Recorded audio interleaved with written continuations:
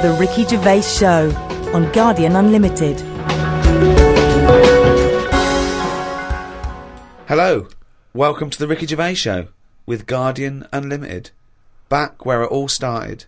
With me, Ricky Gervais, Stephen Merchant. Hello. And of course, Karl Pilkington. All right.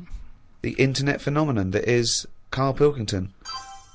Now this could be interesting. Now that noise, do you want to explain, Steve? I will. I've just sent a text to this number that some of you may have heard of, 63336. Now, apparently this is a number you can send a text to, and it will answer any question that you have for it. And in the past, for instance, I sent it quite profound questions. I once asked it, should they have dropped the second bomb on Nagasaki, and it had a very thoughtful answer.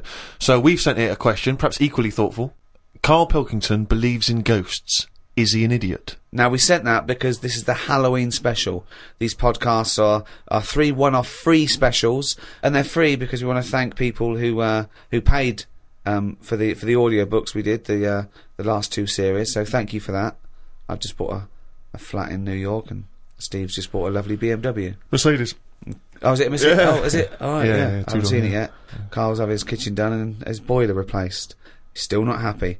But, yes, thank you. The back catalogue is still available in audiobooks on iTunes, but these are 3 free ones. Anyway, the question we asked, 63336, Karl Pilkington believes in ghosts. Is he an idiot? And this is the response. Unusually, producer Karl Pilkington is both an idiot and a comic genius. His humour is not to everyone's taste, however. That's amazing. That's the response. But it's curious because it doesn't really answer our question about ghosts. Send them, do you believe in ghosts? Okay. This is the Halloween special, of course. That's why we're talking about ghosts. Karl, do you believe in ghosts? Yeah. I mean, I haven't seen like a proper ghost. So why do you believe in something that there's no evidence for? Yeah, but why are we here then? If it is just sort of you're born, right? And we are useless. At least other creatures, when they're born. Well, you speak for yourself. No, but they're born. Other creatures are born to do a job, aren't they? When a bee's born, you know what that's going to be doing. It hasn't got any options. That's got a job to do, and it does that job, and it dies, and the next one comes along. Oh, we asked it, do you believe in ghosts? The existence of ghosts is not proven. Many experiments have claimed to identify ghosts, but none have been scientifically sound. excellent. See, Yeah, that's a sensible, intelligent, logical, thoughtful answer. Weird things have happened to me when I was living at home, and was in bed one Where night. do you live now? No, but I was at my first home. Your parents? Yeah, my mum and dad's. So I'm in bed, and I'm lying there, and you get that sense of like, there's something going on. Right. And I sort of look over my quilt, and there's nothing there. Thinking it's weird that. So turn me back on it. I'm thinking I don't want to know. If there is something there, I don't want to know. Right? So I'm turning me back on it. But then there's like a really high-pitched noise, right? Sort of the hairs on my back are like going up a bit. And I'm like, I don't like this. And it's the high-pitched noise. You had a hairy back louder. even as a kid? No, but everyone's got little hairs on them, haven't they? Everyone's got little tiny hairs on them and stuff. And I thought, I can't stand this. And I turned around, put the light on, legged it downstairs. Right? And my mum's saying, what are you doing? I'm going, I don't know, there's something up there. So she said, all right, then watch the telly. So I stayed up for a bit, watching the telly. Went back to bed, the high-pitched noise had gone. Went to sleep. Get up the next day. Charlie from next door comes round. He goes, Hilda's dead. Right? And my dad said, when did that happen? He said, last night at 11:15. Right. That's when I was in bed. So, what are you telling me for? Because it's weird, isn't it? It's that thing of... what do you think would be weirder, that no one ever died at 11:15 when you were in bed? No, but that's when all the weirdness was going on. That's when the tone was happening, my back was getting itchy and stuff. And Coincidence. And I went down and watched telly, went back up, it's gone and that, but that's when her spirit had sort of... No. Ah, okay, right, interesting. No, this is where we get into the facts. So Hilda's spirit was whizzing round my bedroom, because my bedroom was right next door to theirs. Yeah. So I'm just saying, that's one. Why do they whiz round when they die? Why do spirits whiz round when they die? Because they're going, where am I going? Are they? And they're whizzing round, aren't they? Am I going down? Am I going up? No, it's Karl. Oh, No, no, but- I'm going the wrong way. Yeah, but it's not going to be easy, is it? How do you think it works? It doesn't work. But once again, it's not proof of anything, Karl. Beyond the fact that you were a child in bed. Why did your dad ask what time she died? No, it just sort of, what do you say to someone when it's awkward, isn't it? When someone gives you bad news, so you just think, well, what can I ask? what time did she die? What time did that exactly? happen? Sorry? No, you just go, oh, Exactly what time did she die? My No, wife passed away. yeah, What time exactly? No, not exactly. He just said, that's bad. When did that happen? Like, what time? And he said, well, thanks for asking. Quarter to It was 11. specifically Quarter to 11. past. Quarter to 11. Quarter to 11, I remember What did he say? distinctly. What did he say last night? Oh, that's weird, isn't it? Convenient, aren't they, all these It is, stories? or is it? Or, yeah, I mean, it's either that's exactly what happened, Rick, or he's misremembering the actual series of events. I don't know which one to plump for. But I tell you this though, Go on. if we're talking about ghosts and that. Yeah. Now, Hilda, Yeah. choose your bog standard old woman. Right. I think that's on the gravestone. I know, yeah. No, it's just- did you do the eulogy? No, That's great. you What can we say about Hilda? Bog standard old woman. Right, there's sandwiches at the bar. That's the most insulting thing you could ever say. There's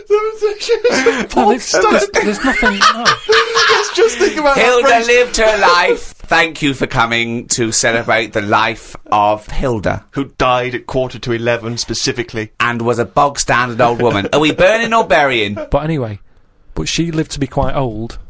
Which annoyed you. In No, a but- bog standard way. But this is what I was saying about us all living too long and stuff. It just makes it worse when it does come to us being a ghost. I don't know what you're talking about that again. sentence made no sense. Just, if you are going to be haunted, right, I know you're going to say, well, I don't believe in them, so I'm not worried, so don't be going on about it. But say, like, your new place that you've bought, you move in, and you go to bed, and there's something moving about the room. You see it, it's a ghost. Oh no. Okay, let's for the sake More of argument, likely, a Siamese cat called Ollie. No, because that's probably got its own room, hasn't it? But what I'm saying is, would you prefer to have an old person moving about looking at you, or just a young person? I'd prefer a youngish person who looks normal and is sort of floating about, and you go, all right. That looks normal, floating about. No, but an old woman would really scare me. And ghosts are always going to have a bad reputation because they look scary because they're old. So that's You talk absolute shit. that's all I'm saying. So Can you believe we ever charged for this? No, but look, if we are going into another life, right, after this, Which we're not, we but yeah. move on to another life, Yeah. we're not going to move on. That land, say if it is like another world, where we go and we plough fields and we grow Croppage. we grow crop. Crops. Crops, if you want. Yeah, well, I would like to use the English language. Yeah, but there's too much fruit about, so just a crop, just something we need to get by. Fruit about. He's got an answer for everything. That's So we what grow I'm some saying. crop. Yeah. Yeah. So you grow your crop, and now if we're all going into that other land or world or universe, old, who's going to do the cropping?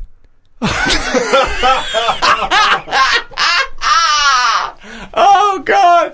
Oh, I've never heard so much crop in my life. It's a load of old crop.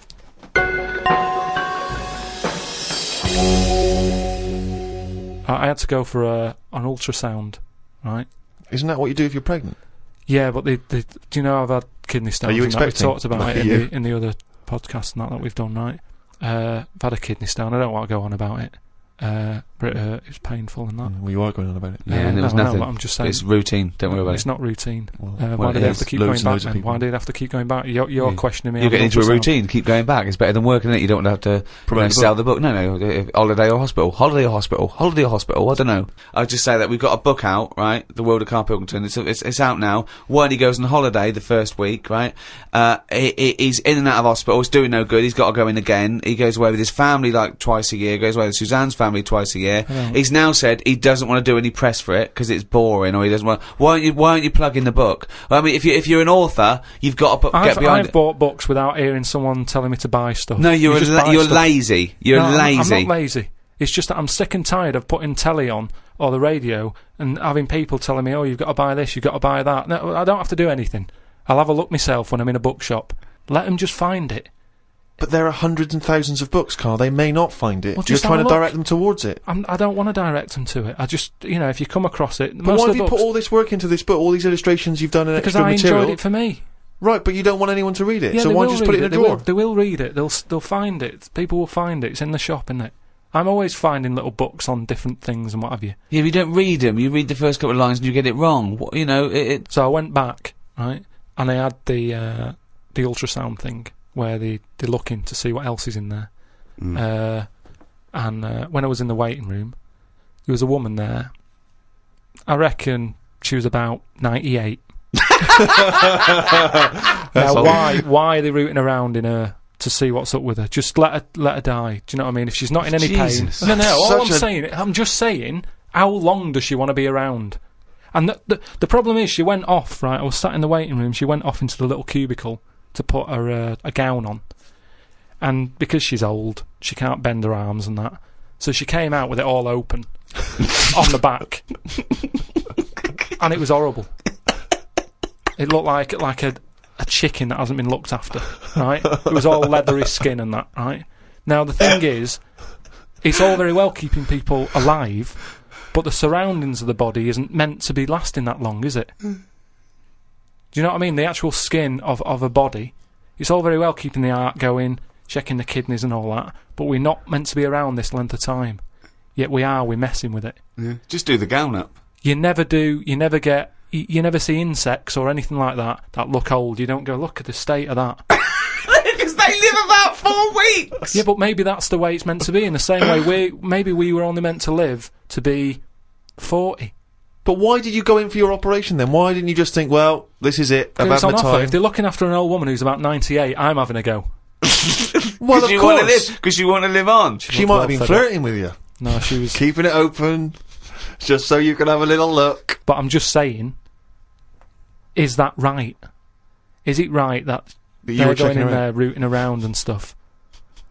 I didn't like it. I didn't like having it done. I don't like going to the hospital and stuff and the doctors and all that. And she was pushing the thing down, and she said, "Oh, you can have a look if you want." So what down where? On my kidneys. She was pushing like this little scanner thing. Oh right. She was going to have a look. I was going, I don't want to have a look. She's going, what's up with you? I said, I don't want to see me insides. Did they put a tube down the Indian knob?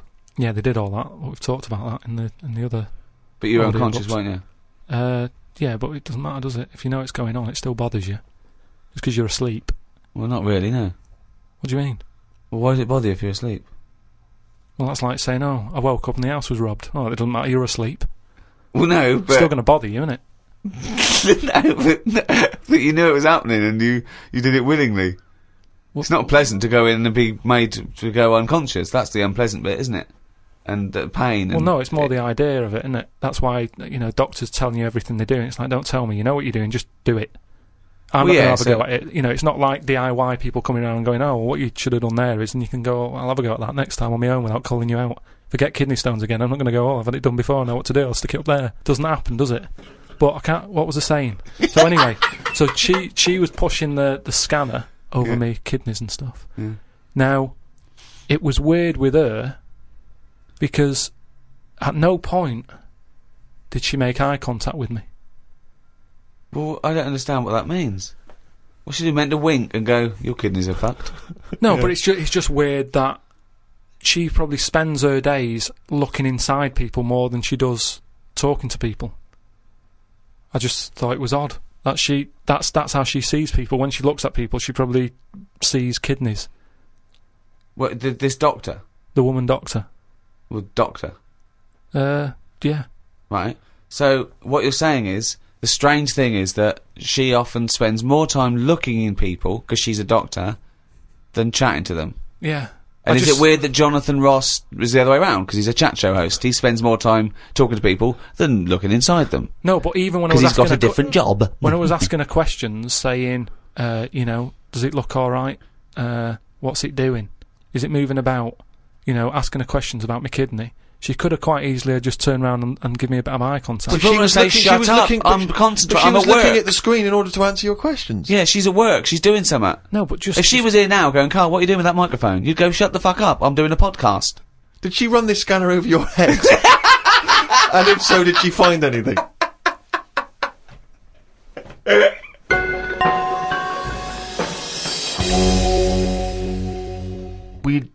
like to try and educate Karl, Rick, as you know, as we have done since we've known him, really, and he doesn't really seem to absorb any information. No. And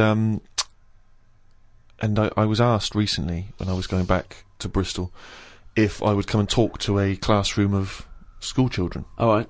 You know, just talking about careers, and particularly my career. And I went down there. It was in Bristol. It was an inner city school, quite rough area. You're a son of Bristol. You're exactly. They love me. You're a down there. celebrated son of Bristol.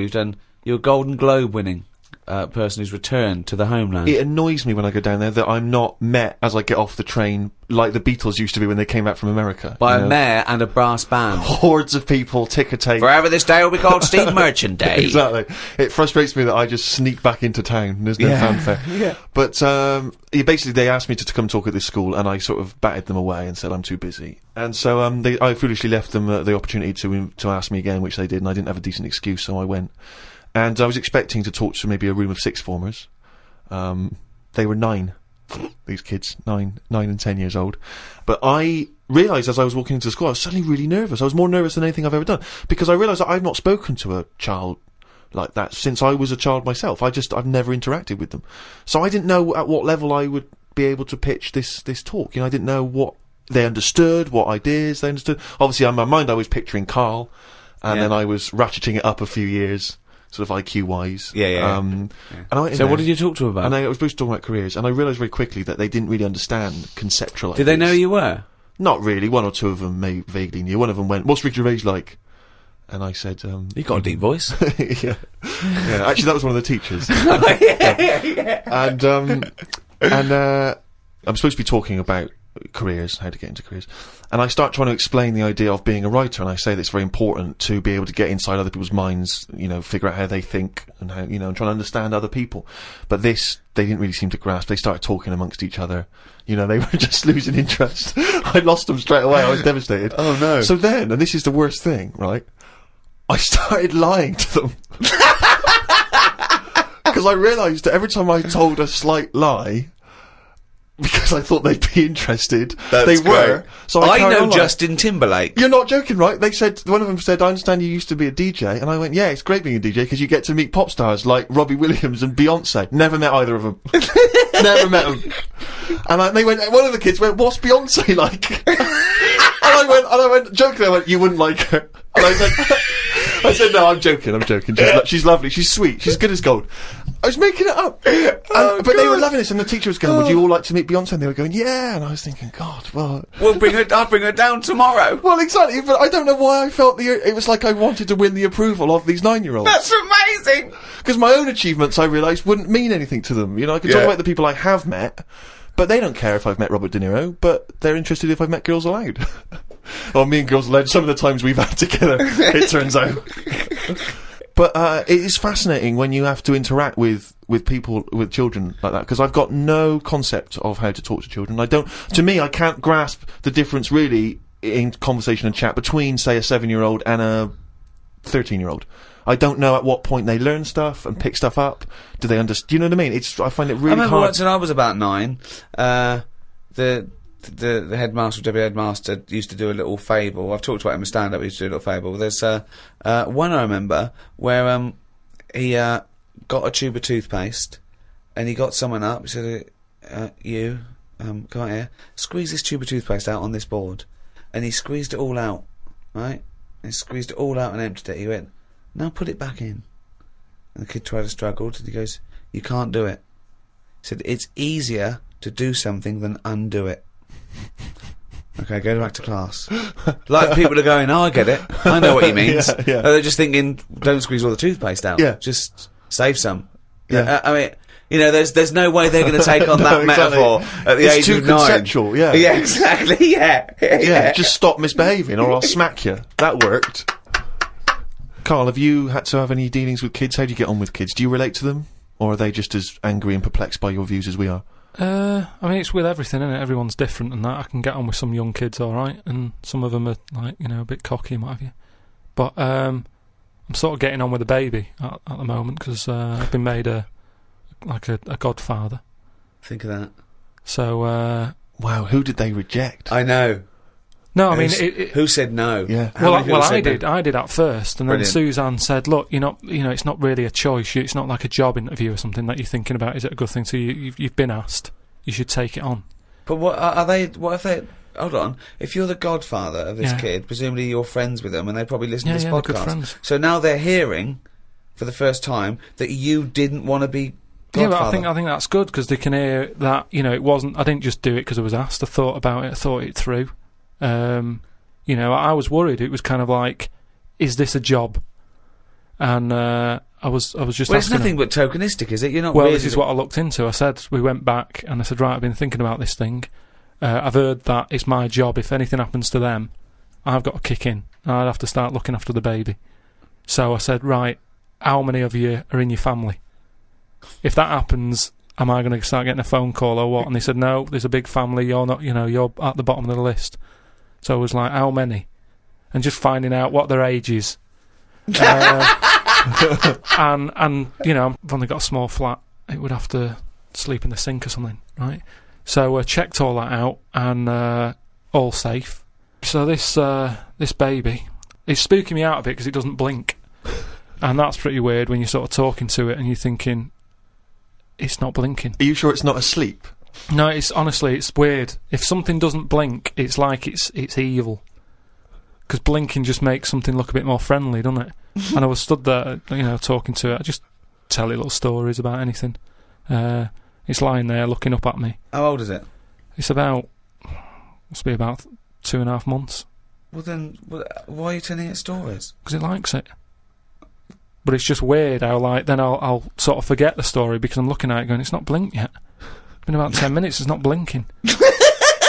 So then I forget the end of the story and I just walk away because it's not bothered anyway. It's probably not listening, is it? But what a pointless tale! What a pointless tale now and at the time. I think it likes it. The kids like stories, like you say. They're not bothered if it's not true or anything. Or if you walk away before the ending because you've forgotten it. That's Brilliant. why it's not blinking. It's so dumbstruck at the idiocy coming out of your gob. No, but you don't need to hear endings of stories. Maybe, like I said to you. That's the point. That's the point of a story, isn't it? No, it's not. That's the point why people... That's why people like stories, because they're hooked into knowing what happened. No, because there's loads of films that happen and they have a funny ending. You leave there going, I wonder what's meant to happen. And you make it up in your own head.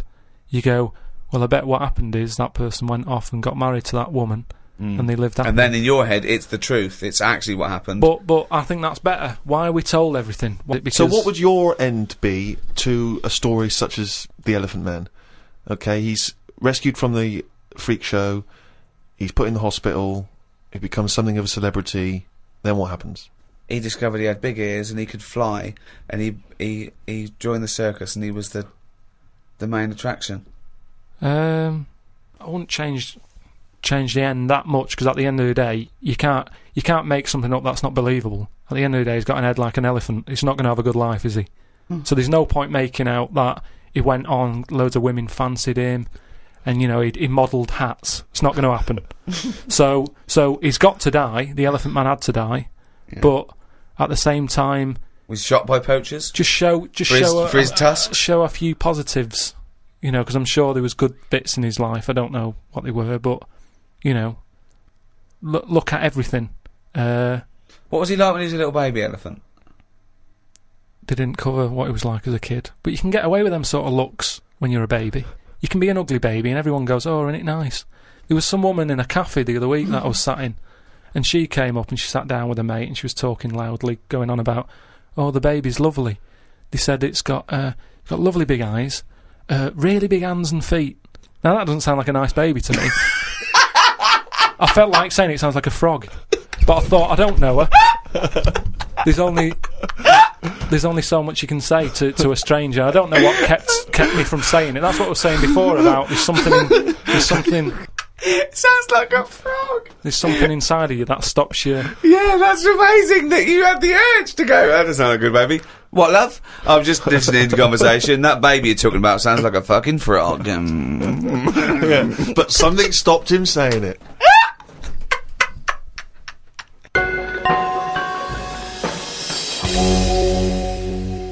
I just came back from America, and they love Halloween. They're obsessed over there. I mean, it's a proper thing out there. Here, it's sort of half hearted. A few people, a few middle class families, sort of. But do you think it'll get more popular here though if we do find out that ghosts are about? Well, that'll never happen because they're not. No, okay? but if they did, then suddenly that would be a big. Well, America makes things famous now because of film culture and everything. So yeah, it's all from that. I doubt we celebrated much at all, did we, 50 years ago? So I think it's crept up. Certainly over here we didn't, but it's been largely introduced over here through commercial ideas, isn't it? We can sell stuff for and film and things like that. And but out there they start like weeks and weeks before, and they're decorated like proper. And but I saw a little bakery in Soho, and it didn't look right with cobwebs all over it and spiders on the buns. Yeah. But even though it's fake, it's just I don't think you should do it on a bakery. Do you know what I mean? Yeah, I know what you mean. It's a bit creepy. That surely puts you off the product a little bit. I always find it a bit depressing. Like last time I remember going into supermarkets and you see sort of these old women who in their 60s and they're doing this job they don't really want to be doing, but they've been made to dress up as a hat, I know, as a witch or as Cinderella, and it just. Well, they could do it in like a morgue or something, just to sort of brighten up the place. Well, just so people aren't that scared. Imagine that. Imagine you're going to identify your dead relative, and they go, "What's the spiders all over?" It's 31st October. No, okay. But just make it a bit spookier and have a bit of fun with it, and let's not get serious about, like I say, passing on. Yeah, but those sort of people have to take their job seriously. I remember when my mum died, and I had to go along, and I was talking about what wreath they wanted, and this person, quite rightly, had to turn off their sense of humour in a way, because I suppose they mustn't offend anyone, so I had to. They spoke like that at all times. Yeah. At all times. Okay, and what would you like the wreath to say? She was a mother and a grandmother. I went, yeah, mother, grandmother, and what was her name? I said, her name was Eva. I said, and I made a joke. I said, do we get a discount because her name's short? And she went, well, actually, didn't laugh, didn't get that at all. She just went, just answer the question. She went, well, actually, you pay by the letter. I thought, okay, that fell flat. I'll go again. I went, well, a friend used to call her E. Yeah. I went, I'm joking. She went, okay.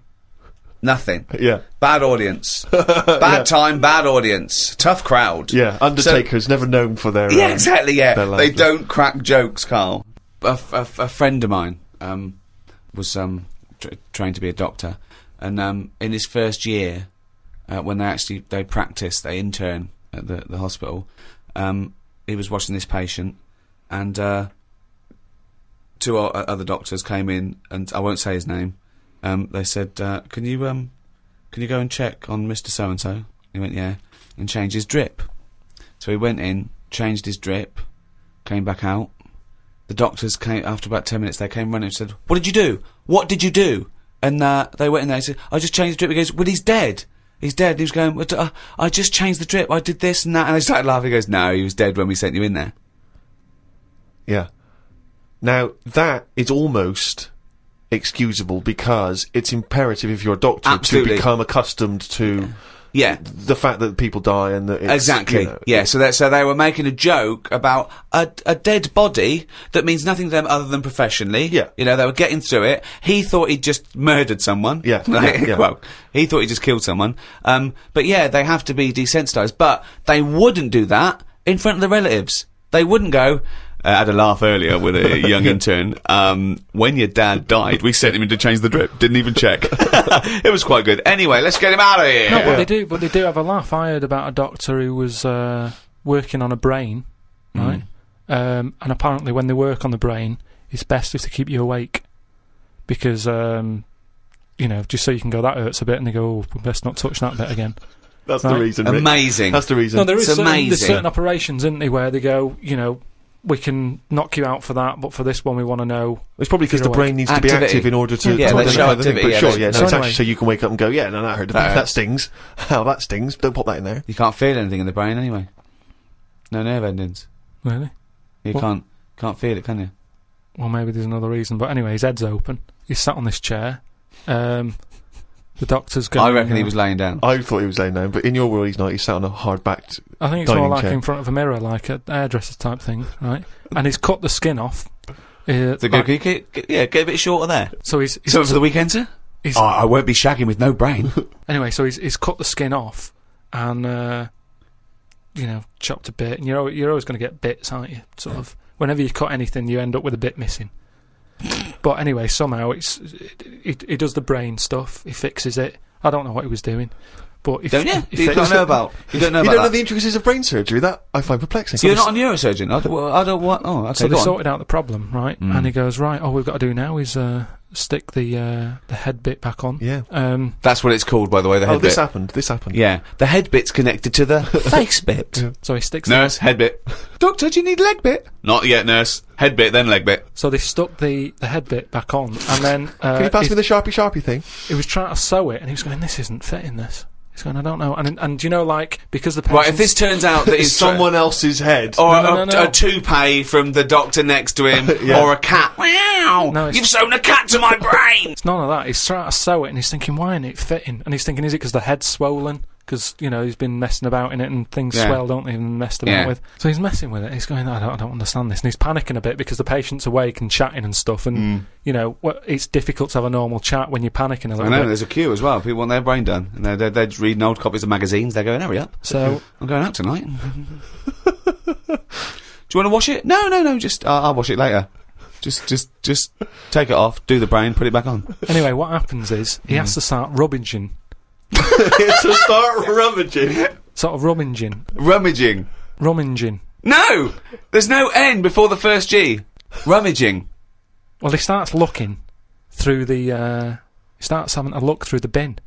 Because, what? Because he knows he's chucked a bit away of the skin. Right. Where is this surgery where a bloke's sitting up in front of a mirror and there's a bin? Is there a little basketball ring above the bin as well? So when he throws things, it goes through there first? I'm just saying that's what happened, and you were saying about things that happen, and you've got a joke about it. So he's rummaging, and what happens? He said to him, the fellow was starting to sense the nervousness, and he said, what's going on here? And he says, you're never going to believe it. I've lost a bit of your skin. Lost a bit of your head, yeah. I can't Why did he cut? I don't understand. Why is there...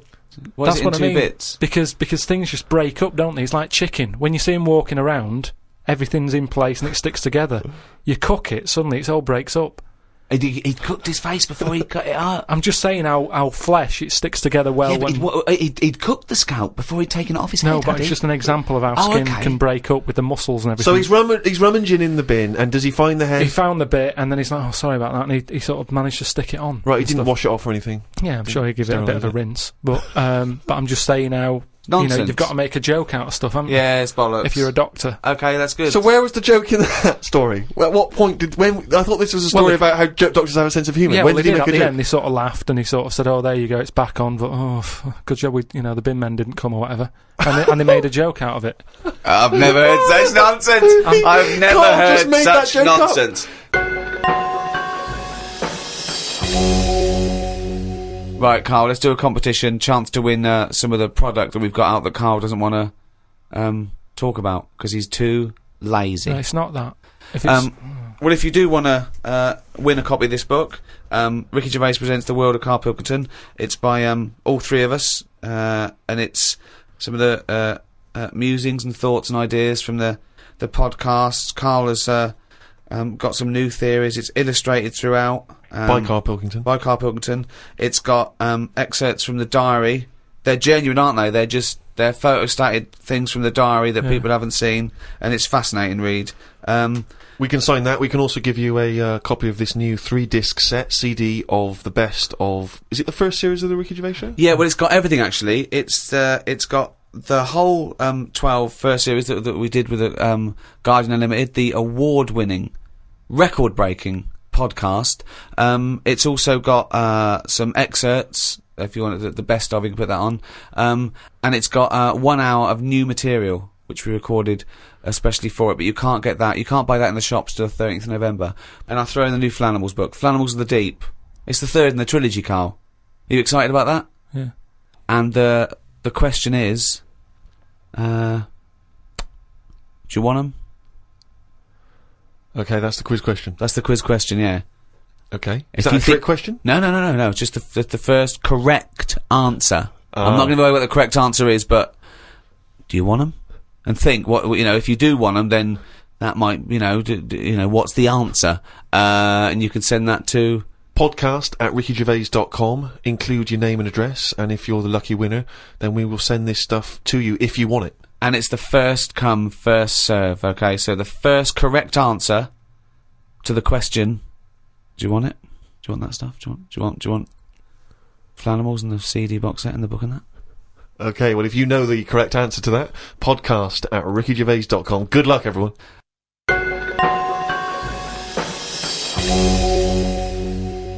Well, thank you for listening to the first of these 3 special podcasts with Guardian Unlimited. The next one is out for Thanksgiving, 23rd of November. We don't actually celebrate Thanksgiving. What is Thanksgiving? It's a thing in America. Right. It's like the big holiday. Probably rivals Christmas. Probably bigger than Christmas in. Well, what do we do here? But we don't celebrate here, do we? So it's a date, isn't it? Yeah, but no one's going to remember that, are they? 23rd of November, they can remember, can't they?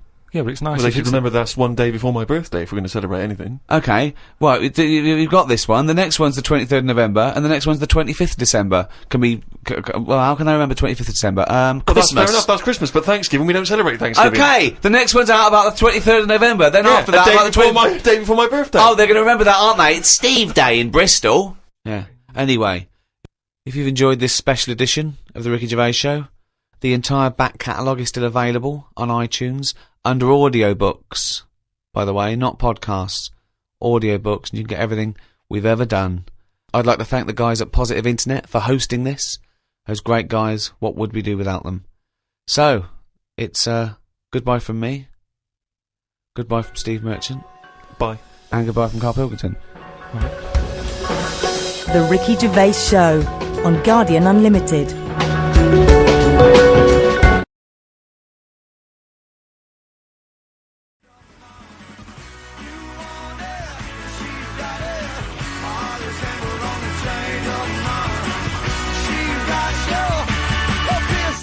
That was a couple of weeks back. Hold on, what is it? What it's the 27th today. Yeah, I enjoyed Christmas. I loved Christmas. I love Christmas. I had a great time. What did you get? Loads of presents. So did I. I'm glad they made it to number 1. Oh, I'm really glad. Stroke, he, she. Yeah, I'm really glad that the pop idols, Cliff Richard, Westlife, made it to number 1. Bo Selector.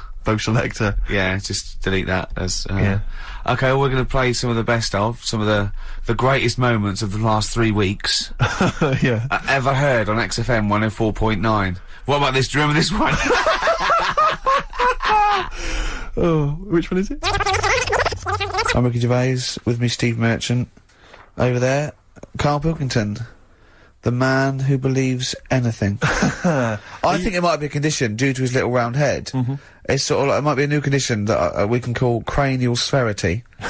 And because it presses on his lobes, and the only sort of upshot of that is he's normal in every way, but he believes everything he reads or sees on Anna Nova. Alright? Talking of which, Rick, I don't really follow the news.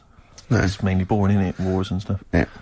But I didn't know. Well, yeah. Well, it is a war. It's all this nonsense before and after. When it's a war, it's, it's in the middle of the war, you can watch it on telly. True. You get results. You know what I mean? Like, do you know what I mean? Yeah. Like a test match or something. But it's all this rubbish before and after. It drags on. This recent war seemed, I thought, just generally, it was better presented than the previous one. Because I remember the first Gulf War, it was often during the night, and I couldn't stay up. Yeah, because I think the American had rights to it, like the Tyson fight, so we had to get it at 2 in the morning. Exactly. Which is annoying. They had it at, their prime time and that. Yeah, and a lot of it was in black and white as well, when the bombs went in. When the bombs going so, this time there seemed to be a lot more colourful stuff. Yeah, it's much better coverage. I think there should be awards. Yeah, well, I'd like for to see it. awards So, like Channel 4 won for cricket. Yeah, I mean, a few times as well, I was quite pleased to see they actually had footage of the bombs exploding. Yeah. No, good. Well done. Generally, good on you. Well done. Good on you. Yeah, it costs a lot though, doesn't it? It isn't a costly War's thing. a lot more. When you got something like, a Jimmy Carr game show, which probably costs about £100,000. Yeah. Like, half an hour war costs millions, It's almost man. as expensive as, like, Terminator 3 or something. Yeah. But, I mean, But then, you got a variety. Exactly. Sorry, Steve, you were talking, mate. Well, no, I was just I just wanted to make sure you're aware that the World Elephant Polo Championships have taken place. I did get it. I think they mentioned it on... Yeah, we won, didn't we? England won. Yeah. Well, my question is, where have they been practising?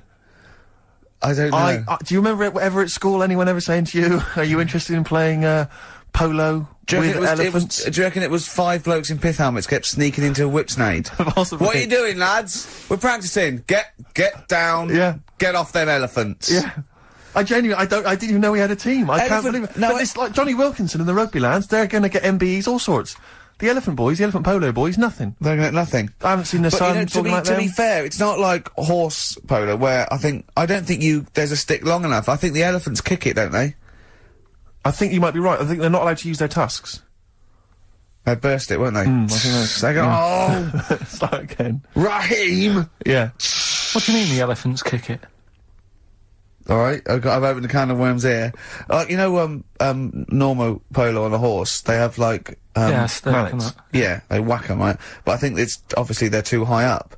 I think, I might be wrong, but I'm pretty sure they just train the elephant to kick it. So why are people something about? Why not just let them have a kick about without... Imagine that! And why does horse racing have to have a jockey? Well, they just let the horses go, okay, lads, no cheating, on your marks, get set, go. Get back here. Get back here. Brilliant. Okay. Play a record. Right, Adams? Yeah. Yeah, oh, this is absolutely fantastic. His version of Wonderwall, if you've not heard it yet, you'll be loving it. You'll be loving this.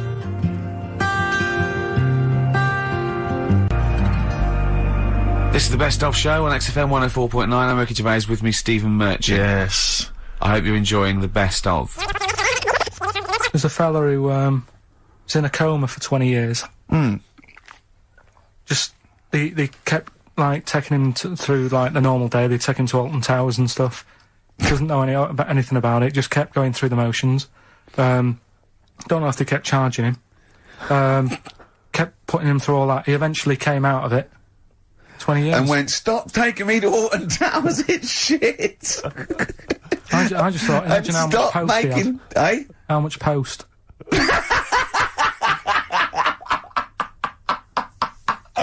Oh, Did you read about that guy in the paper, Carl? He, sorry, on the internet. He in about, I think it was about 1984, 85, he had a terrible car accident. But this must be it. He went into a coma. This must be what he's talking about. Well, they didn't take him to Alton Towers. Of course they didn't. But you've got to try and decipher the truth from the conjecture, from the thing that I mean, don't forget, Carl realises that he's had a dream. He talks to Suzanne and goes, that was good, wasn't it, last night we were in the plane? She goes, no, that's a dream. He goes, oh yeah, where's my cornflakes? You got to, you know what I mean? I can now decipher what he's actually seen, what he's read. Well, go on, what did you... Well, I'm assuming it's the same guy. It is the same guy. It was a guy in some small American town, and he'd had a car crash and he'd gone into a coma, and his wife had left him. She'd gone on with her life because he'd been in a coma since then. And he had just woken up recently. Marriage wasn't working. Marriage wasn't working. He just wasn't paying enough attention. She was pregnant at the time, and so now his daughter is basically the same age as he was when he went into the coma. And, he's just started coming around, he's just started making jokes. They said, how do you feel? He said horny, which I thought was quite witty for a man who'd been in a coma for however many years. But anyway, yeah, so he's slowly trying to rebuild, what life he can. That's what do you make of that, though? Because the thing is that he's missed. Imagine what he's missed, Carl. Imagine the music that he's missed. The Live TV Aid. programs. Missed Live Aid. Live Aid. He missed Phil Collins playing in 2 continents in one day. Which, frankly, I'd be devastated if I discovered that. Missed Bros. Yeah. Yeah, so he doesn't. So he put on ripped jeans and they go passé. They just have to send him a series of those I Love 1986 programs with Kate Thornton filling him in on what he's exactly. Missed.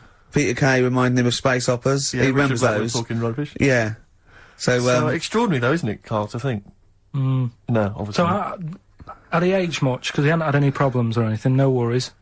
Well, he probably wouldn't have, physiologically, he probably wouldn't have the wear and tear of a 43-year-old man. Because he wouldn't have had sun, he wouldn't have had sort of nicotine, beer. Unless they were just feeding that to him. Yeah, anyway, still. Yeah. So you'd feel groggy though, wouldn't you? Yeah, you might feel a bit groggy, yeah. Well, he's not fully back to normal. I mean, there's some kind of residual brain damage. Yeah. But nevertheless, he can form sentences. He's got no real memory, so he can't remember a lot of things. It was just when I saw... Carl, have you been in an accident?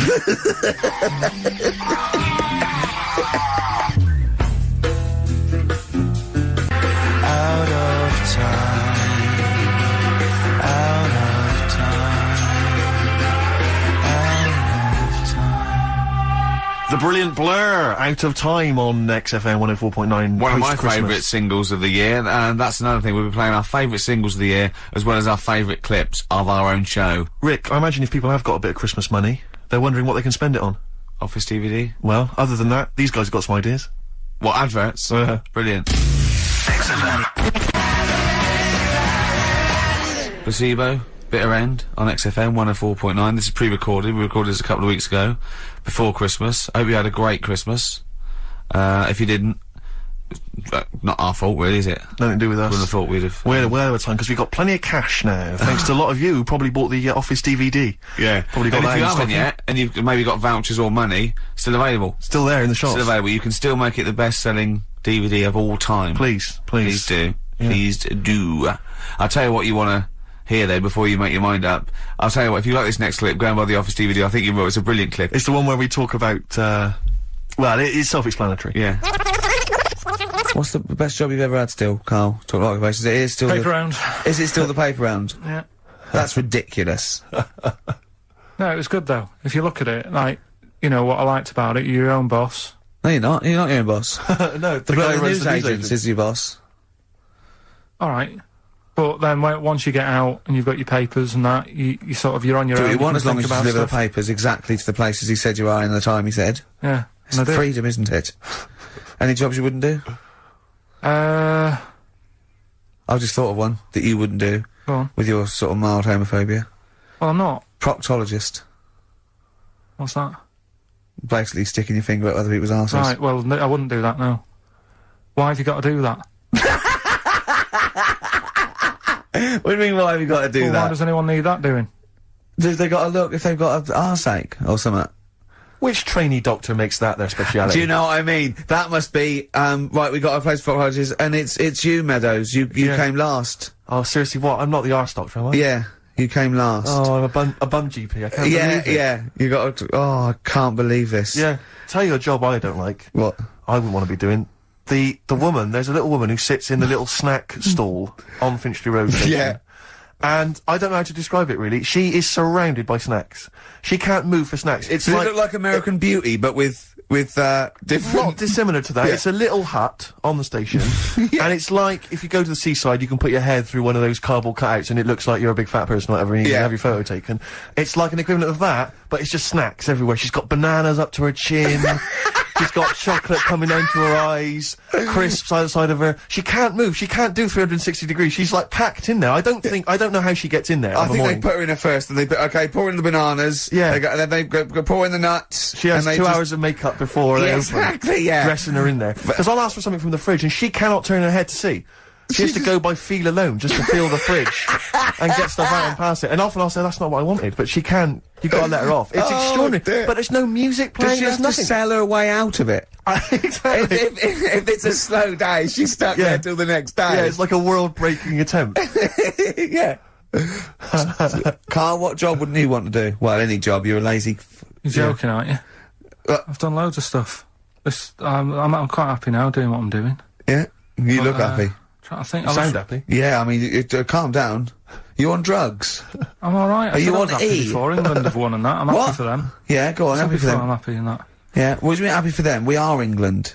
Happy for us. Yeah. I mean, we didn't play. I did very little towards it. No. It was mainly Johnny Wilkinson. Yeah, I barely contributed. Switching on the TV was about as much as I did. Exactly. And shouting, come on! Yeah. Talking about jobs and that, though, I was reading the other day about, like, you know, rubbish jobs that people have had and stuff. I haven't got time when I'm at work, man. I just get on with it. I'm not squiddly diddly. Fingers in pies, different jobs. Go on. Do you know Ivor the Terrible? Ivan. His Russian. Yeah, that was the Welsh fella. It was bloody awful, but not as bad as his Russian cousin, Ivan. Go on. He had a fella doing some work for him, right? This fella built his house. After it was done, right, the terrible fella was like... fella Ivan. He was going, oh, it's brilliant, you've done a good job there. Yeah. I don't want you to build another one like that. Took his eyes out. Just stopped him making an house like that. One? Blimey. That's bad, isn't it? Why didn't he take away his trowel? Then he could have seen that he couldn't have built a house without a trowel. You can't build a house without a trowel. Yeah. I suppose he probably later thought that once he'd been nicknamed Ivan the Terrible. Yeah. He thought, why? Because you gouge people's eyes out. Yeah, but I didn't want to build another house. I know, but take his trowel away. What would I have been then? Ivan the Crafty at most. Exactly, yeah. Ivan the Jealous, Ivan the spoilt brat, but... Yeah. Gouge someone's eyes. That is bloody terrible. I'm surprised you're not called Ivan the... Do you know what I mean? You're going to go down in history like with Vlad the Impaler. Yeah. He's mainly remembered for impaling people. Yeah. He did a lot of other stuff. Did a load of great charity work he did. The impaling is the thing that's really gone down in history. When were you reading about Ivan the Terrible? No, it's just or Ivan the Terrible is the thing you remembered from this informative article? No, it was just little bits like that. Talking about him, there was a thing about someone who worked for... That fella who painted the ceiling. Sistine Chapel? Yeah. There was a thing, a woman who worked for him in his house. And, I love how you assimilate information when it's just bordering on the academic, or just the interesting and true. It's wonderful. Ivan the Terrible gouged someone's eyes out 'cause built him an house. That fella who painted that ceiling had a woman work for him. Imagine if you wrote that down in an essay. Imagine if you wrote that in a school essay. Well, you'd probably end up with not getting a grade, or... Yeah, or thinking you turned up to more than you had. Exactly. Anyway, the woman who lived with... Yeah, the woman who lived in a shoe. Go on. Yeah, there was this woman who lived with him, and, she used to, like, go out and do all this shopping and that. Yeah. But because she couldn't read or write, he used to have to draw everything that he wanted. Why couldn't he just tell her? I don't know. No, wait. That's an excellent point. Could she talk? Yeah, but if it's a big list and that, loads of different coloured paints. But why couldn't she draw on a piece of paper? Why did he have to do it? Because he's a better drawer, isn't he? That's the point. That's it. That is. We were just looking for the logic of the story. You found it. You've done it. Play a record. He's a better drawer.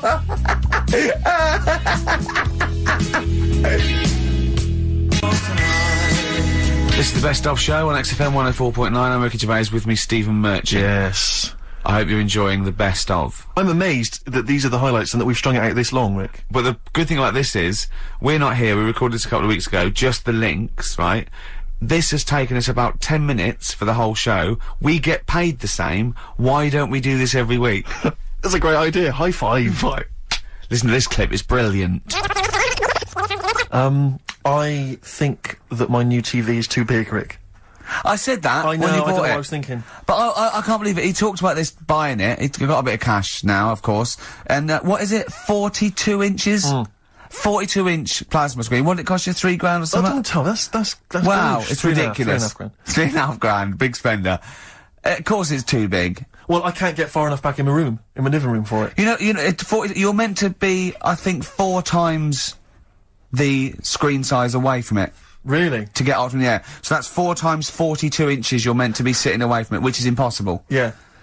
Well, I'll have to just get friendly with the neighbours. Yeah, watch it through a hat. Yeah. If that's the case, though, aren't you better off just getting a portable? What? I don't understand that rule. What are you saying? Well, you're meant to be 4 times the screen size away from the TV. But then what's the point in having a big telly if you've got to keep moving further back? Get a portable. and sit right next to it. Do see your point. Why do people go to the cinema then?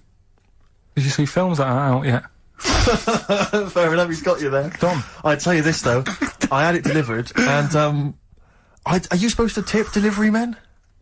Of course you are. I don't know. You see, well, if I've never had anything delivered before. I never spent that much money. Not if it's a courier with an envelope, but if it's a bloke who struggled up the stairs, two fat blokes with a fridge, then give him a £5 for a drink. But the problem was, I didn't realise, and I was thinking to myself, I wonder if I've got to tip him. And the guy was leaving, and my mobile phone went off in my pocket, yeah. And I reached in to get it. He put his hand out, thinking it was a tip. I went, it's just my phone.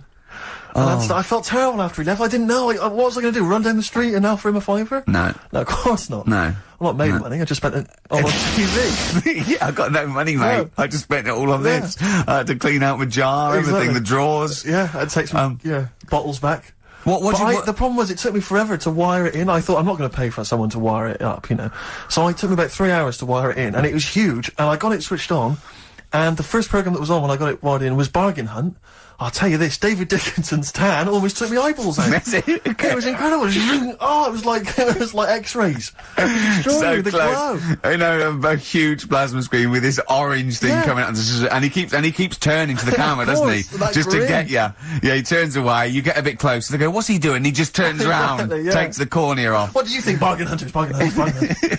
Oh dear, that's why I'd buy a plasma screen to watch Bargain Hunt. I mean, it's ludicrous. This is the problem, is because what do you watch? I mean, have you watched anything that's been worth having? The only thing I've watched really worth watching. 24. Well, 24 works great, but also films. Obviously, that's the main reason I bought it, because films just look amazing on there. Yeah, DVD on the plasma screen. If you're into films and that, it's just that I only, I've just got the 5 channels and flicking about, and I'm not impressed. I mean, I can understand why more people listen to radio and stuff. Yeah. Well, not this one, but go on. Well, when was it? When was the last time I sort of sat down and had time, because I'm always busy doing stuff and that. Sure. Moaning takes up about 3 hours a day. When did Wimbledon finish? A couple of weeks ago. Right. Found myself sat there, right? I'm not having a go. I know we've stopped Cheeky Freak of the Week and all that, right? So I'm not going to be having a go. Christ, I sat there. I'm scared. No, I'm not having a go. You've always got to remember that. Go on, just get on with it. Get on with it. I'll apologise after. I'm just saying, watching Wimbledon, it wasn't, one of the major games. It was little fellas in a wheelchair having a game. Little fellas in a wheelchair. Right. But for me, I mean, great. They're doing a sport and everything. Don't put it on the telly. What was up with it? There wasn't like a rally going on. No, do you know what I mean? Do you know normally, Christ. like with the well, not Tim Henman, but with some of the other, with some of the other players and that, they're playing for ages, aren't they? It's like, who's going to win this and that? Yeah. None of that. It was just like, hit it, net. Oh, Christ! Oh, God! I don't know what to do! And people were like sat there watching it as well when they've got other games going on in there. That's what I couldn't understand. If you've paid your money to get in, I mean, like I say, good on them. If they, do you know what I mean? But it would have been. And they all start first in the marathon. I just thought it would have, give them a game of swing ball or something. Yeah. You know what I mean? No, yeah, I understand. Oh, God. Yeah. There's never anything on. XFM in the community. Let's play a tune. Ricky Gervais, XFM. Don't put my name to this last link. Don't put my name to this last link. Ricky.Gervais, xfm.co.uk. Oh. Magic, Virgin, if you're listening, we are available probably sooner than we thought.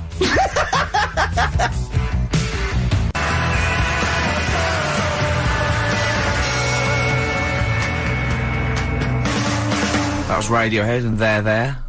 We're Not Here, alright? Pre-recorded. Coming up is, one of Karl's little film things where he puts himself into a film. It's his favourite film. It's Kes. Enjoy it. I love the fact that in pole position, in positions 1 and 2 of his favourite films of all time, it's The Elephant Man and Kes. Yeah. That's brilliant. Yeah. Go on. Alright. Am I leaving the mics open a bit when this is going out? Yeah, let's have a listen. Yeah? Alright. So don't talk then, right? Just put that hot dog down, Rick.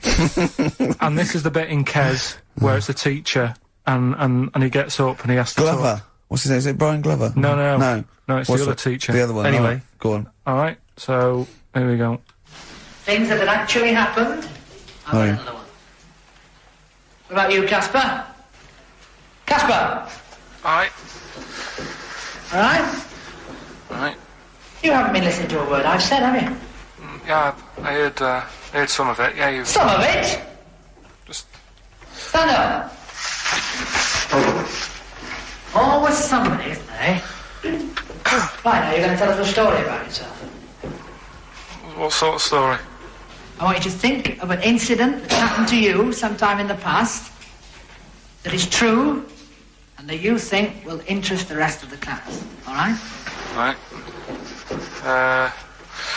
What about, I work on a radio show at the weekend. Well, are you going to tell us about it? I'll just do, it's 2 hours, and it's with Ricky Gervais and Stephen Merchant, and, just sort of play music and, tell stories and stuff. What kind of stories? Well, whatever. Like last week it was science. We were talking about, this lad who was growing, a knob on his arm, so it's weird. It's tricky, sir, because, like, with Ricky, he gets bored quick and he won't listen to the stories, and he'll start squeezing my head. All right, I'm not interested in what he does. That isn't normal, is it, sir, that? I mean, it sure is a bit gay. Is he? Just messes about, though, do you know what I mean? I try and, like, come up with good stuff, like monkey news and, like, quizzes and stuff, but then he'll just, you know, Ricky will just mess about. I mean, on Saturday he did it again, he squoze me head. How do you spell that? Squoze. S-Q... Oh, you're going to show it on the wall? This is a new word to me. Squoze is S-Q-U-O-Z-E. Right, now tell us what it is. It's when he gets me head and he puts one hand on the back of it, right?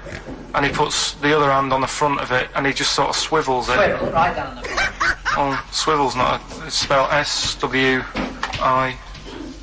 How many times a day? How many times a day does he swells it? It depends what time he gets in. If he gets in about 12:30, he could get a good 3 in. But I think, you know, I don't really want to talk about. You've done enough, don't you? Well done, Billy. Big hand of applause. That is the effort. Yeah. Wow. That's the best thing you've ever done, Karl.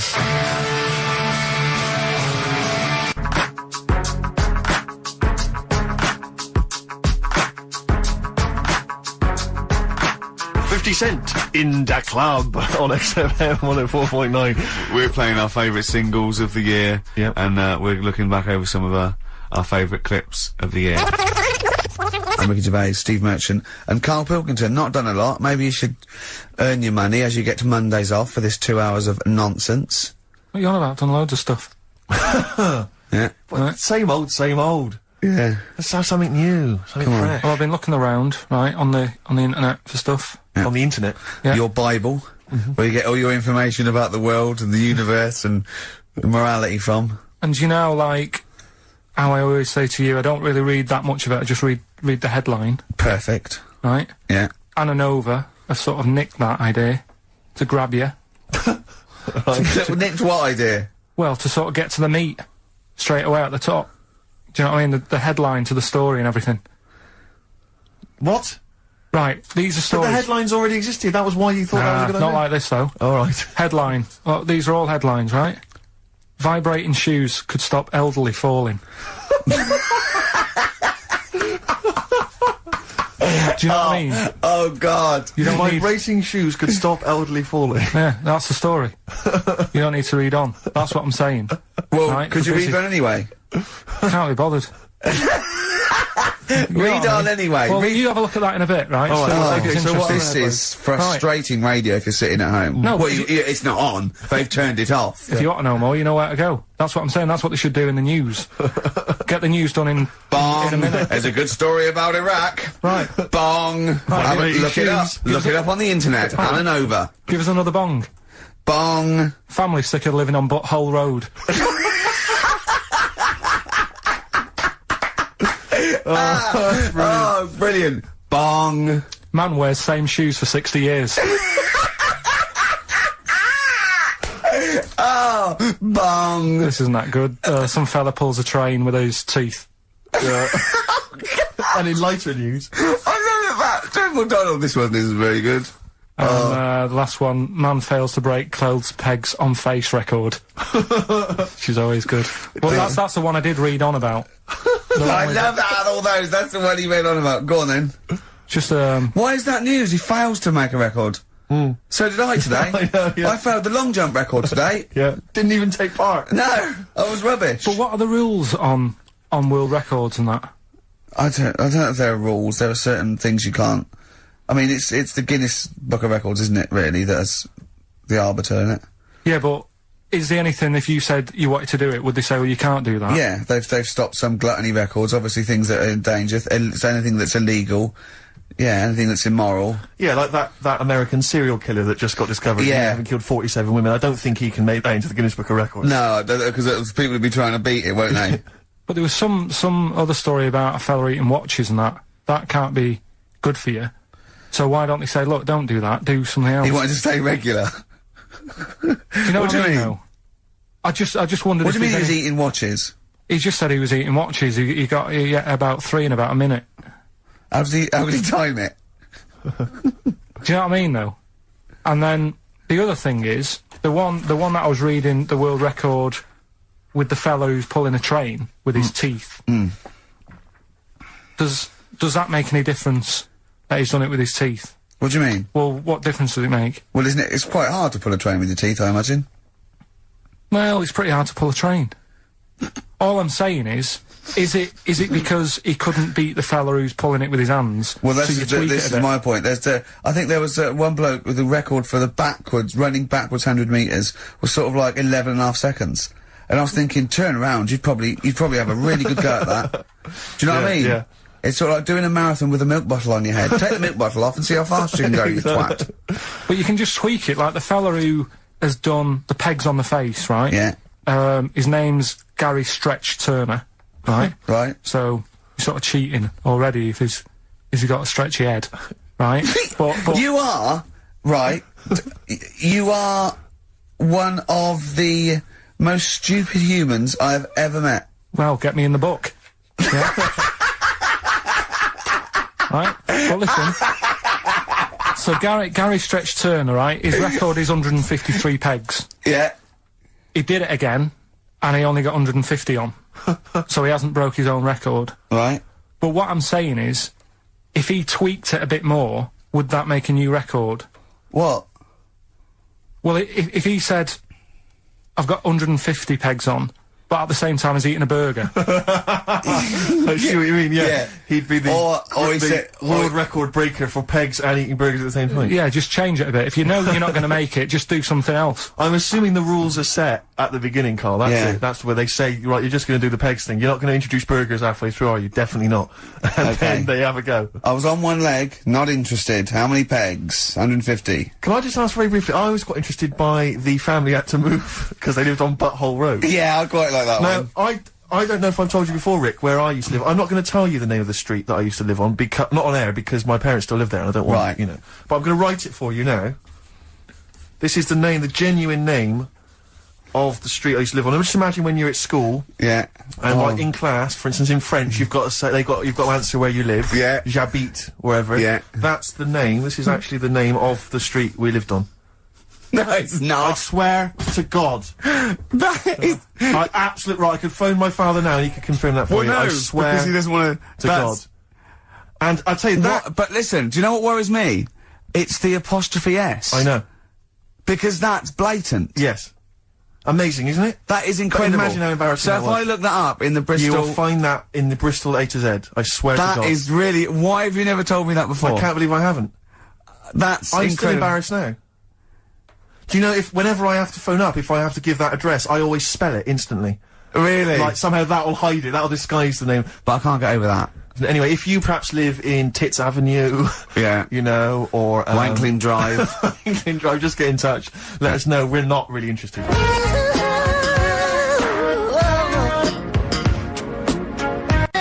This is the Best Of Show on XFM 104.9. I'm Ricky Gervais, with me Stephen Merchant. Yes. I hope you're enjoying the Best Of. I know what you're thinking. If this is the best, my Christ, what was the rest like? Well, we'll be back in a week's time, so you can judge it for yourself live. But anyway, in the meantime, this is one of the best clips I've ever heard. Oh, I'm laughing just thinking about what it might be. He said he's, you know, oh God, it's like a child or a cat when it's confused. He went, Steve reckons, in ancient Greece, right, it was better to shag a bloke than a woman. And I went, well, yeah. I mean, that's about the male being, sort of a first-class citizen. Yeah. Much better, wasn't it? An aspiration the to point sleep with was, a beautiful Carl, man than a beautiful woman. Women were lower-class citizens, Yeah. so therefore men were seen as higher class. So to have sexual relations with a man there was no shame in that. No. In fact, it was looked upon And I as a said, good thing. well, it's, you know, ancient Rome. I said, you know, Nero, he sit in his big jacuzzi and he used to get, you know, pretty boy men to go into the water and just nibble at his testicles while he was having a wash. He didn't do that. He did. No. Yeah. And he's not a gay fella. No, well, no. I mean, you know, I don't know about Nero, but I mean, it wasn't a case of a big delineation between what was heterosexual and what was gay. It was just, you know, whatever you... So what did this fella do then? This one who's having his... Well, he was pretty much top boy, Nero, for a while. He was in charge. And, you know, and you did what you're told. If, Caesar or... But why were people going round there? Why didn't they go, oh... No, they weren't dropping in. It wasn't like the doors opening. I was just going to see what Nero's doing. You'd have probably been like a delivery boy or a stable boy or something, you know, and you'd have popped round there and you'd have gone, there, right, Nero, as the tablets of stone you wanted. And you go, Pilkington, why you are here? Pop under... I don't know why he's French. What is that? I don't know why he's French. Just pop under the water and nibble at my testicles and you'd have done it. Because he was Nero. I wouldn't. You would have. There's no way I would have done. Yeah, well, you would have. What have I done? I've dropped a pizza off. Yeah, you put round to Nero's place with a pizza. I've dropped a pizza. Right, I'd say I've done my job. Right? Yeah. That's not the sort of tip I wanted. Yeah. No, he'd have said, get the little baldy chap to nibble at my testicles, and you'd have been under the water. I wouldn't have done it. No, Well, you I wouldn't put my head under water. You hadn't done it, right. No, I wouldn't have done it, Can I just say this, Steve? Not only would you be nibbling at his testicles, you'd have been going mad. You'd have been noshing him just for extra. You'd have been doing everything he wanted. You'd have been going, he'd have gone, I didn't ask you to do that. You'd have been going mental. They'd have been chewing, slurping, smacking, poking. You'd have chopped, you'd have gnawed his packet off. You think you're eating Walker's crisps. There'd be bubbles, there'd be flood. Oh, it'd be horrible.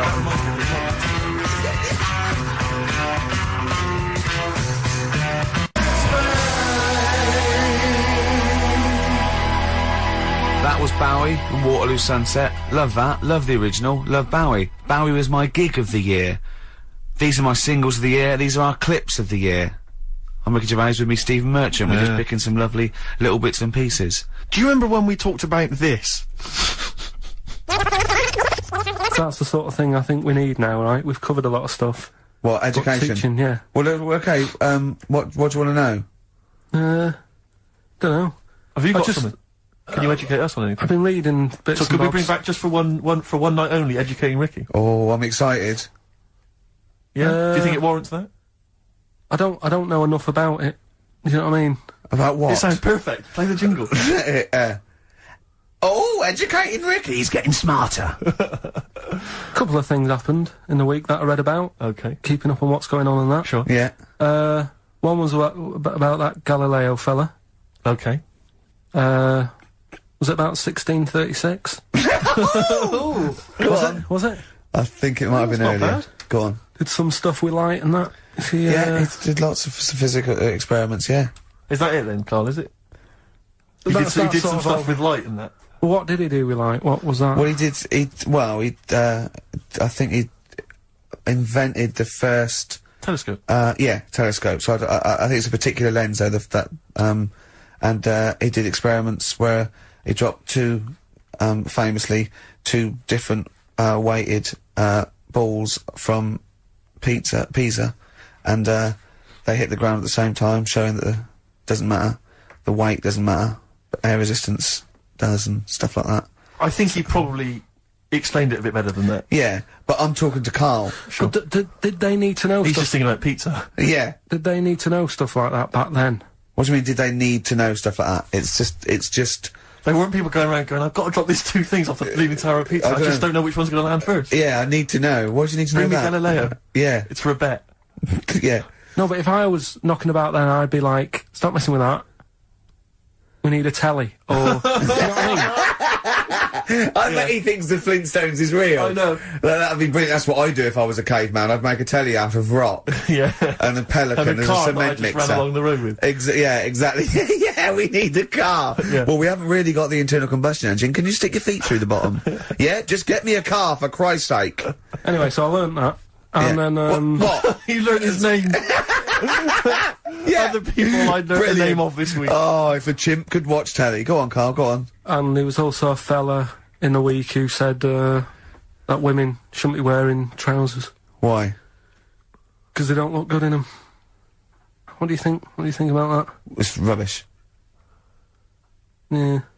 These are the only things that have caught your eye over the last couple of weeks. This is the entire news. Galileo did something with light. A French fella said women shouldn't wear trousers. See, that to me wouldn't pass as education. But it's not education. I don't know where you could ever use that. I don't know when that would ever be applicable to life. I just like reading stuff that sort of reminds me of. Do you know what I mean? If I read it and it gets me thinking, I think that's a good little piece. But I mean, but surely can't you just sort of like sit near something that vibrates to keep your brain going, or shake your head every now and again? I mean, what does this do? You mean it makes you start using your brain? But what aspect of a Frenchman said women shouldn't wear trousers got your mind working? What questions were you asking? Because I thought that's a bit daft, isn't it? Right? Yeah. Okay, it ends there with me. There's nothing else.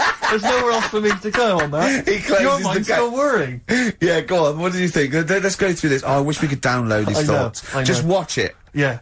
Wouldn't it be great, like a DVD? Like imagine that extra footage on the Office DVD. Yeah, Carl's brain. That would be amazing. Oh, with the commentary. Go on. Women wearing trousers and that, right? On the estate that I grew up in, on right? There was a woman about 4 houses down, right? Rough. Now, she used to wear leggings. Yeah. Now, they're a bad idea. They are a terrible idea. I agree with you there, Carl. If you're a lady of what the colour? normo persuasion... Were they pink? No, they were sort of black, but with all bits on them. Oh, right. Do you know what I mean? What, toast and just horse droppings? Yeah, go on, yeah. And she used to, she's quite a big woman. Sure. Pauline Quirk, I think they described her as. Looked like a light bulb when she was bending over. It is those kind of women that are attracted to leggings. Yeah, I know, yeah. They are drawn to them like a moth. Yeah. She used to wear them, and that's what I remember when I read this piece, and she used to work on one of those sex line things. Right. She used to do that. But... What, was she, an engineer? The weird thing with her was, she had big eyelids. Right. Go on. That were too big, and this is what I was thinking. What do you mean she had big eyelids? How big do eyelids have to be for you to go, they're big eyelids? What was she shoplifting with them? Would she come out of Dixon's with, like, radio stored in them? What do you mean she had big eyelids? It was another one of them popular things round our way, do you know, like... What do you mean popular things? They go, oh, I'll tell you what, they're all the rage. Can I get some big eyelids, please? No, it was just like one of them things that people suffered with. Just big eyelids, they could hardly open their eyes. What do you mean? What do you mean? That's one of them popular things round where I grew up. People had big eyelids, they could hardly open their eyes. What does that mean? What sort of freak town were you born in? You had webbed feet people with big heads, you got women with big eyelids. What does big eyelids mean? Are you confusing her with the horse? Yeah. Did she have hooves? Look, what? Anyway, so there's this big eyelided woman with the leggings. And that's what I'm saying to you, though. That's...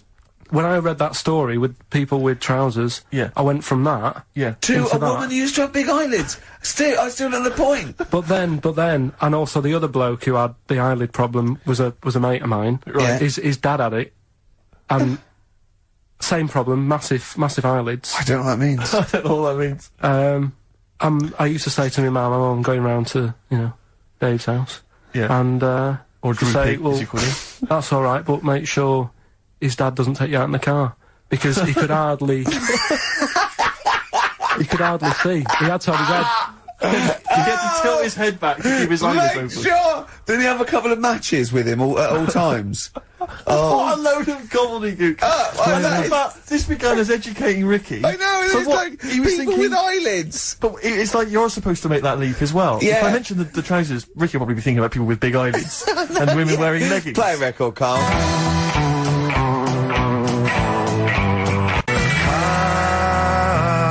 This is the Best Of Show on XFM 104.9. I'm Ricky Gervais, with me Stephen Merchant. Yes. I hope you're enjoying the Best Of. Like I said to you, though, the reason I did this was to get that kitchen, right? Now... Brilliant. As we speak now, right, Builder's in the flat. He's been annoying me. Of course he has. Of course he has. What's he been doing? Well, when he turned up on Monday, right? Yeah. Wanders in.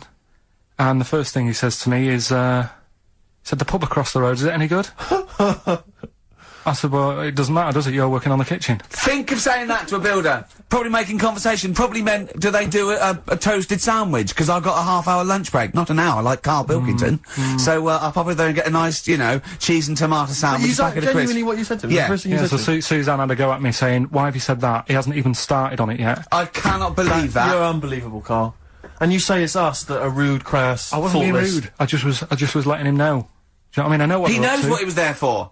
He had it down on his little docket. Do the kitchen this week. He didn't come down and go, what did I come out for? Was it to go to the pub for a week? Why am I wearing these overalls? Yeah. Who's the little bald mank twat insulting me? Let me just check. Let me call the head office. I wasn't having a go, though. I mean, they should have finished it yesterday, and they're there now, right, on their own. And what annoyed me is they turned up late today. Hold on, Carl. I've just realised something. They're probably listening to the radio that's, I assume, tuned to XFM, isn't it, in your kitchen? Yeah, but they don't know it's me, do they? Do you know what I mean? No. They'd go, he's got a whiny mank voice as well. So's the bloke who owns this place. And the bloke who owns this place, when I said, what's that pub like across the road, said, well, you won't be bothering that, he's working on this. No, he won't be able to put two and two together, will he? You've suddenly, the penny's dropped, doesn't it? You've suddenly realised, look at his face! Yeah. He's suddenly realised they might know it's him! And they could be listening, and they're gonna clean you out, mate. Oh, if you are the builder, working in, where is it? I won't say the address, but it's... Central London, isn't it? Yeah. Go mental. Have whatever you want. Opposite that pub that you like, that you're... He'll probably be in there now, so he won't be listening. Oh, insulting a British workman. He should have been just in go today. mental. He should have been in at 8 this morning, Just which annoyed go me anyway. mental. Why, I really don't understand why they've got to start so early, right? Yeah. But he said he'll be there for 8, turned up at 9:30, right? Wanders in, and what annoys me is, he could have left all this downstairs. He had a paper under his arm, one of those crossword books, and a pot noodle. Now, I'm not being funny, but most of them take quite a bit of time. A crossword book, he's not happy with just the one that's in the paper. If you're listening, if you are the builder that's listening now, doing Carl's flat, what about pissing in the laundry basket? That was Jane's Addiction. This is the Best Of Show on XFM 104.9. I'm Ricky Gervais, with me Stephen Merchant. Yes. This was a clip show. We recorded this a couple of weeks ago. I hope you had a Merry Christmas. It's not over yet, because tonight at 9:50 is the second part of The Office Christmas specials. It's brilliant. Watch it, and we'll be back next week live. I'm Ricky Gervais, with me Stephen Merchant. Bye. Have a great new year. Probably you're thinking, Rick, isn't it time that we do our usual roundup of what's been happening in the news? Yeah. Which we always do every week. Yeah. We always do something, which is, I mean, basically, if you're listening and you're a new listener, say you work at a newspaper, we always try to be informative, just try and put stuff out there that just educates people, informs What are you people. thinking? Well, I said Monkey News is coming up, but what have you got? No, I was just looking on the net there and just found a couple of quite important news stories probably worth mentioning. Policeman caught photographing. I don't know why it makes me laugh. It's just the phrasing, I suppose. It's a headline. Policeman caught photographing up woman's skirt. No, he wasn't up there taking a picture of Big Ben. He wasn't going, can I just sit up here? I'm just going to take a picture of that seagull over there. No. He was facing the camera up a woman's skirt. He was indeed. Right. A policeman in Japan is facing disciplinary measures after he was caught photographing up a woman's skirt with a hidden camera while on duty. The 42-year-old sergeant, who's not been named, used a digital camera to secretly snap the shots when the woman was reporting a stolen bicycle. So he was actually doing his proper job.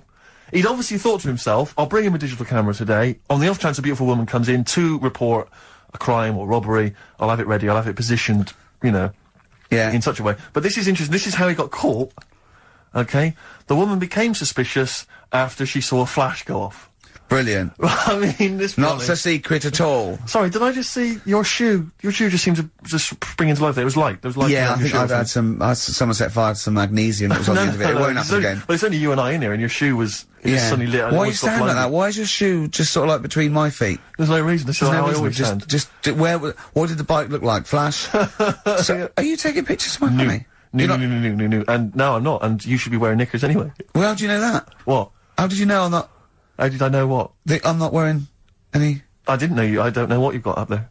Well, I don't know what it looks like, and there's no way I could. Of course, it would be roughly that conversation in Japanese. I know, yeah. You know, you just mentioned there about sort of no knickers and that. It's just gonna be your Auntie Nora. No. Right. It's just, you know, like the last flat that I lived in, I always had a good view across the road and I could see, it was the hairy... There was the hairy Chinese kid. Not hairy Chinese kid, he was just a Chinese kid, actually. Yeah. Running about... Because that's rare, isn't it? Hairy Chinese kids, very rare, isn't it? Yeah. There's only one official sighting, isn't there? In one of those shit little magazines that you buy. And there was the old woman who didn't move, she was just sat there reading a book all the time, who we think possibly died and no one came round for weeks, might have been. And now I've moved, right? And it was quiet for a bit. I always look at what view I'm getting, right? Looks across and it was just sort of empty, sort of flats ready for people to move in and that, right? Anyway, people are in there now, right? And they've put all the furniture in, but I haven't put any curtains up. Right? So anyway, I'm sort of washing up, just having a look out the window. Right? Girl sort of wandering about, knickers on. Right? With no knickers on? You mean No naked? knickers. Well, she had a bra on. Right, okay. But, She's probably looking for a knickers. So, I thought, and I don't know how long I was looking. No. Right? But anyway, she looks across. Oh, God. I think she spotted me. Yeah. I think, oh, God. I felt really bad. Yeah. I said to Suzanne... Sorry, is this some sort of Peeping Tom confession? No idea. Well, it's not... That's the thing, though. Peepington. If I was peeping, she was peeping as well, because she was looking over. Works both ways, doesn't it? Yeah, but yeah, all she could see of you was your bald head. Yeah. No, but and your this hands is it. moving as you were washing up. And some white-looking substance frothing up. Particularly stubborn stain on this glass. Yeah. Oh, God. Imagine that. Imagine if she looked across. I'm assuming your sink is lower than the window. But didn't she just cover up or something? Or she looked back and go, oh, you looking at my fanny? Well, the thing I did... What? I thought, just sort of drop me boxer short. Because I thought... Well, Suzanne said, what are you doing? What are you talking about?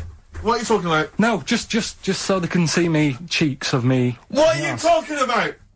No, because I thought, if she thinks I'm walking about in the nude as well, then we've both got something out of it. Carl! This sounds like a bad excuse in court. I know. So sorry, you were looking at a woman dancing around naked, right? So the only thing you could do was immediately drop your boxer shorts. So she looked across, saw you fully clothed, saw you took your boxer No, she wouldn't have done, because it's sort of just the top half and the sink's at a side angle, so I was sort of looking out. So she genius. wouldn't have seen your trousers then anyway? No, she did. I moved in front of the window more. So you then made you actually climbed in front of the window. Oh, this is amazing! So you climbed in front of the window to show off No, your it wasn't your naked obvious. lower half. Suzanne said, what are you doing? And I I bet said, she did.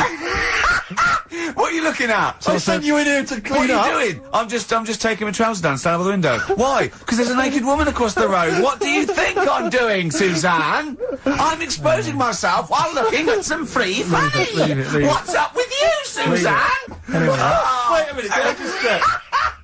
A final question. What did the woman across the way... What happened? What was her I reaction? didn't look again. I just thought, you've seen a bit of action as well. We're both happy. Let's leave it. Brilliant. So were you waddling around like a penguin with your trousers around your ankles? I just was walking about, and Suzanne said, what are you doing? I said, I'll explain to you in a bit, but don't look out the window, because then it's Excellent. obvious. Then he sees, she calls her husband to look at Carl walking around naked. He goes, oh, she's got a... Quick, Suzanne, get him out. There's only one within you. Get some more friends. They've gone one more. So you paid your dues.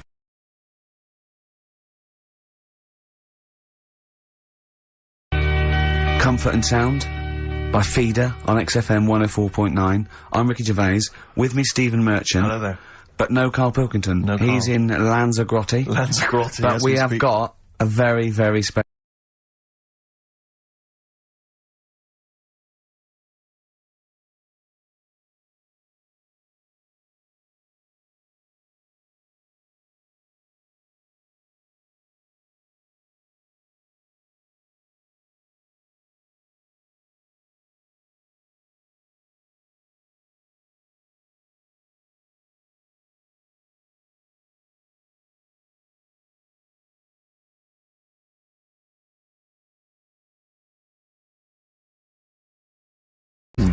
We've landed on XFM 104.9. Ricky Gervais, Steve Merchant, and little Karl Pilkington, and his magical little manky, round, baldy head.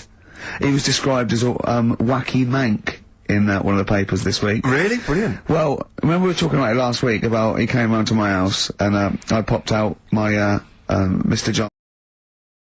Rick, in case there are people who've bought this and they've not really heard Karl before, remember we were talking a while back about the questionnaire that is often featured at the end of the TV programme Inside the Actors Studio. Oh, yeah. Where the host, James Lipton, always asks the same questions to every guest. And it's just supposed to sort of, get their creative, juices flowing, their mind working. We did ask Karl some of them. We never completed the questionnaire. Oh, let's go. I'd fire a few more at him. And that'll also introduce people to the way his mind works a little bit. Okay. Question 6. What sound or noise do you love, Karl? There isn't really one that I love.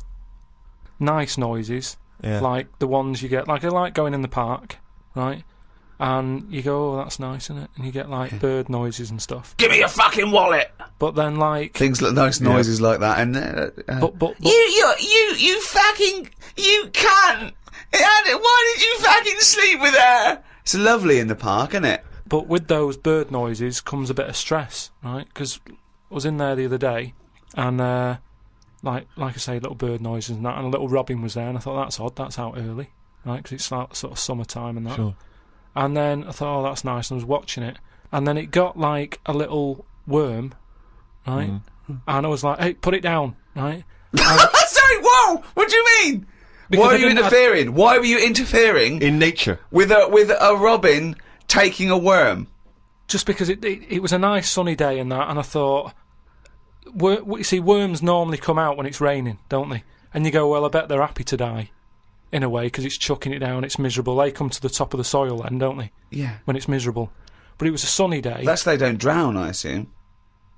No, it's not that, is it? It's just that they hear the water or something falling on the ground and they go, what's going on? And they come up to see what's happening. What? No way. But why do they come up when they think it's raining?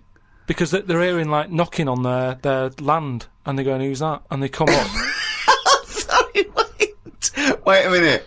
But why do you think they come up when it's raining?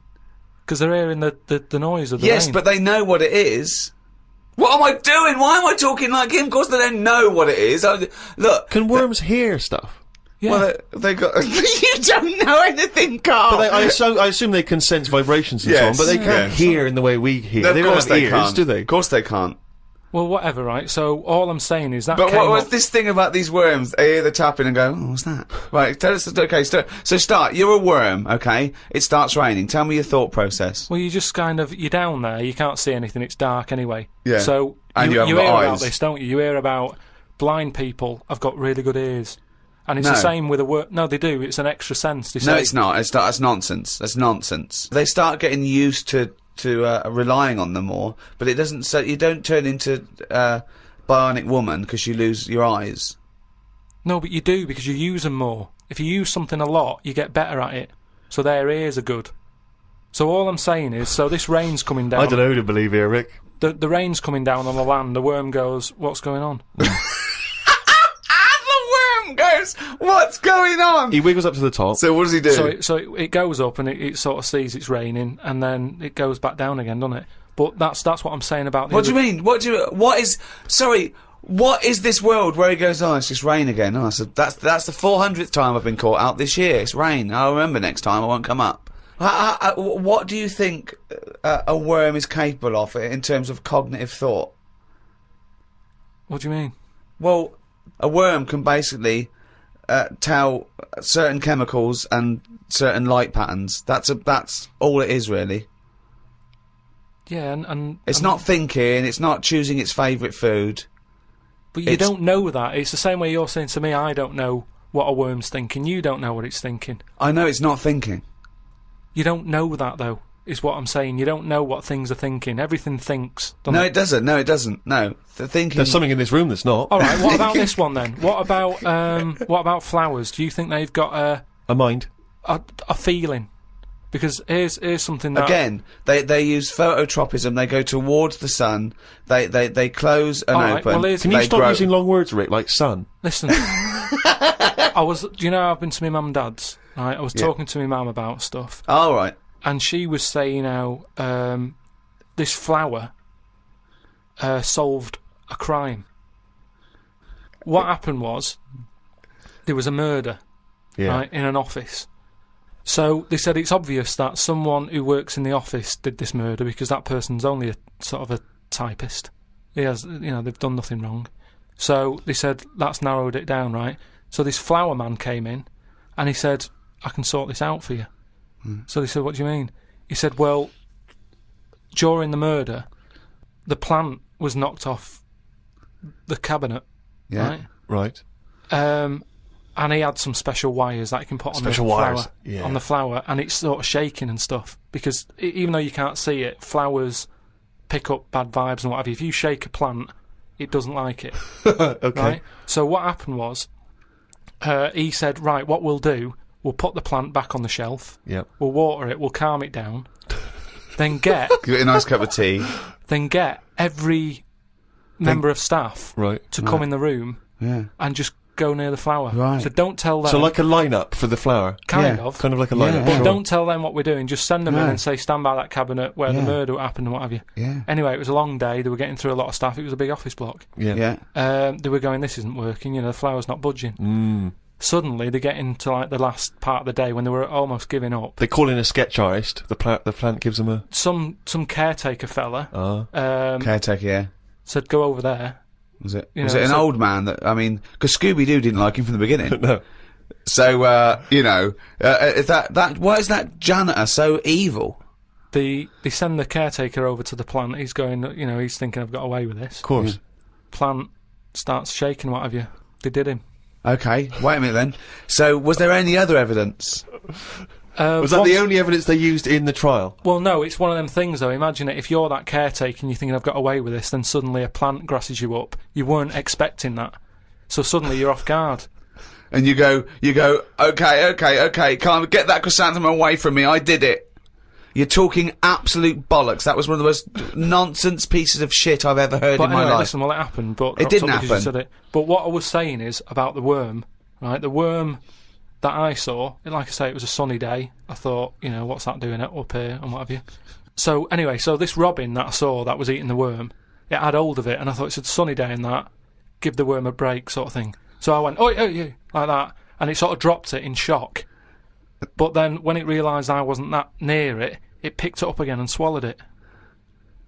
And I just thought, do you know what I mean? I don't know what you mean, no. I just thought it's a sunny day and everything. Normally birds are nice noises that I like. And yet there it is going about wrecking lives. Wrecking lives! It was a worm! But it just swallowed it really quickly in that. And I thought, that's life, innit? That's what life is like. 1 minute it's there, then it's not. I just thought, there's the worm. It came out, it was happy, it didn't know what was going on. And it had an extra chance, the robin dropped it. And then it got it again and ate it, and I just made me a bit fed up. Well, do you know why, don't you? You couldn't outwit a robin. You put it off, but then it won. But that's the terrible thing, isn't it? The worm was going, oh, God, Karl Pilkington. So that's who's been sent to save me, is it, God? You've sent Karl Pilkington, oh, I'm dead. That's it, okay, eat me. But all I'm saying is our bird noises are normally quite relaxing, but not for the worm. Unbelievable. That was one question. Question 7. What sound or noise do you hate? As me or as a worm? I don't know what you mean. What do you mean? Why would be asking a worm? I've never heard an actor say that to James Lipton. When he says, what noise do you hate? What, as me or a worm? No, but all I'm saying is, because of my last question, that's what I was saying. A bird noise is relaxing to me.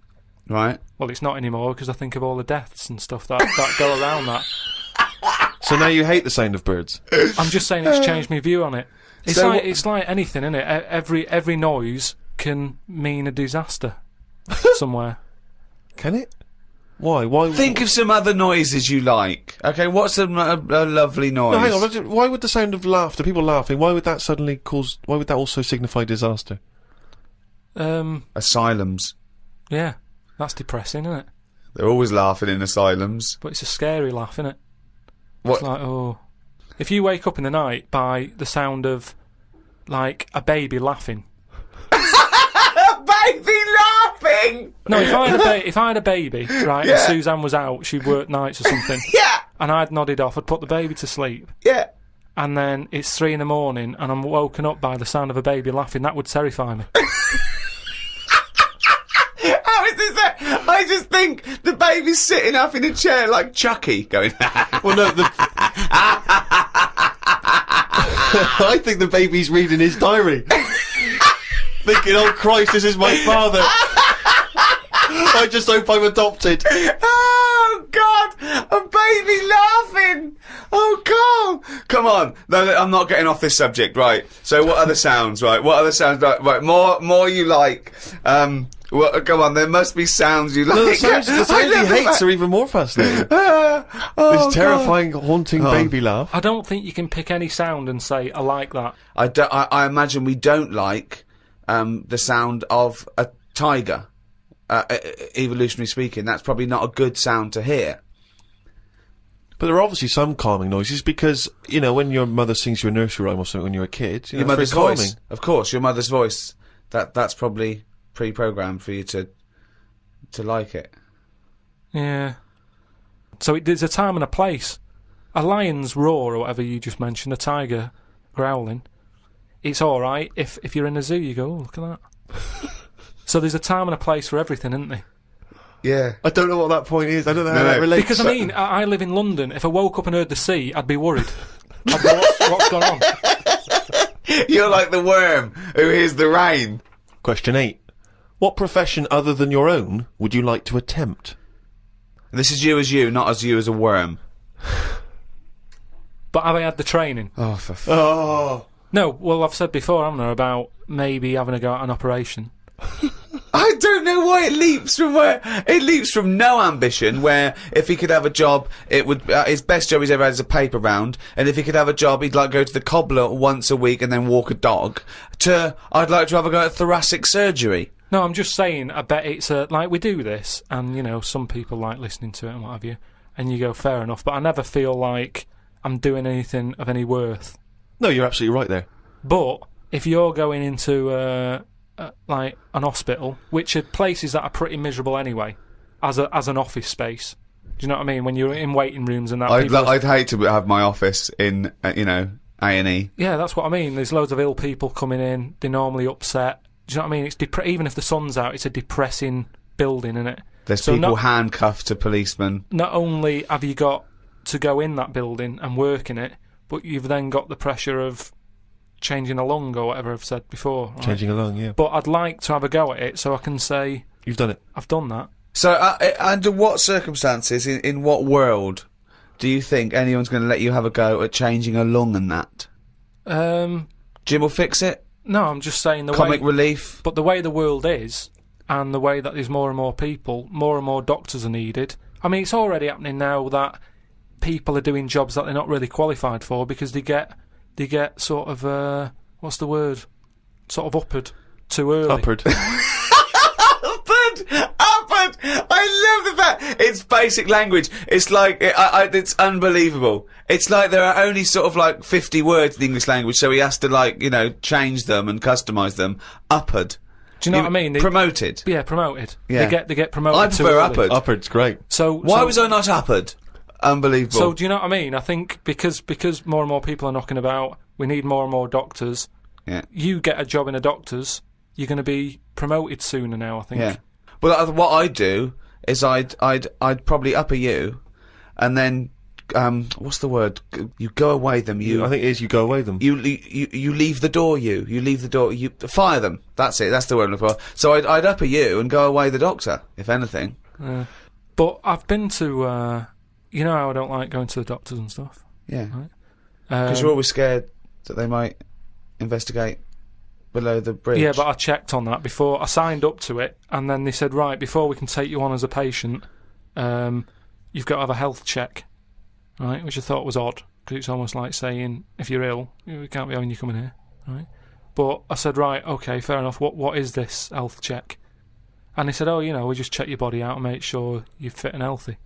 And I thought that isn't enough information. I want to know if it's the old finger trick, or and I said, what do you mean though when you said health check? What do you do? And she said, it's just. I think she knew what I was getting at, and she said, it's just the blood pressure, your height, your weight, Okay. That's about it. So I went and had it and stuff. But you had to, before you sort of said, right, I want this doctor, they give you loads of forms to fill out, right? And one of the things they did was, if you die, what do you want to give away? Right, like a donor. Mm. And it had like, it's basically everything you've got in you. It was all your main bits. Your liver, your heart, your kidney, and what have you. And I thought, I really thought about it for 40 minutes or so. I didn't just rush into it. I was sat there thinking, you know, if I'm dead, does it matter and stuff? But I was really concerned when it said about the eyes. Right. Right. Why? What do you mean? What? Because can they have your eyes after you die? It was. I think it was 4th on the list. Right. So they just sort of crammed it in. I think they know everybody's a bit cautious about giving their eyes away. No one cares more about the eyes than the liver or the. Why do you care about giving your eyes away when you're dead? Just because of that thing of, you know, we don't know for sure yet. I know that you poo-poo it, but the afterlife thing. Right, but you don't know for sure if. Well, why would there be? How would there be? How would it work? Why do you think there's an afterlife? Why do you think there's because we're here already. It blows my mind that we're wandering about this planet anyway. Do you know what I mean? The fact that we're here just by gravity blows your mind, Carl. No, but do you know what I mean? The fact of your mum and dad have it away and then you just pop out and it's like, how's that happened?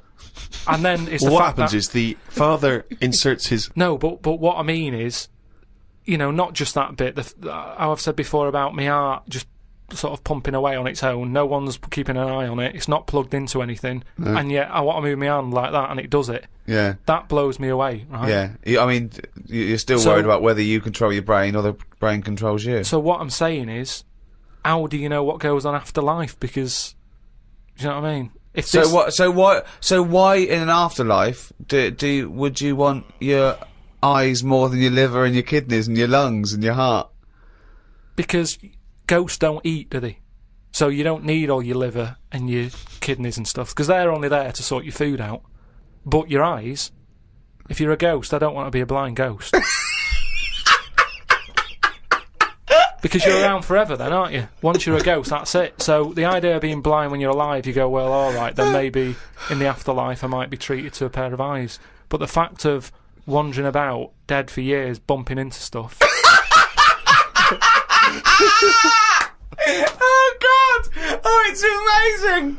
That's an amazing image! So I didn't tick that box. But why? I don't understand. In your theory of the afterlife, why is it that this ghostly Carl, why can he survive without a heart, but he can't survive without eyes? Why? Do you see what I mean? Surely if you're this ghostly apparition, you can just see everything and you can do everything. You don't need the body. No, because you're a ghost. Yeah, I know, but I think when you're a ghost...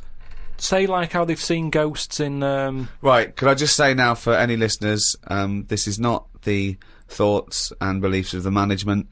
There is no such thing as ghosts. I do not believe in ghosts. I do not believe in ESP or any mumbo-jumbo. Carry on, Carl. So when there's a ghost, yeah... When they see ghosts in, like, old castles and stuff, yeah, they've had their head cut off because they've been up to no good, right, years ago. But they're carrying it around normally under their arm. That's what I'm saying. It hasn't reattached itself.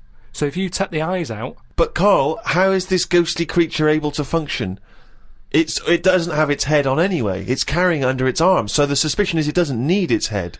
No, it does. It just happens to be carrying it around because it wants to keep it with it. The ghost is always in the last condition that it was in when it was in... Who makes these rules? The way you are in your last bit of life is how you are as a ghost forever. Even in the fashion. Like I say, the ghosts that you see never wear modern clothes, so it's always the Victorian stuff.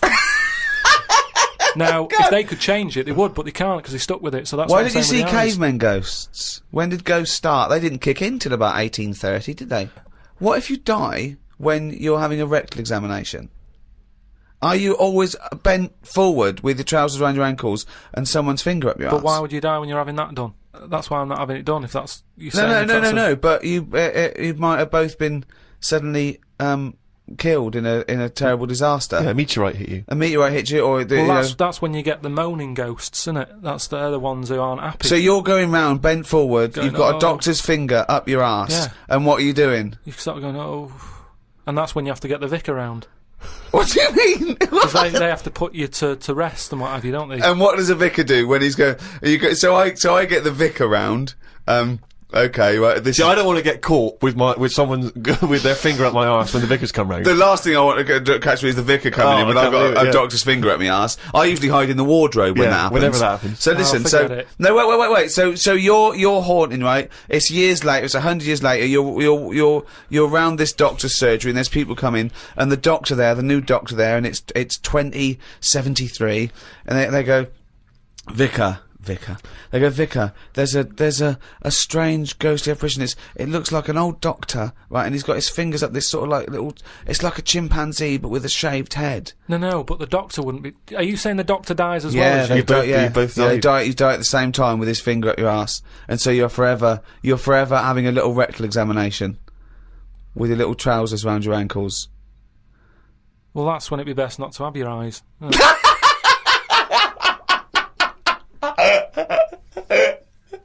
Here's what load of bollocks this is extraordinary. No, but listen to this. Listen to this. This is a good one. Oh, this will convince us. This one. Yeah, this way. Okay, answer this. This will be proof. Go on. I watched the programme the other week about dead people. Of course you did. Right? And it was people who had been found in their house. You know, they haven't got any family. Yeah.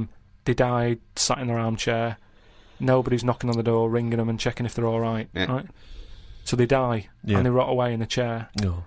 People, you know, the next door neighbour called up whoever you call up for dead people and go, there's a dead body next door, it's stinking, can you come and get rid of it? Right?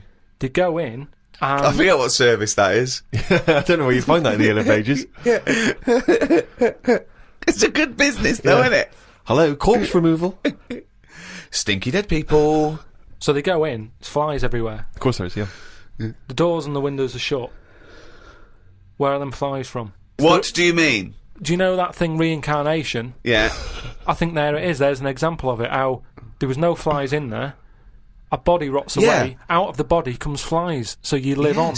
Or out of the body comes flies from the maggots that were in the body. Oh, okay, maggot then. So we've gone on. We've lived on. What do you mean? I'm just the saying fly isn't a on. Reincarnation of the maggot. The maggot is the larval stage of the fly. No, but forget all the maggot fly. Right. Think about going from man to a fly. What are you talking about? I'm saying the windows and the doors on this house was shut tight. Now, no, your question flies is, had got in. They hadn't got in. They had got in. They hadn't. They'd already there. We're surrounded by them. We've probably got fly eggs on us now. Well, all I'm saying is, it's weird that them flies were in there when they weren't in there. I don't think this fella would have had loads of fly eggs on him. But I just think it's a bit odd. Why? What do you mean? I just think there was loads of them. You didn't see it. But it only takes one fly to lay loads of eggs. Yeah, but... So you think it's wiser to ignore Ricky's answer and go with your ghostly supernatural reincarnation one? You think that's the wise, sensible way to go? I just think it's a bit odd how every time someone's got fly eggs on them. So that, to you, is less of a chance of happening than when you die, some of you turns into flies. Fly parts. Well, that happened when my dad chucked a turkey away in a bin. And it was only in there for about a day. I went to go and put, like, a crisp packet in the bin at the end of the garden and what have you. Picked the lid off, full of flies. Yeah. Now, the bin lid. Yeah. It's like a constant fight with his own brain. Was fairly sealed and what have you. Yeah. Again, it's the turkey living on. No, it's not. We're it's all the fact same. that while it was out on the table... It hadn't been out on the table. We didn't eat it in the end because it had feathers on it. My mum said, I'm not doing that. Yeah, but what do you mean it had feathers on it? My dad got it off a mate and said, yeah, I've got this for Christmas, but it was still virtually alive. And my mum said, oh, just get one from the supermarket. So we put it in the bin. Yeah. So all I'm saying is... I'm telling you, the eggs were already on it, mate. It's just an idea I've had. It's a theory. Everyone's allowed one. But it's bollocks. Back to the Inside the Actors Studio questions. Question 9. What profession, Karl, would you not like to do? You see, in a way, some bad jobs are good jobs in a way. Because, one, it means that when you have holiday, you really appreciate it. Sure. Do you know what I mean? Whereas, you see, I always thought, like, when I had a job where I used to have to do, like, 4 hours a night when I worked through the night, I only had 4 hours to do from 2 in the morning till 6, right? but it meant that when I was on holiday, I never really appreciated it, because between 2 and 6, I'd be asleep anyway. So unless I got up at 2 in the morning and went, I'm relaxing now, instead of working, you don't get the full... I don't know what you're talking about. I don't know what you're talking about. The rules that you live by about what you can enjoy and what you can't. What's good with a holiday, right? If you work in a factory from 8 in the morning till 8 at night, packing socks into a rubber bag, right? Between 8 and... What time did I say my shift was? 8 and 8. It's a 12-hour sock packing job. It is murder. I also like socks into a rubber bag. Yeah. I love to get my socks in a rubber bag. And also, he forgot the timings immediately. He said the sentence, then it went out of his head. It's like, so if you're packing, from what time did I say it was? What are they packing? So, alright, so you're a sock stuffer, you do a 12-hour shift. Yeah. Okay, got it. So, you go, oh, come on, Rita, no more socks for me. I don't want to see another sock for a week. Have you got the rubber bag? Don't bring the rubber bag. That's the last thing I want to see. So what I mean is, when you're on the beach, right, by the sea, between 8 and 8, you're thinking, oh, this time yesterday I was packing socks in a rubber bag. And you can really enjoy it. You can keep going... Oh, an hour later you can go, oh, I was packing socks yesterday. Yeah. And you can I'm keep glad you're saying enjoying it, love. Will you stop going about the fucking socks? We're on holiday. I don't think this marriage is going to last. Oh, look, Rita, I know, you were packing fucking socks yesterday. Let's not fucking talk about it for a week, you boring bastard. Oh, Rita, what? This time I know, you were packing fucking socks in a rubber cunting bag. No, I was having lunch at this time, you fucking slut. Oh, Christ almighty. So what I was saying is, when I was working from 2 in the morning till 6, to really enjoy being off from there, if I was on holiday... You'd have to get up in the middle of the night. To go, oh, this time yesterday I was playing... Surely the joy is not having to get up in the middle of the night. Then when you get up and thought, God, thank God I didn't have to get up in the middle of the night like I usually do. I slept through like a normal person. Surely that's the joy. I think the joy is going... Oh, I'm normally doing this at this time. But that's ridiculous, because if you worked, right, till 6 a.m, you presumably went to bed and slept in till sort of 3 in the afternoon or something, yeah? So you'd be up at 10 a.m. going, wow, usually I'm asleep, so you get it then. So you're talking shit again. And the final question from the Inside the Actors Studio questionnaire. If heaven exists, what would you like to hear God say when you arrive at the pearly gates? Is that how it works? Oh. No, what do you mean? What's the question? Well, I don't know. You hear so many other things that you have to go through other gates. I can't imagine him being on the door, is what I'm saying. If he owns the place, what's he doing there? He could put anyone on it. It's St. Peter, isn't it, who's normally minding the gates, famously. Right, so it's him asking me. Okay, well, let's say it's St. Peter. No, you go through the gate, Peter goes, oh, you're expected, he's got an appointment, we're going through the God. You go through the God, you go through a few doors, go up to the top floor, right, past the executive washroom, into his big office, okay, that overlooks the universe. And God says, why have you got a doctor with his finger up your arse? And you go, well, you should know, you caused it. So what? So you've gone in to see God, it's an audience with God, you've died, you've gone to heaven, and what would you like God to say to you at that point? He might offer you great wisdom, he might ask you a question, he might tell you something. What would you like him to say? And is this just one visit? This is like, because it's my first day. Yeah, it's your first day, with him. You get a chat with him, yeah. But after that, I don't. Well, you might bump into him at the odd, the Christmas party, the AGM. But I'm not going to be myself, am I? I'm going to be in shock a little bit, because it's like, I mean, I'm not comfortable on the first day of holiday. Because you're in different surroundings, the hotel, you've got to get used to where everything is. Yeah. So he's not going to get the best out of me. Well, to be no, honest. but you have eternal bliss. Yeah, he's got a long time to get to know you, and he knows everything anyway, so don't worry about it. So why does he see me then? What would you want God to say to you? So you walk in there, you're happy with it because you understand now you're dead and it's a whole new world and everything's all right. You feel great. Like, what am I saying? Well, anyway, I'm going along with this drivel. Yes. What would you like God to say to you? All right. Probably just say, you've done well and that in your life. you never did anybody any harm. So, welcome to heaven. Any problems, give us a shout. Here's a little layout of like a little map. It's kind of like... I love this. This is a great answer. And my favourite one is you never did anyone any harm. That's great. That's a brilliant thing for God to say. Yeah. So hang on, he's giving you a little map. So he's giving you a little map of the area. It's big. He'll sort of say, this is where you go for this is where you go for that. I'd probably ask him about the ghost situation. I'd say, am I now a ghost then?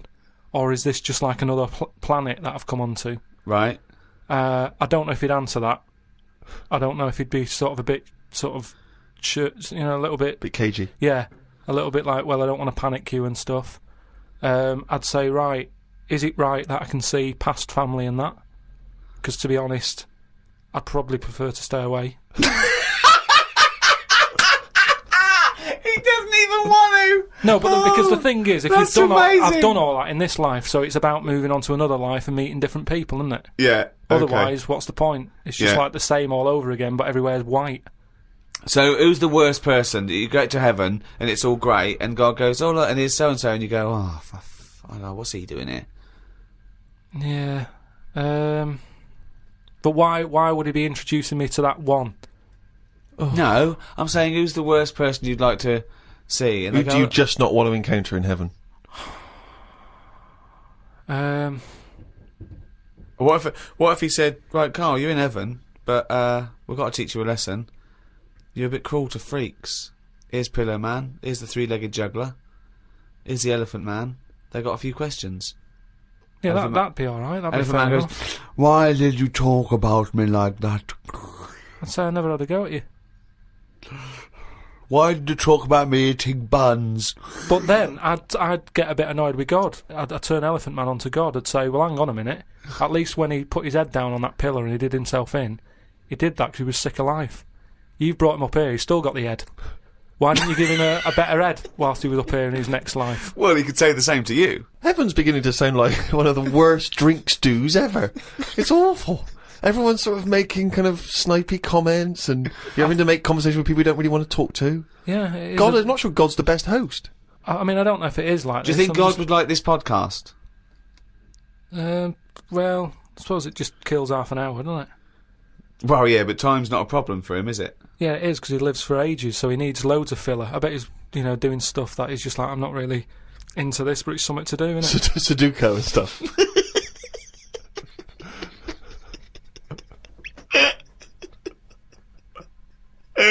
I love the idea God's bored. Yeah. Is there a lot to keep him going? Oh, God. Playing solitaire on the computer. I know, yeah. But I think there'll be just as many problems up there as there is here, because at least people are leaving here, whereas up there, that's the thing that I'd be worried about the most, actually, that it's really crowded. Because it's years and years of dead people, isn't it? London does me head in. Up there, it's going to be well busier than that.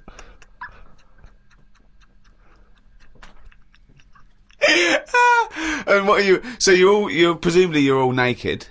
Why has that happened? Well, because he didn't want Adam and Eve to put clothes on, did he? He was annoyed at the snake and everything, and Eve. So you're all back to nature. You're all naked. So you're all walking around naked, right? Yeah. But so you're up there. You're up there just naked, talking to Graham Norton and stuff like that. But I'd have to get used to that. If I go up there and he goes, right, you're welcome to heaven and that, and I go, all right, I've made it to heaven. He goes, yeah.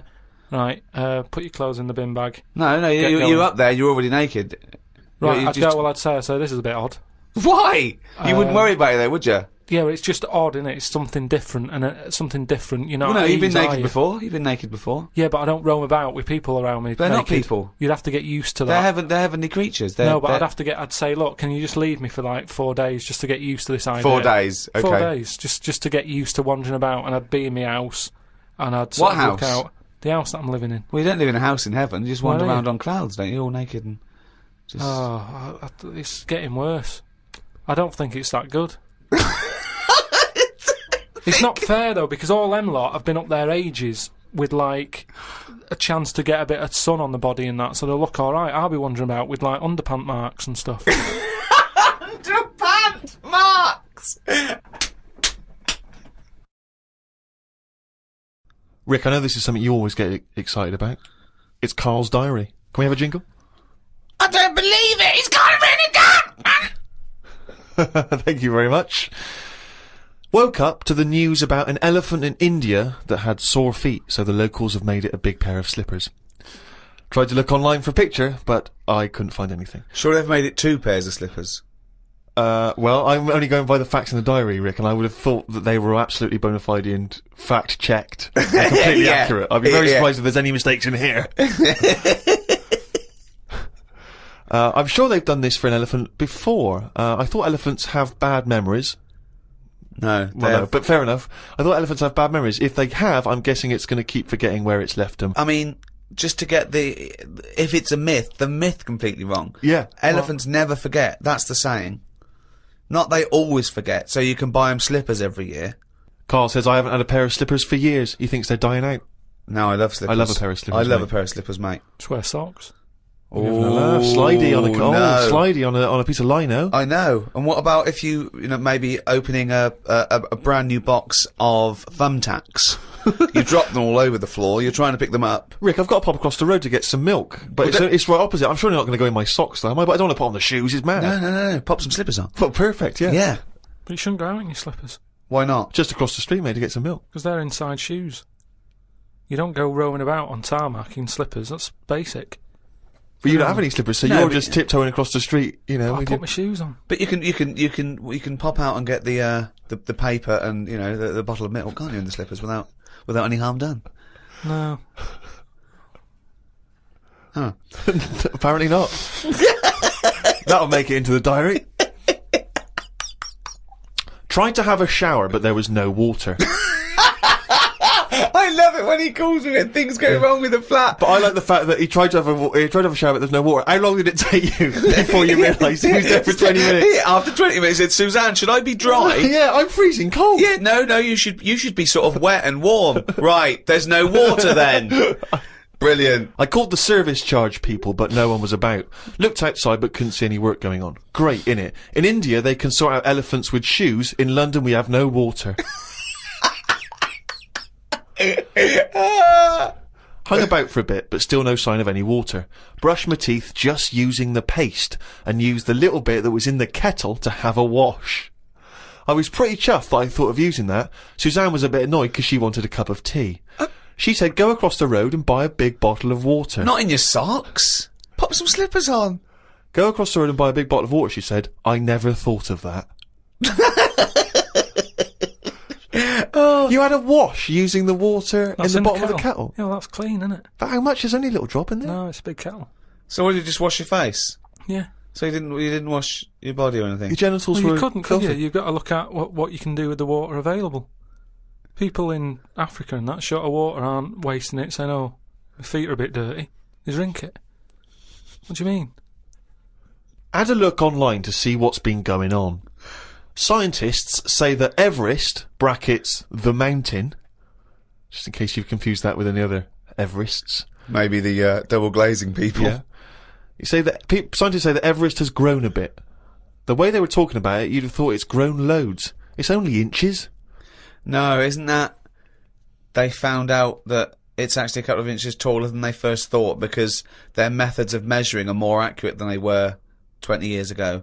So it's bigger than they thought it was. It hasn't grown. No, I just think what's happened is at the bottom, because of like people are always climbing up it, aren't they? Right? Yeah. So they're sort of wearing away the soil at the bottom. Talk rubbish. So it's it's also measured against sea level. It's not measured about when you get... Otherwise they'd just dig a big hole, wouldn't they, and go, right, it's down to here.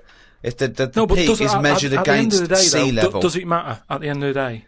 No, but it's just nice to know, isn't it? Yeah, but that's what I'm saying is we don't need to know that. It's not going to put anyone off. Like Brian Blessed, who's always climbing up there for fun. He's not going to go, oh, I could handle it last year, but 2 more inches. Forget that. Going to be shattered. So don't worry about it. It doesn't matter how big it is. Something else, though, that's happened since, right? They were climbing up there, and someone got near the top, and they were sort of climbing up like that, holding the cliff edge and that. And they'd forgotten the flag. Had to go back. No, their hand hit the bit of rock, and it went like, ding. I'm like, what's that? It went, ding, ding. Put another hand up, ding, ding. Piano under there. They don't know how it's got there. Right, you're talking shit again. Someone's been tipping. Well, oh, right. Up Everest. Okay. The council won't even take away your washing machine unless you pay them. They're not going to sneak up Everest. No, this is the problem, innit? Because the council won't take anything. People are going, what can we do with this? Oh, yeah. Well, I'll tell you what, yeah. Just sneak up Everest. It'll take you 9 days, and you may die. But just pop it up on Everest. Well, I know for a fact that you've confused a few things there, because I think the piano being found was actually somewhere in Scotland, some kind of moor in Scotland, and they found a piano up there, and everyone said, I don't understand, how's the piano doing up here? And it turned out that some guy, one of these people who like tries to break world records, had dragged a piano up there as some kind of feat of endurance, but thought, I'll be damned if I'm going to take it back again, and just left it up there. It wasn't, bloody tipping or aliens or anything. My dad used to bury things in the garden because the council used to charge for like washing machines and mangles and cookers and pets. So I'm just thinking in millions of years when they dig that up, they think that dogs used to cook and do washing up and things. Yeah. I love the idea of burying utensils. And think of the hole big enough to bury a washing machine. Or a mangle. So whoever kind of bought that house after your dad, they got a little treating store. Yeah, lovely little themed rockery. Yeah. The weather is weird this morning. 1 minute it's sunny, then it's thundering, then hailstones, then it's sunny again. People will be saying it's global warming. I don't really know what that means. Everything's changing all the time, innit? I wonder if years ago when we first came out of the sea and we walked on land upright, did people blame the weather for that? Good point, isn't it? No, it's so stupid. Yeah, ridiculous. We didn't come out of the sea and instantly start walking around like humans and go, oh, can you believe it? We were swimming around, we were having a whale of a time. Do you know what? I blame the weather. No, but now they would, if that happened. It's the same way, say like evolution, right? We talk about it a lot, right? Now, years ago, I don't know how it happened, but some whale had legs, right? Yeah. This is how it started. Before he was a whale, yeah. Whales started off with legs, they that's were rowing right. about on the beachfront, right? Anyway, it worked out that, they didn't like it or whatever, get back in. Now, say, if that happened again now, right? Say if someone's born and they always say, don't they, check for lumps and stuff, right? Make sure you haven't got any lumps. Now, say sorry, who says this and what's the... Like magazines and doctors and that. What, always saying, when you're first born? Yeah. Okay. But arbitrary decision, that answer. Yeah. But all I mean is, now, say if like our evolution thing is kind of like the next level is for us to have 3 legs because we're that busy on the world now. But it doesn't work like that. Why would it work like that? Because that's nature, innit? It deals with it. If people are getting stressed out and getting achy legs a lot, because they're going, well, what you're doing there is you're using 2 legs like you've got 3. You need another one. But the problem is... No. Say if someone grew a leg now, because it's like, well, we need 3 legs. Yeah, but... Let him finish. Okay. People would go, oh, I found a lump, right? And the doctor would go, oh, whip that out. Now, that could be a 3rd leg. That's growing. But, Carl, evolution doesn't work like that. It does work suddenly like that. Something isn't born with a perfectly formed 3rd leg that can be passed on. I know, it's a lump. It starts off like a lump, and if you left it alone, it would eventually, over a bit of time... No, over many, many millions of years. Yeah, but it'd grow as another leg, but we're not letting that happen anymore. It also wouldn't happen. Limbs don't work like that either. They do if you keep putting extra pressure on 2 legs. Carl, you're honestly, what you imagine the process of evolution and natural selection to be is, it's beyond me. It's incredible. No, but it depends whatever your surroundings are. That's what you change to, isn't it? Like the. Well, you don't change to it. You're either selected or you're not. So, what happens is there's a genetic throw up. So something's born, a llama's born with a slightly longer neck. And if that gets, the leaves that are slightly higher up and it survives, it lives longer, it passes on its genetic material. Soon, if that works, now over millions and millions of years, that they're the dominant species, a new species is thrown up with a slightly longer neck, and so on and so on, and it's gradual. It's just a slight advantage. No, sometimes it happens quicker than that. There's been animals that have had eyes, and then they go, they don't need them, they go in the space of a fortnight. What are you talking about? There's a lizard somewhere where it's roaming about in the dark, and it used to have eyes, and they used to be like, why have we got eyes and that? What's the point in having these? Because we're keeping them open. And they were getting more tired. Because at the end of the day, if your eyes are open, do you know what I mean? Blind people can stay up longer than someone with eyes.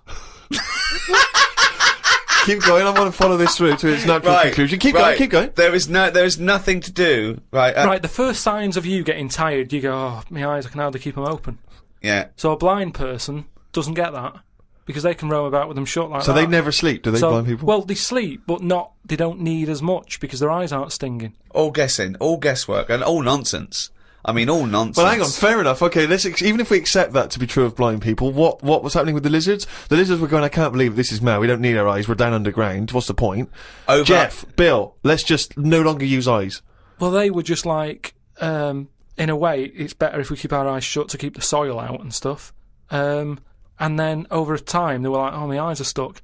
Like the time when... For a fortnight, you said? No. It's over hundreds of millions of years. And the other thing is, it's not the case that there's no will to evolution. What happened was that a blind one had no disadvantage, so he was selected better than one with eyes that maybe would find it irritating or getting in the way. You know, just like a snake, it's not a disadvantage for a snake to lose its legs because it's selected, and then it's an advantage because they can get into places that legs would get in the way. Like I've said before, right? You see like a little fella, like a midget or a dwarf or something. Right. Who's to say that isn't the way we should be? Do you mean, how do we know that... Well, everybody looks at them and goes, oh, look, there's a little fella. But really, it doesn't matter. If we were all like that, the world would be a better place because it's bigger, so there's more to see. Whereas for us, we're getting bigger all the time. The world isn't growing, so there's less to see for us. So for a midget, the world is brilliant. So I'd say it'd be good if we do go backwards as opposed to forwards. Instead of us getting bigger all the time... do you want a cup of tea? No, I might show off, mate. I'll leave you to it. Do you know what I mean, though? We haven't got any... We've only got instant coffee as well. No, yeah, I might pop out for something. But what I mean is, they always say I'll make it. The body's... No, thanks, mate. But tell me when he's finished. I'm just saying the body's getting bigger, and instead of going forward... No sugar for me, thanks. Do you want milk, though? Yeah, milk. Forget it. Some scientists have come up with a cure for bird flu. It's somewhat to do with some stuff in horses. They gave the flu to a mouse and then injected it and it's well again. I think we should stop coming up with cures for things as the germs are just getting stronger and stronger. I reckon by 2020, germs will be so big that we will be able to see them in the air. They will no longer be little particles. You wouldn't swallow one. If you did, it won't be the germ that will kill you. You'll just choke to death. I think that's how we'll die in the future. Choking on enormous giant germs. And they'll be like rampaging around the cities, will they? I'll tell you what though, right? Now, I'm getting worried now because the stuff he believes and thinks of, I mean, it could be mental. Do you know what I mean though? Like a proper paranoid sort of, one of those people that assume going to live in a loft covered in tinfoil. Yeah. Right? And pages of the Bible all the way around the... and Suzanne's having to put on some sort of spacesuit to come in and give him his beans on toast. Yeah. And he's going to have to polish each bean. That's what scientists do, isn't it? They just sort of think ahead of everyone else. That's what I'm doing. And the weird thing is, right, Steve, sometime last week, there was a science piece which was close to what I'd already said. Yeah. That they've got some germs that like eating sugar, right? They stick them in a lunchbox with a chocolate bar. Within an hour, it was gone. Right? And they say now these germs love chocolate and stuff. Did this scientist leave it near this fat scientist that works in the same laboratory? And he went, it's unbelievable. He said, Ted, he went, what? Right, I put the chocolate bar in here with the germ. I came, it's gone. That's amazing. Wow, that's brilliant, that. Do it again. What? Do it again. Leave another one, see if it happens again. So in the future, you're running around and germs are... eating chocolate. Right. That's not science, that's Pac-Man.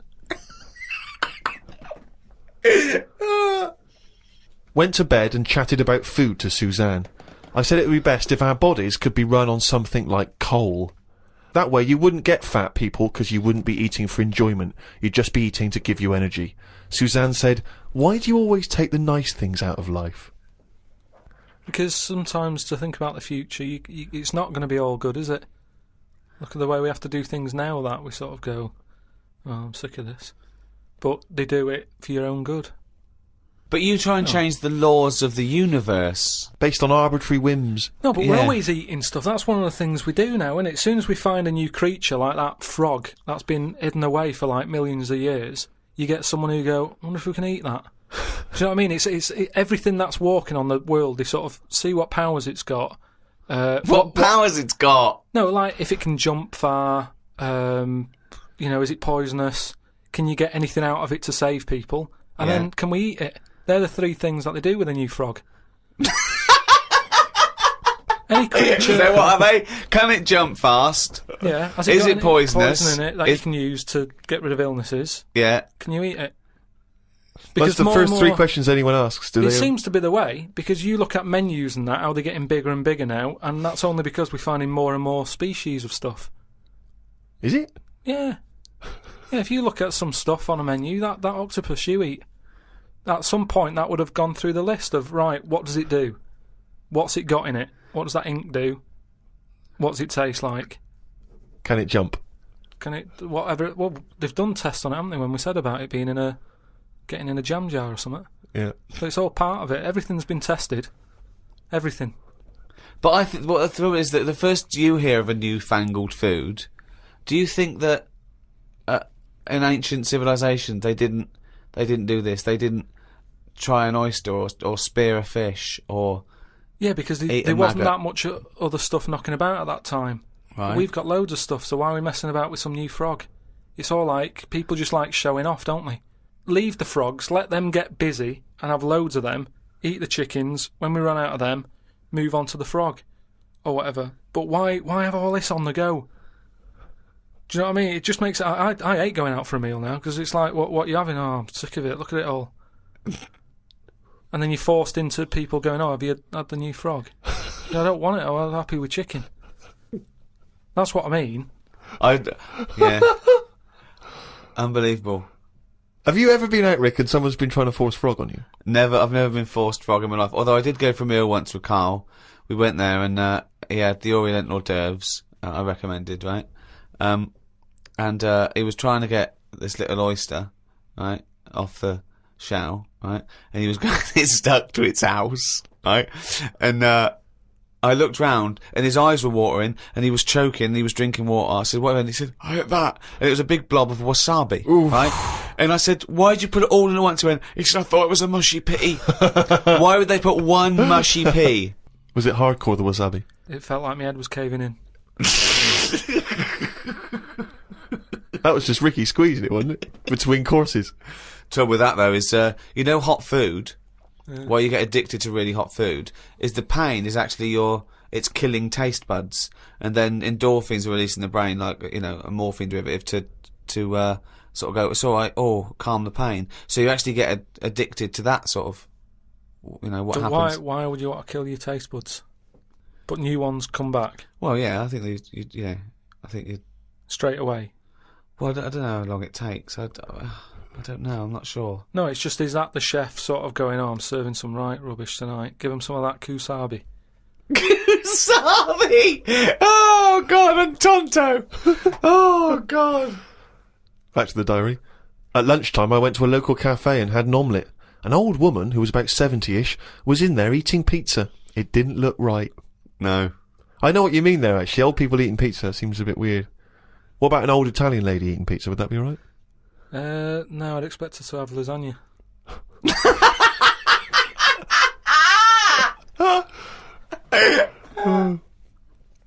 Told Suzanne that I had read that we will have spoken to aliens by the year 2025. Ricky once told me that if a lion could speak English, it still couldn't have a good chat with us because its life is different to ours. If that's true, we've got no chance with an alien. I'd be worried it could read my mind. I had that problem once years ago when I worked in a studio making cassettes. Some mind-reading woman was having some cassettes made. She waited while I did them. She had a small dog. I knew she was trying to read my mind, so I just thought about the dog. I thought that would confuse her, because she wouldn't understand why I was thinking about her dog. There's so many elements in this. There's a woman who can read She used to... Read that again. Read that again. Okay, we're going to have an instant replay now. Any psychologist listening, or psychiatrists, or just, well, anyone, listen to this, what Karl's put in his diary. Okay, Steve, away you go. I'd be worried that an alien could read my mind. I had that problem once years ago, when I worked in a studio making cassettes. Some mind-reading woman was having some cassettes made. She waited while I did them. She had a small dog. I knew she was trying to read my mind, so I just thought about the dog. I thought that would confuse her, because she wouldn't understand why I was thinking about her dog. That's amazing. So, firstly, how did you know she was a mind-reading woman? Everybody who came in having cassettes done, you'd find out about what the job is. So, you know, if it's a band or whatever, it might be a police station needing blank cassettes to interview people. Yeah. And she had them to sort of use during a thing where they do mind reading and stuff. So you get a recording of it. Yeah. And she was just there and she was staring at me like that, just looking over. And a dog was sort of looking worried, and they pick up vibes, don't they? No.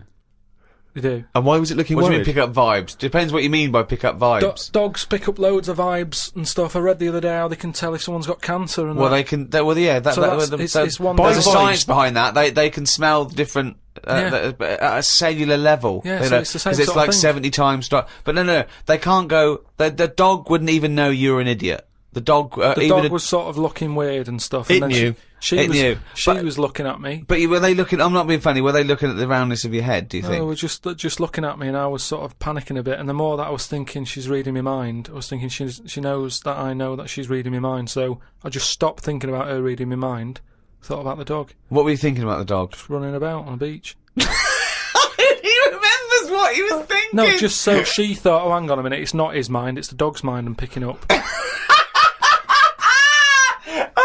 So you thought she'd go, oh no, I'm getting it all tangled up. I've got a cross line here. But why were you worried that she was reading your mind? Because you weren't thinking of anything unsavory. Don't. Oh, please. No, I'm just trying to get in his mind. It doesn't work, Karl. No one can read your mind. No, but wait, what I mean is, even if, let's assume that you thought she could read your mind, why did you think that there was anything wrong with finding out what you were thinking? Because she'd have known that you knew that she could read minds. So if she read your mind and all you were thinking was she can read my mind, she'd think, what? Of course, if she really could read your mind, she's going, there's Karl there trying to make me think that it's the dog. I know he's thinking of the dog. No, but when you sort of try and think of normal things, you think of mental things, don't you? So I was like... Oh, hold on, let's let that go on. No, I just mean, like, you're going, oh, God, I best not watch what I'm thinking then. What were you thinking? Tell me some of the mental things there was loads of things that was in there. Like, there was an old woman who used to annoy me in there, who used to give me socks all the time. And Socks? Socks. She used to always make loads of socks, and she'd be bringing them in. And no matter what I did, no matter how much I sort of said, look, I'm sick of your socks, she kept bringing them in all the time. And they had, like, pictures on and that. I didn't want socks with pictures on. So I might have been sort of stood there going, oh, there she is with the socks, I'm sick of her. Now, if she can sense that, she'll go over to her and go, watch him, stop bringing him socks, or whatever. No one can read minds. No one can contact the dead. Say like me, right, if I sometimes come in the room and that and I'm fed up, you go, oh, Karl's fed up. I haven't even said anything. So it's just that. But that's because you look like a miserable bastard. Yeah, and we know what that means. We're human and we understand facial movements. It's a bit like that. It's a bit like that. It's a level down from that. No. She should be able to read your mind if you're locked in a safe and she doesn't know who you are and she doesn't know whether there's someone in there. No, that's what the double-blind test is. That would never work, would it? Because that means she'd never get arrested. That's like you're making up the rules. You're making up the rules. Oh no, the thing is, that's what these people do. Go, oh no, I have to hold your hand. Oh, you have to write it down. Well, why? Why do you? It's the same as these mediums that contact the dead. They go, oh, I'm getting someone. Just ask him who he is. Just give us his full name and address. It's ridiculous. I know the fact that these dead people give him cryptic clues. Ask him about the toaster. What's your name? What's your name? Can't say my name. Might be an uncle. Just give me your fucking name. Back to Karl's diary, Friday the 31st.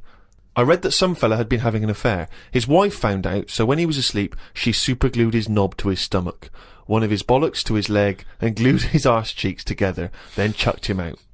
If Suzanne did that, I would definitely not get back with her.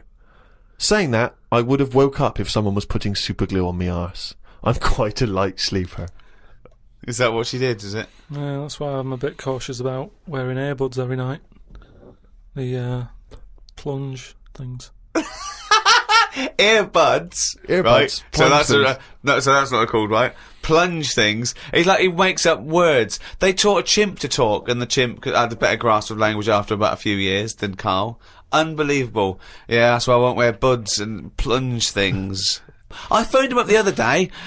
He went, oh, just tried out those new earplugs that mould to your ear. You can't hear a thing except your own voice. And I went, oh, right, they're good, aren't they? He went, yeah. He said, it's weird hearing your own voice, isn't it? Because you're hearing it as other people hear it. I went, no, you're not. He went, you are. He said, you don't usually hear your own voice, because usually when you talk, you're talking over it. Woke up at 9:55 a.m. Soon as I woke up, I looked at Suzanne and she looked at me. I said, did I tell you about... I just think of him opening his eyes and looking at him. Okay, alright. Okay, so he opens his eyes, he looks at Suzanne, she looks at him. What question, Rick, do you think he immediately asks his girlfriend? Go on. What question do you think? Have a quick guess. Am I dreaming? I woke up, I said to my girlfriend, did I tell you about... I woke up, I looked at Suzanne, she looked at me. I said, did I tell you about the immune system? Did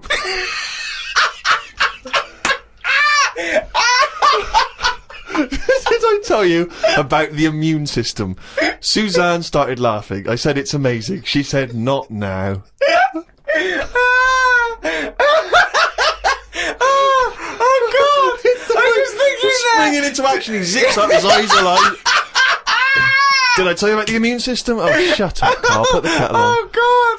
Oh, fucking hell! Was talking to Suzanne about how it's odd that Sundays are meant to be the day of rest. I thought God was meant to be born on a Sunday. Or was it the 7th day that he finished making the world? Imagine how good the world could have been if he'd given it an extra day. Sometimes it's best to give yourself a deadline, though, so you don't faff about. I looked at Suzanne. She was leaning back on the bench with her eyes shut with the sun on her face.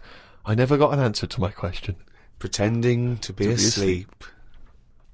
I met up with my mate Laurie. He said he was in a pub at the weekend and saw a bloke whose hands were on the wrong arms. No!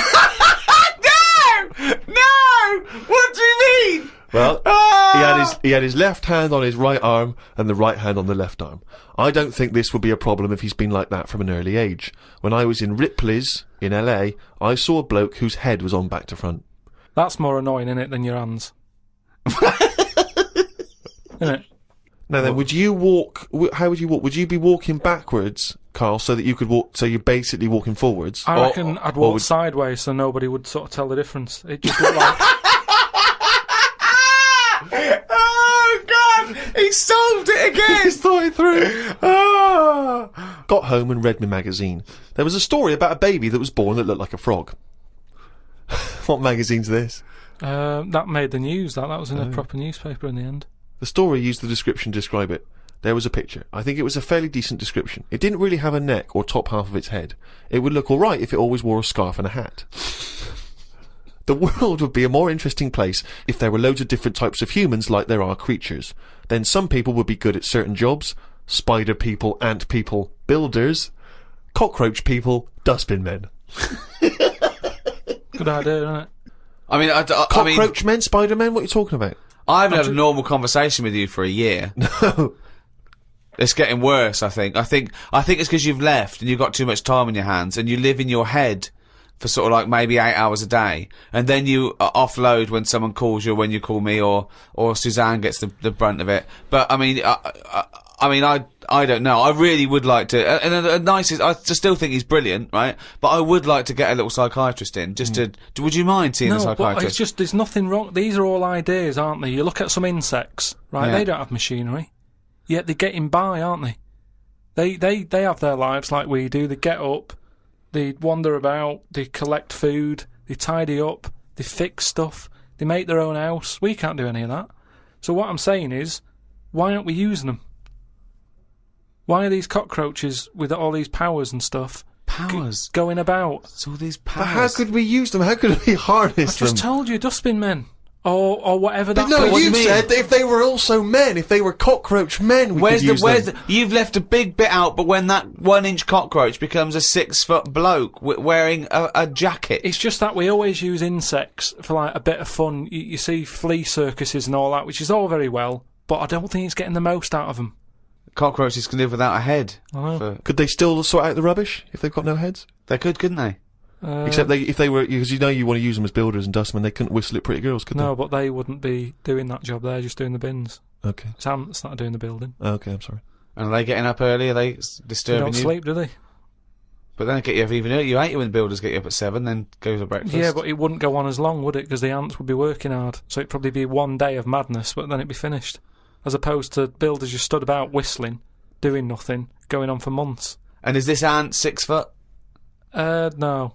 About 3. 3 foot. So how many of them are there? About 30 of them. And what do they look like? Are they just a giant ant with a... Add that on. Just get on with it.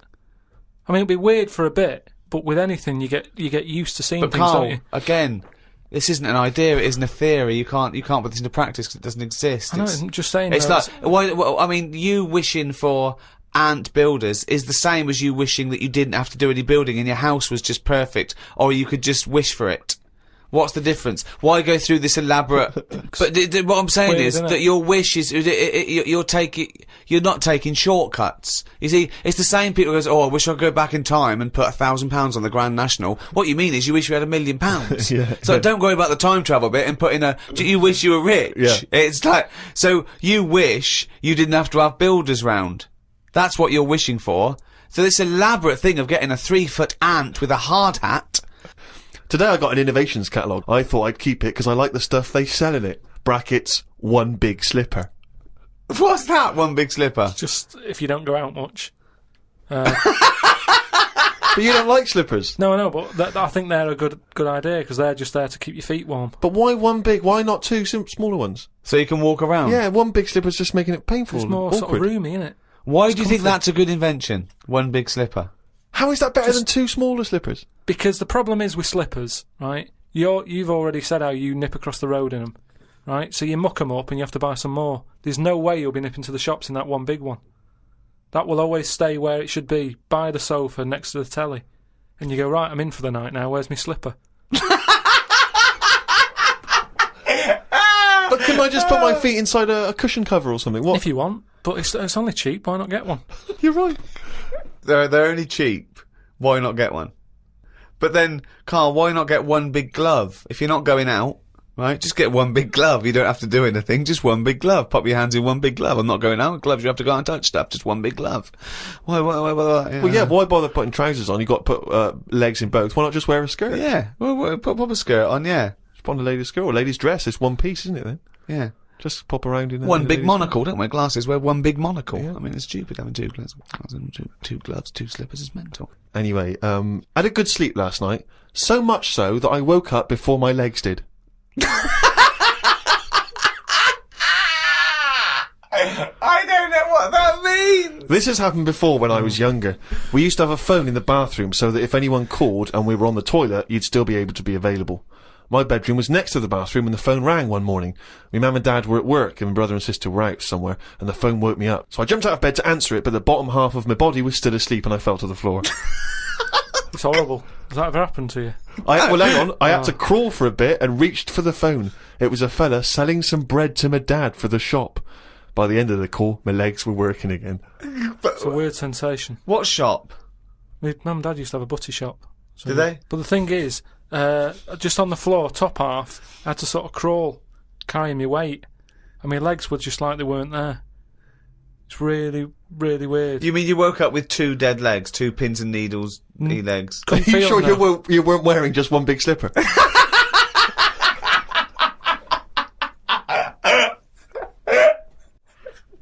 Call yourself a DJ? I don't. What? Well, no, really.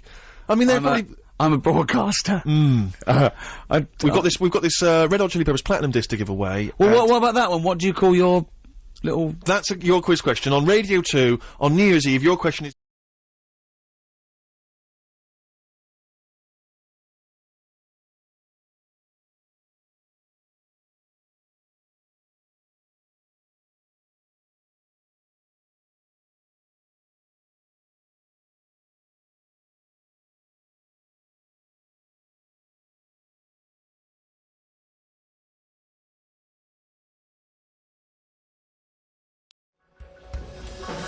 The Ricky Gervais Show on Guardian Unlimited.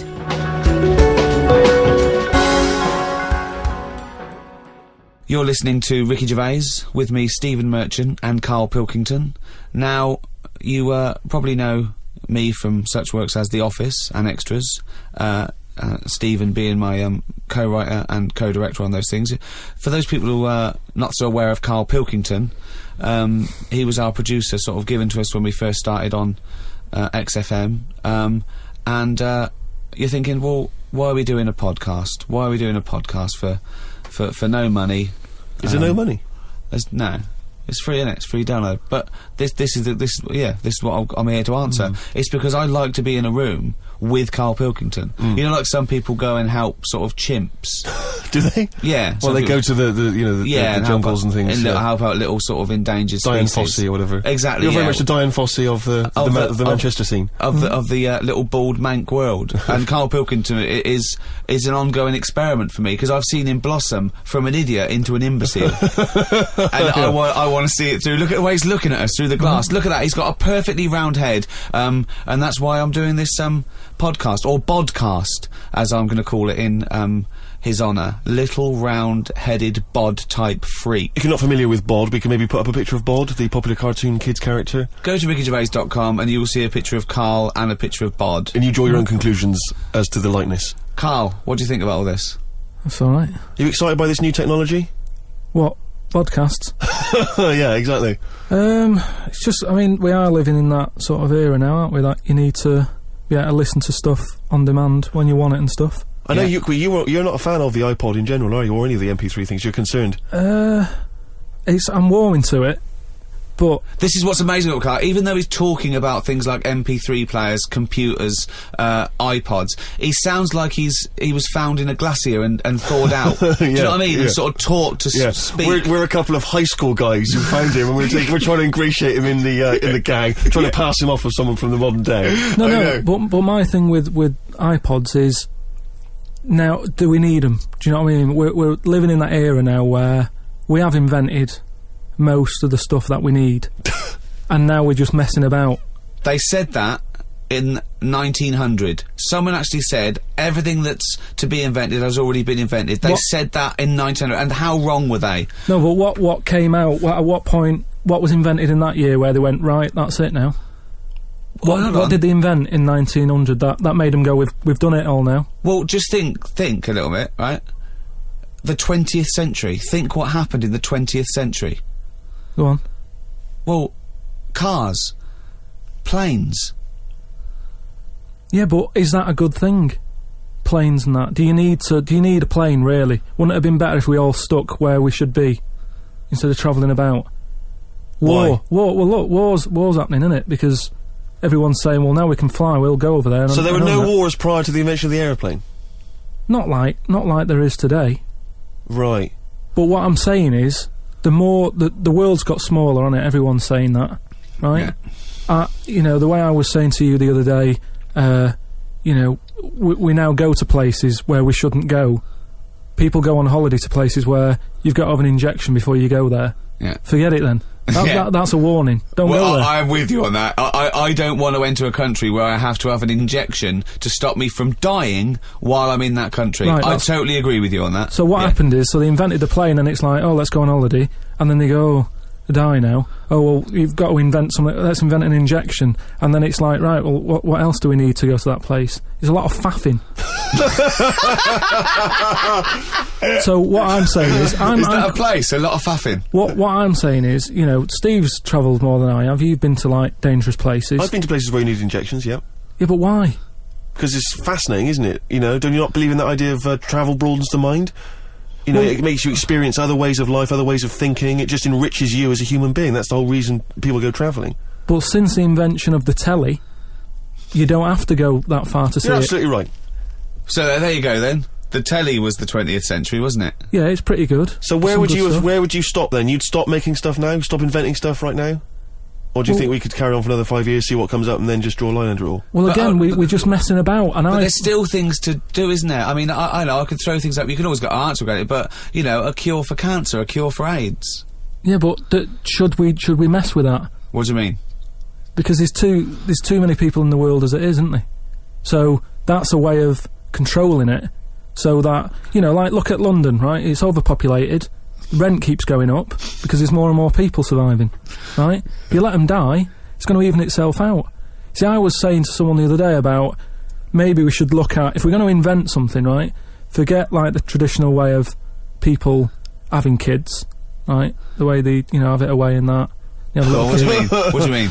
No, you know, like, the way that, you know, we have kids and stuff.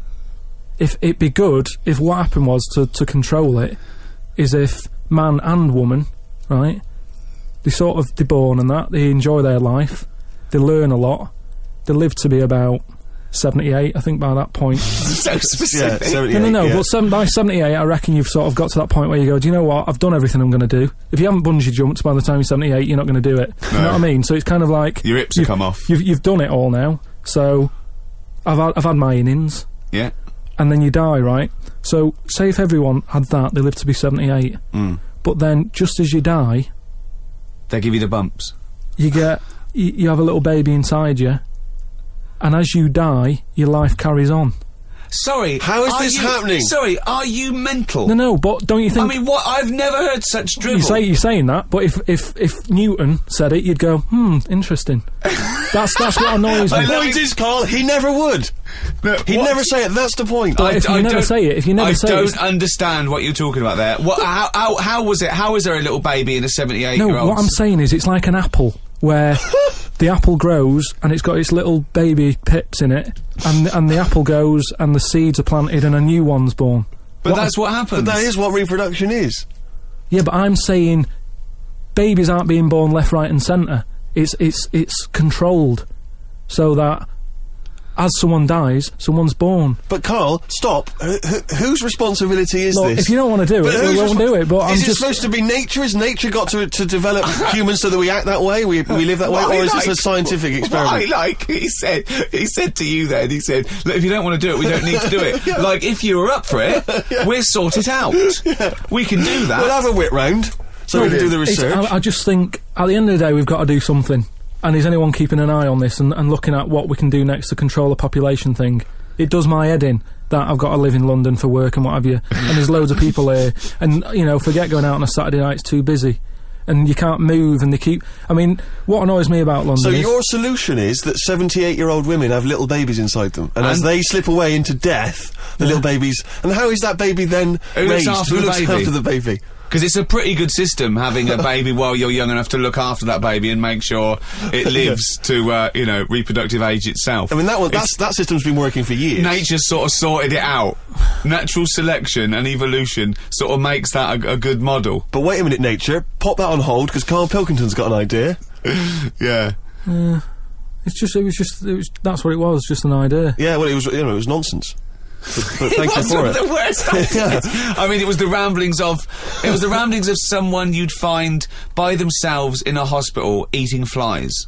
Yeah. This is the sort of thing you find when, if they find maybe a pamphlet or a booklet written by a psychopath.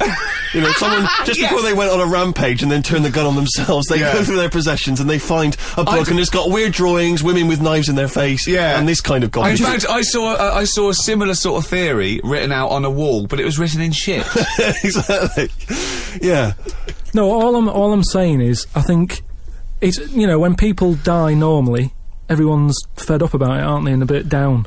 But if when you pass away, you go, oh, we're going to miss Gladys or whatever, but then there's this new life brought in, it's almost like a bad news, good news. But you're talking about it like someone could pick this idea up and run with it. Like you've given them enough information to do it. How is this possible? Where does she get the baby from? Why does it grow? Why grow it in Gladys's belly? Why not have it in a drawer? But what I'm saying ready to go, just add water. I mean... Who looks after son of Gladys? There is no theory here. There's no... it's the ramblings of a madman. What I'm saying is, though, the body's always changing, innit? From caveman to now, or whatever. In some cases. And they're always finding out more and more. Like I read the other day about how they're saying, do you know, like they say people have 6 senses? Yeah. There's loads more than that. Right, and there's this one... I say, show me that you've got one. No, right, and there's this one that's knocking about Go on. That what it is. Say if I'm in a pub, right, and I'm just doing a crossword or whatever. Unlikely, but go on. And there's some woman who's walked in, right, and she's staring at me. Yeah. I know she's looking at me, and I look up and I look round. She's looking at me, Right. and they're saying that's a new sense that they found out from, like, you know, doing tests and what have you. Yeah, it's rubbish. And they're saying okay. that's been around since like man and dinosaur was knocking about. But it could be, you know, peripheral vision. It could be a footstep stopped, and usually when someone's footsteps stop, they've stopped. No, they've explained I think it's safe to assume that, you know, that with your perfectly round head, people are always stopping and looking. No, but they explained I mean, it. you just know that there's probably going to be someone there if you look right. They said it's from the time when, like, caveman was, like, wandering about, and he'd go, hang on a minute. And he'd look round, there's a dinosaur there or whatever, and he'd leg it. This is nonsense. I hate when people use the term when caveman was wandering round. Caveman and dinosaurs, oh, they used to live together, yeah. Oh, that's the same era. Yeah. What have you been watching? Raquel Welch? What do you mean? Well, what do you mean caveman wandering, knocking around with a dinosaur? You know the Flintstones is only partly based on fact. Dinosaurs and man did not coexist. The dinosaurs had long gone before man arrived. Extinct. Kaput. You don't believe us? What, you don't believe because you've seen... Because you saw that film where they took pictures of lizards and magnified them and put them next to men in films so they looked like they were fighting. Yeah. No, but why couldn't that have happened? What is the film with Raquel Welch? A Million Years BC. A Million Years BC or something. A Million Years BC. Brilliant. Yeah. Yeah. No, but... She had a sort of woolly mammoth bikini. Fact. But why wasn't the dinosaurs back then just like how we have dogs now, in a way? He's watching the Flintstones. He's thinking of the Flintstones. Yeah. That's what he's when thinking. When he puts out the saber-toothed tiger, and then Dido and he mixes his concrete in a pelican. Yeah. I just think that there must have been a crossover point. Why? Why did you say that? Why do you think there must have been a crossover point? Because if nothing was knocking about at any point, how did anything carry on? I know. Exactly. Why didn't Hitler meet Nero? It's weird, isn't it? There must have been a crossover. They must have met somewhere. They must have met at a party somewhere. They mixed in similar circles. Yeah. Well, I mean, are you telling me that Ken Dodd has never met Genghis Khan? They must have bumped into... I can't believe it. Forget it. Oh. You're listening to Ricky Gervais with Stephen Merchant and Karl Pilkington. Coming up after the ads, Monkey News. What ads? No ads, no? No, we're not. There's nothing here. There's no records. We just got to keep on talking. Okay. Which is not. We could do our own ads. Okay.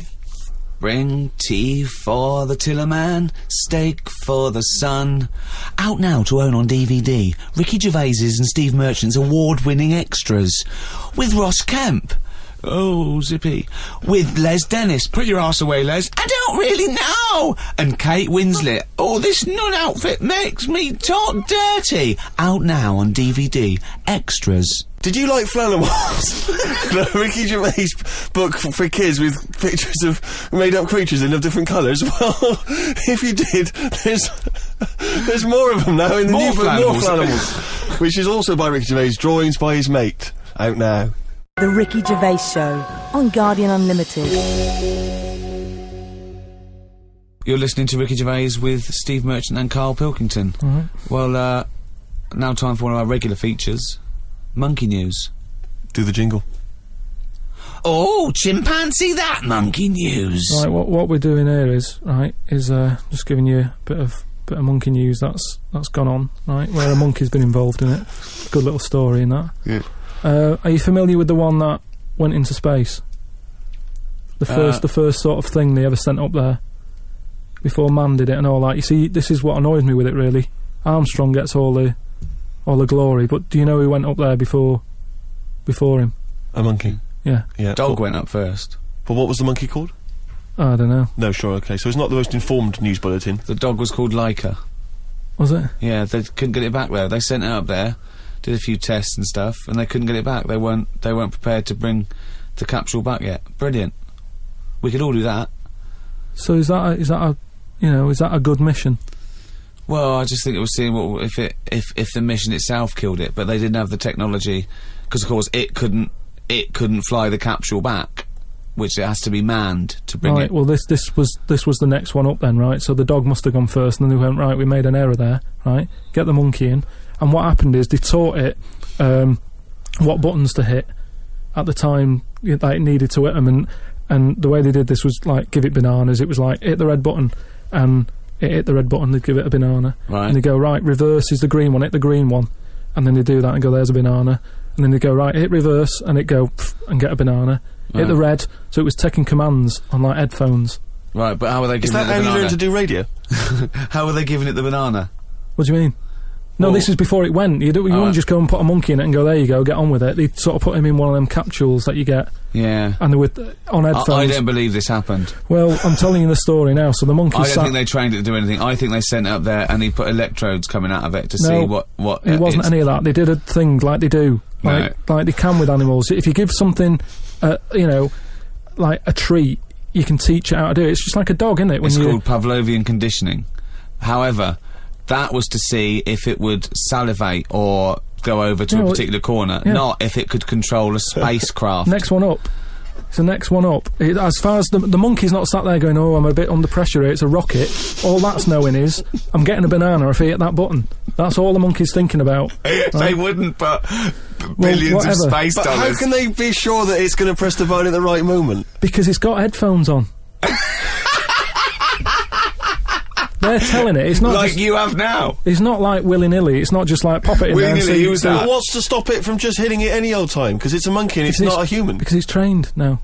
But anyway, he's trained. He's fully trained. Yeah. So what happened is anyway. Oh, this is absolute rubbish. They pop the monkey in there. Yeah. He's got his headphones on. They're going right. Hit the green one, and I think there's something there that a little banana comes out to keep the same. No, you're making this up. I'm not. It's the same. There's no way that they made a spacecraft so that had a banana dispenser. Right, There's no way in this world that they made a spacecraft that could go into outer space, right? Manned by a monkey with a banana dispenser. So you're saying that it's easy to send something up to space, but you don't believe there's a little banana machine? Right, okay, so in your world, there's a monkey and it's been conditioned and there's a little monkey dispenser, monkey dispenser, a banana dispenser, right? So it comes to the launch day, monkeys sat in there, everyone's ready, bananas are stocked up and all the rest of it. They go, right, hit the green button.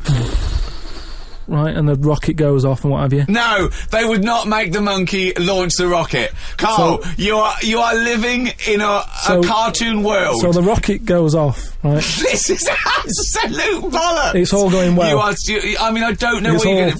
It's not going well. There's no way a monkey launched a rocket. There is no way a monkey launched a rocket, you idiot. It's all going on, so they're going, hit the left button, and it goes a little bit left. The left button! Right, well-known spacecraft command. This is Houston, hit the left button. Oh, brilliant. This is what happened in Apollo 13. Hit the left button. So it goes left. Yeah, it goes left. So it goes left, and it's going away. It goes left! Yeah. No, the moon! You're going right! It goes for the moon, everything's going well. Right. They get up there, it does whatever it does. Hit reverse, it comes back.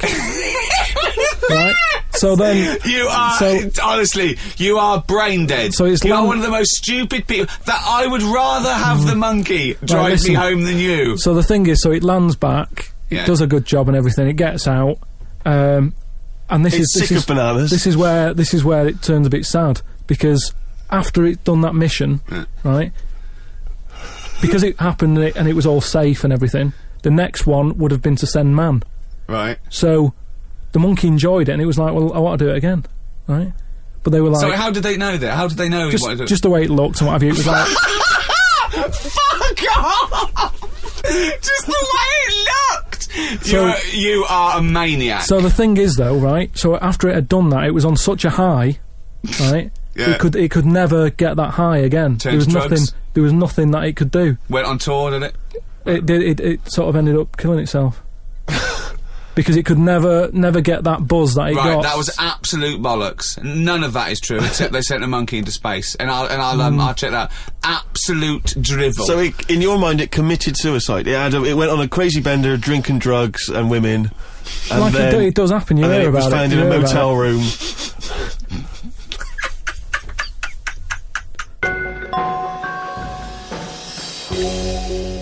Right, do you know, like, you don't believe in, like, scary stuff? Just like, you know, ghosts. No, I believe in scary stuff. I don't believe No, in well, things that ghosts are totally and that. illogical. Yeah, ghosts. Vampires? No. Anything made up by man. Well, there was something in the paper the other day about a vampire. How they found one. They dug something up. It was in the paper? And, it's true then. It's definitely true. But we'll leave that. But we'll leave that because you're just going to do that, so it doesn't matter. No, come on. Go on, quickly. Tell us. No, it's just that they found a body in a coffin with a bit weird. of wood through its heart and a knife in its mouth. But if you don't believe it, It was a then what's the vampire point? pirate. It was a vampire pirate. But that's definitely proof of a vampire then, and of course, and not some grotesque murder.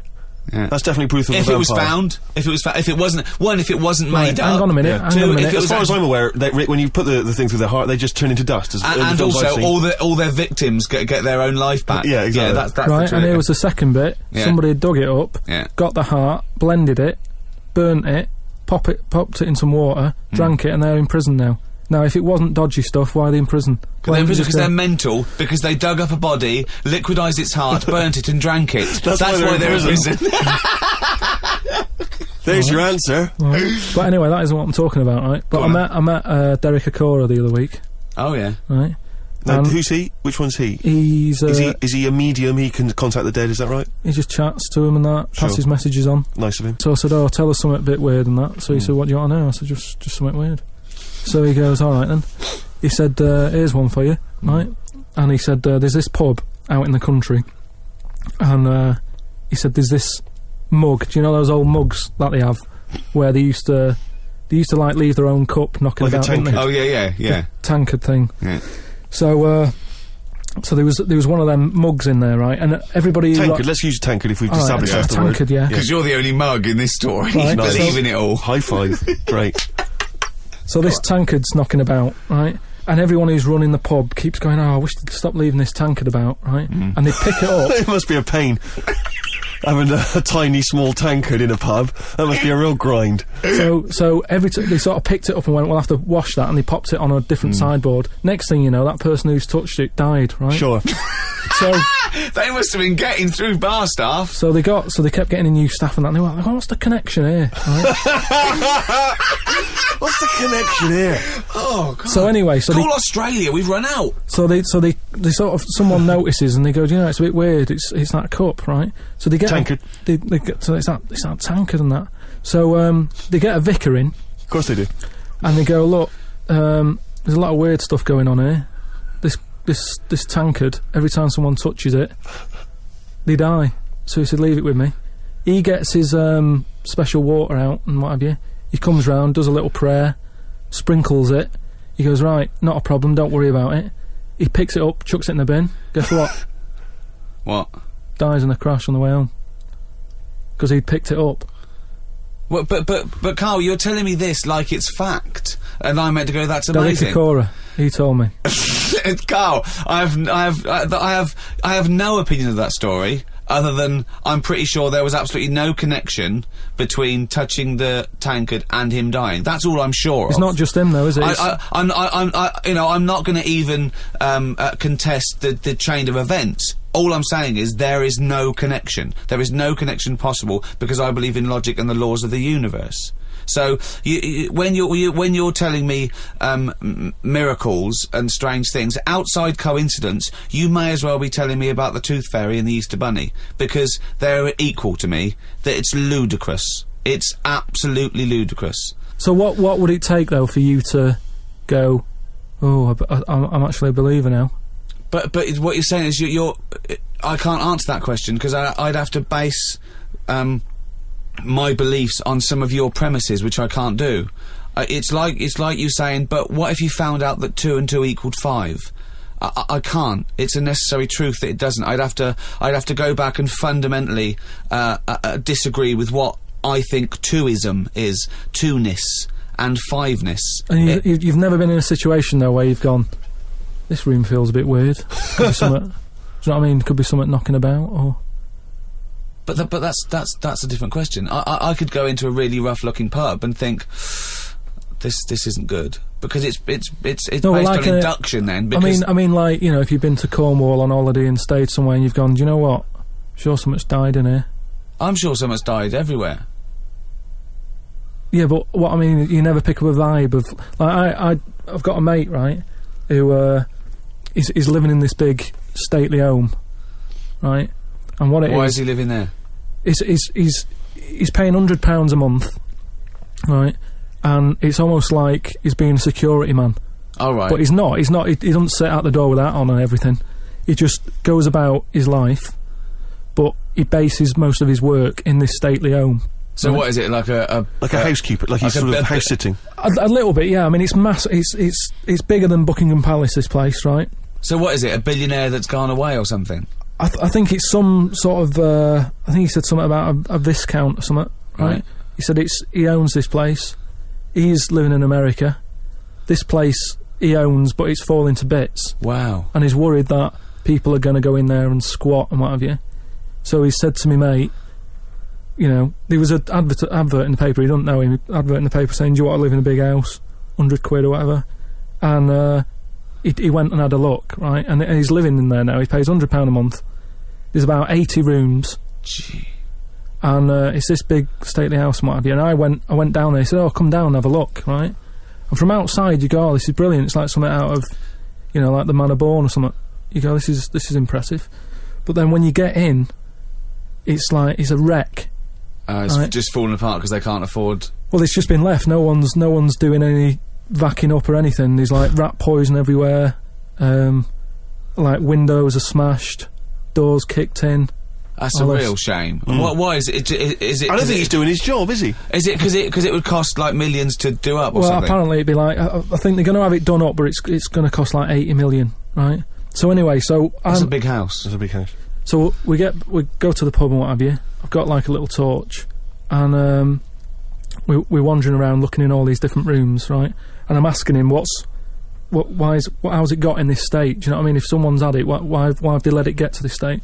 And he was saying how, you know, it was like a mental home at one point, and it was like a drug thing as well. People who had problems with drugs, they popped them out there because it's in the middle of nowhere. Do you know what I mean? If you needed drugs or anything, forget it. It's not going to happen. Do you know what I mean? So that's straight away. Do you know, like, have you ever been in a hospital when it's been shut down, or a school when there's no kids in it, and there's that sort of bad atmosphere of like weirdness? Yeah. Right? For the sake of argument, yeah. So we're wandering about, and I say, oh yeah, what's in this room, right? And we go in, and all the floors are like a wreck and rotten and stuff. And I looked at the wall, and there was like a little piece of paper stuck on the wall, right? And I said, what's this here? So I wandered over, right? Got right up close to it, and somebody had wrote somebody had wrote Oh. Somebody had rotated. Imagine doing Jack and Horry. Okay. Right, go on, sorry. So there's a little sign there, right? And I go up to it, and it says flies, right? With an arrow. Flies, like flies this way, right? So I think that's a bit weird. So I follow the arrow, right? Which goes to this corner where there's a shelf. About 3,000 dead flies on it. Oh my god. Condom stuck on the top. That's weird, isn't it? That is weird. That is weird. Right? So I'm looking at that, and there's loads of stuff on the floor and that, bits of paper. Picked up this bit of paper, right?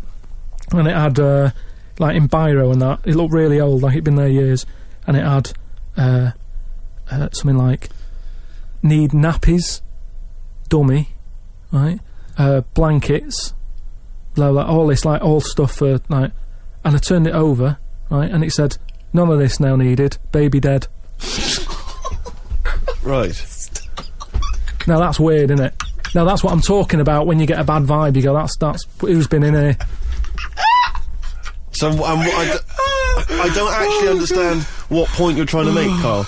Just because who's written that? Who's been in that room? Who's been in that state? And then straight away your mind starts going, oh, I'm getting bad vibes in here. But Carl, didn't you just tell us that this was once occupied by drug addicts and mentals, to use your word? Yeah. So haven't you put two and two together and thought that was probably who wrote it? That doesn't mean it's paranormal or ghostly. You walk into a building, it's a big, terrifying, empty house. It's terrifying in as much as it's cold and dark and drafty and a little bit spooky in this sort of illustrative sense. And insecure. Yeah, you're a bit nervous because it's got this sort of, its bad vibe is just based on the fact that... Your mate's in charge. Yeah, that's terrifying. I mean, yeah, so it's like saying, are we scared of the dark? Yes, I understand why people are scared of the dark. I'm a little bit scared of the dark. You're walking along. Because you don't know what's in it. Yeah, you don't know what's in the darkness. That's why people get nervous. It doesn't mean you have to make the leap then that you've got some paranormal sense. Oh my God, I'm Karl Pilkington, and hang on, just like Derek Acora, I have sensed something strange and evil in this room. Wait a minute, there's some flies in a condom. I was right all along. That is weird. Flies in a Johnny equals badness. The flies in a condom was weird. It's weird. I don't know. But the note. Yeah. I just think of his face when he saw that, reading it by torchlight. You must have been terrified. It's a bit odd, isn't it?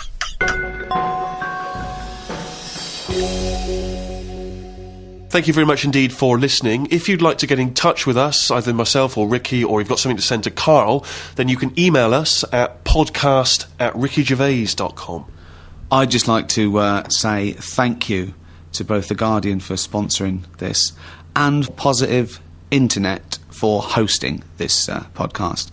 Both great. The guys at Positive Internet know exactly what they're doing. They're my kind of people, as is The Guardian. You weren't contractually obliged to say that, were you? It just sounded...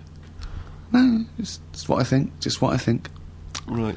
It's just I've not heard you mention either of them before in that way. It just sounded a little... Oh, you're joking. I both love The Guardian and Positive Internet. Great guys. Okay, that's just the way you feel. It's not... Yeah. The Ricky Gervais Show on Guardian Unlimited.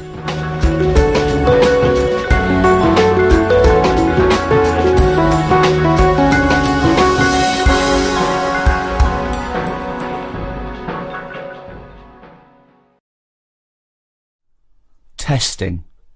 This is a special transmission. A special one-off show. With me, Ricky Gervais, Stephen Merchant. Hello there. And the little bald mank twat that is the shaven monkey known as Karl Pilkington. Right. Now, Rick, just a quick question, because if people have just stumbled across this, perhaps on the internet or on their TV channel, they're probably going to be a little bit alarmed by what you've said there. You've come straight in with little bald mank twat, and a lot of people don't know who that little bald mank twat is, so maybe you should clarify. Well, I'm Ricky Gervais. You probably know me from such shows as The Office and Extras, cameos in the odd film. My long-term partner, not in that way, Stephen Merchant. Not in that way. Stephen Merchant, yes, I was involved with some of those projects, but I've not been in a film. And we met Karl when we went back to XFM as Conquering Heroes. We were let go when XFM changed hands, and then we did The Office, and then we came back, and we were big shots. No longer did we need to run the desk or press any buttons, so we were assigned, how can I put this, like a stupid lackey. Yes, proper, I mean, probably the person who was lowest on the rung. I'd have thought so. Station. They said, "Oh, give it to me. No one wants to work Saturdays." The caretaker didn't work Saturdays, so they gave us Karl. And we met Karl, and I was first struck by the roundness of his head. I'll be honest. I thought, this is a bald man, a little round-headed bald freak of a man. He opened his mouth. He spoke funny. Actually, he spoke without opening his mouth. That was the second thing that struck me. He just had this slack-jawed gimpness about him. Words came out. I think they get the idea now, anyway. Was what? Do you feel that was a balanced explanation of your meeting with us, or would you like to offer any extra detail there, Karl? Well, with every meeting, there's a different story, isn't there? The way you sort of looked at me and thought, he's weird. I saw Steve. It was like a triangle. Ricky was looking at me. I was looking at you, thinking that's weird. It seems unjust that I'm the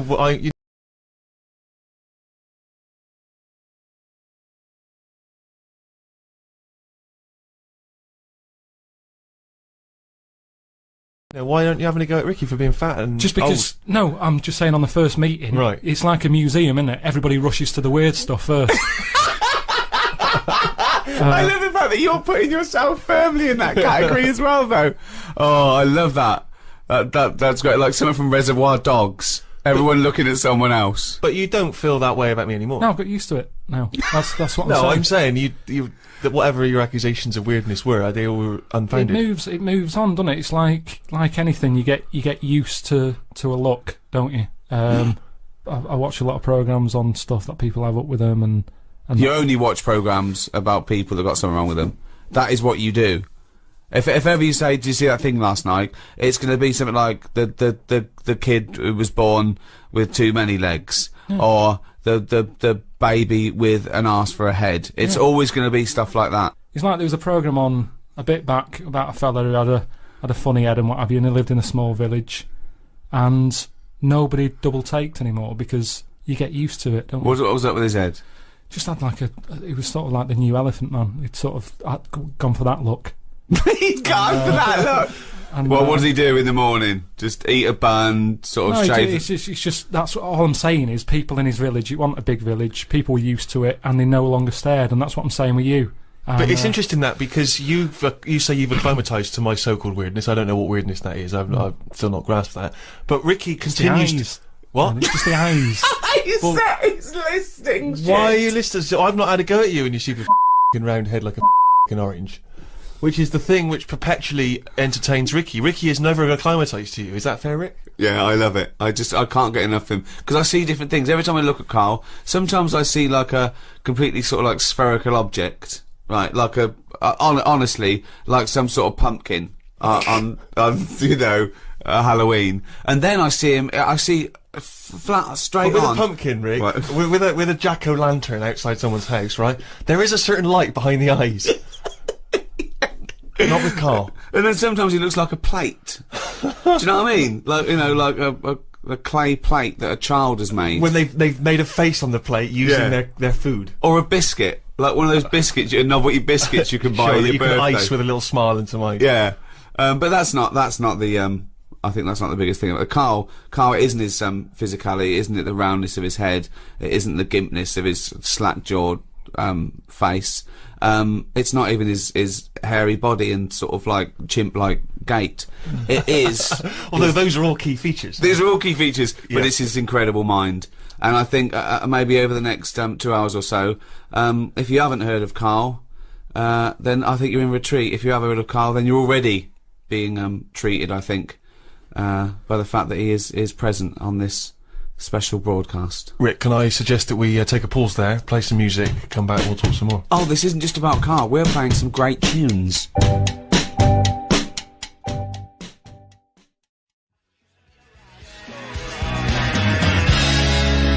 Arctic Monkeys, Fluorescent Adolescent. Talking of monkeys, we're here with Karl Pilkington. I say we. I'm Ricky Gervais. With me, Stephen Merchant. Hello. Doing a special one-off broadcast. Now, it's special in the sense that I don't know why it's special. I started that sentence. I had no. I had no backup. It's not particularly special. We've done this thousands of times. Well, it's special in the sense you got the old team back together. Exactly. It's special in the sense that it is a one-off. Yeah. That's why it's a special one-off. It's special in the sense that it is a one-off. I know it's special for me because I'm giving up a time, about 3 or 4 hours of my time for no money and no personal gain. So well, it's a special treat you say that. Now, Sammy Jacob, right, is the guy that founded XFM and gave me and Steve our break in entertainment or whatever, comedy. I remember also on the second day, he said, when are you two going to do some work before I fire? Yes. Which was, and I vowed that no one would ever say that again. Yeah. And, so he called me out of the blue and said, you know, we're launching Enemy Radio. I thought, that's a good project, you know. I'm a fan of the genre. Right, will you do a special show? Right, I called Steve. Steve went, I called Karl and he went, definitely not.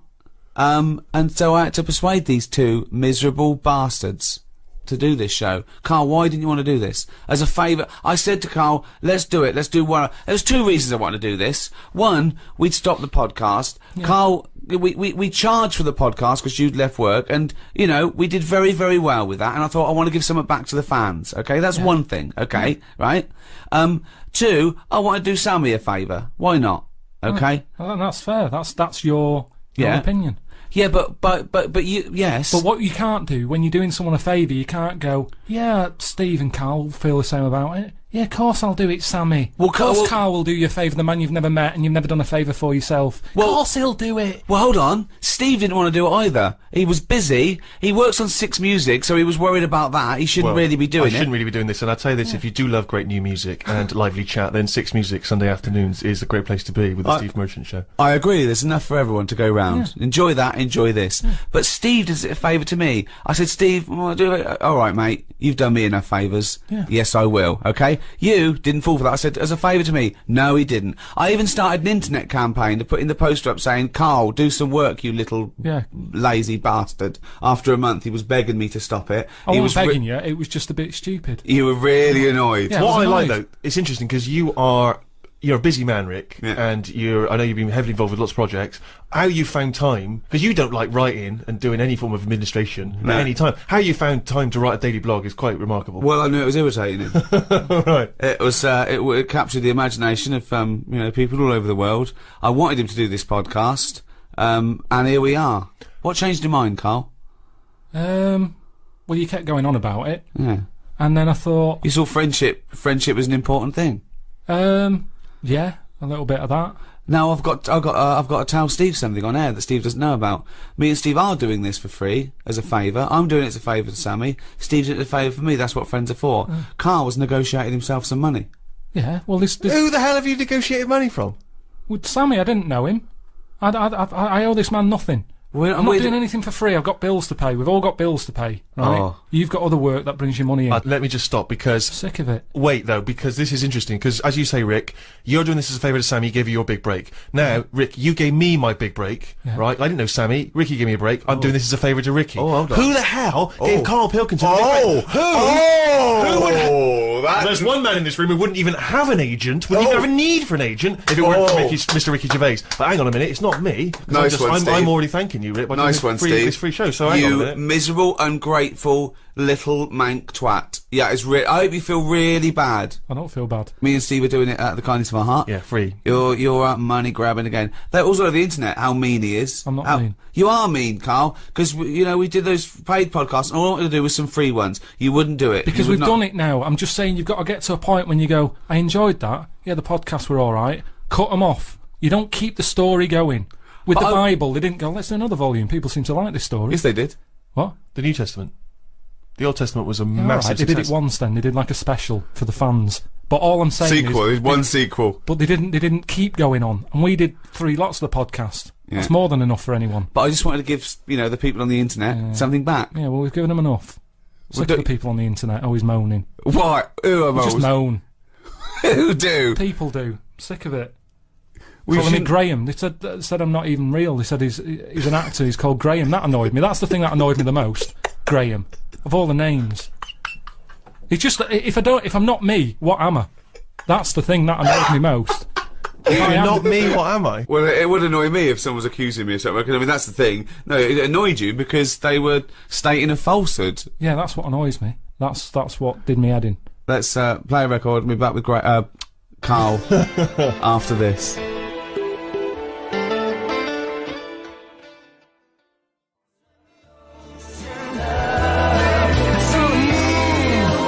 Richard Ashcroft, check the meaning. He's from your neck of the woods, isn't he? Wigan. Yeah, we were just discussing the fact how miserable and mean Carl is. He won't do anyone a favour. He takes favours. I shifted your telly. Oh, hold on. He shifted my telly. I gave him a television. I gave him a bed. He went, I shifted your bed. No, I gave you a bed. That's how he couches things. I cashed that bloody cheque you wrote to me. Unbelievable. Who's the last person you did a favour for where you weren't expecting something in return? I'm always treating people. I've told you, if I have a good day, at the end of it, I'll go, do you know what? I'll treat them. Treat who? It might be a homeless fella. It might be some charity. I'm sick, honestly, the amount of money I give away it might be a girlfriend who got a lovely new camera for Christmas, still wrapped up from when it was given to you as a leaving present. So... all this stuff about you're doing so much for charity. You honestly tell me, you think you're walking along, you're whistling, oh, I've had a great day, me. A, you never have a great day. No, I've never seen you have a great day. It doesn't matter what, it's unbelievable. You're whinging all the time, miserable. Yeah. Nothing impresses you, nothing at all. The best I've ever heard you was alright, that. Well, tell us about the last time you had a great day. What was the last great day you had where you thought, oh, I must end this by giving some money to a homeless fella? I mean, yeah, I don't have a great day. but what I mean is, a day when I go, do you know what? I'm quite content. That's amazing! It's a long way from a good day. That is the equivalent of him skipping along. No, every night before I nod off, I lie there and I think, what sort of a day have I had? And I'll go through it and I'll go, yeah, that was alright. How boring is that? No, it's good. You've got to do that. Otherwise, what was the point of the day? If you're never going to look back on it and go, what have I done? Yeah, that was alright. What's the point of it happening? But how often do you go, wow, I've really achieved a lot today? Because I remember one day at random, you told us you'd been to the Cobblers and back. I didn't even know Cobblers still existed. Yeah, that was a 24-hour period we were talking about there. You kept a diary. It mainly consisted of had a chip butty in a cafe with Suzanne, and then you talk about an old woman you saw. No, that was your day. I've made it a thing that I do now, that I like to learn something every day, and then. Go on, what have you learnt today? Well, I haven't done anything yet. Brilliant. But what I'm saying what is, did you learn yesterday? I've learned you're not a generous man. You're a mean bastard. You don't repay. And that's coming from Steve Merchant. I'm just saying, as long as I always think, if you've learnt something, then the day's not been wasted. Well, what have you learnt yesterday? What have you learnt yesterday? It was something you told me about the monkey arm. Right. Yeah. There's scientists have done the first brain robot interface.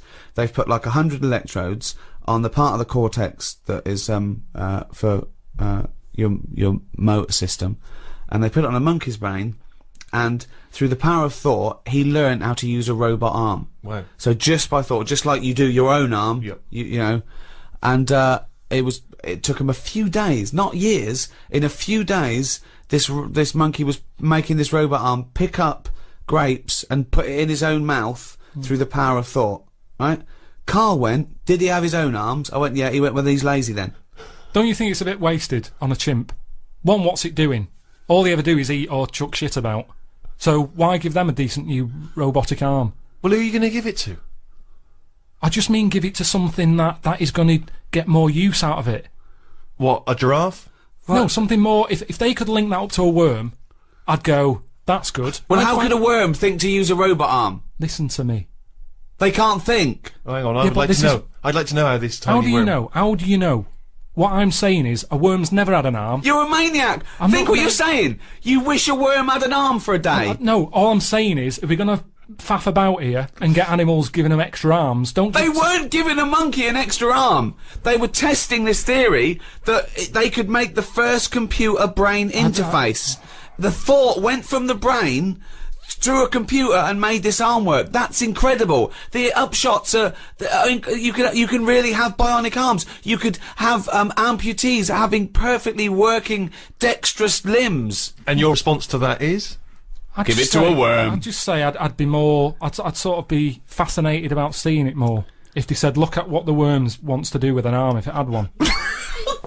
I honestly don't know how your brain works. I think we should give it to you and see what you do with the arm. What? I tell you what. How could a worm have an arm, Karl? It wouldn't have an arm. The monkey didn't have an arm. It was a robot arm that they'd set up. Right. Let me explain it like this. I wish they'd have picked something else. Maybe not a worm, but they always seem to do the tests on the wrong animals. No, they do it on the closest thing to the human being they can. I tell you what I read. Do you know I say I like to learn something every day and what have you? Yeah. A few weeks ago, it was about our worm. They've given it anti-aging cream. Right. When have you ever seen an old worm? How do we know if it's any good? I could not tell you the age of a worm. I've seen loads of them. Give it a tortoise. Play a record.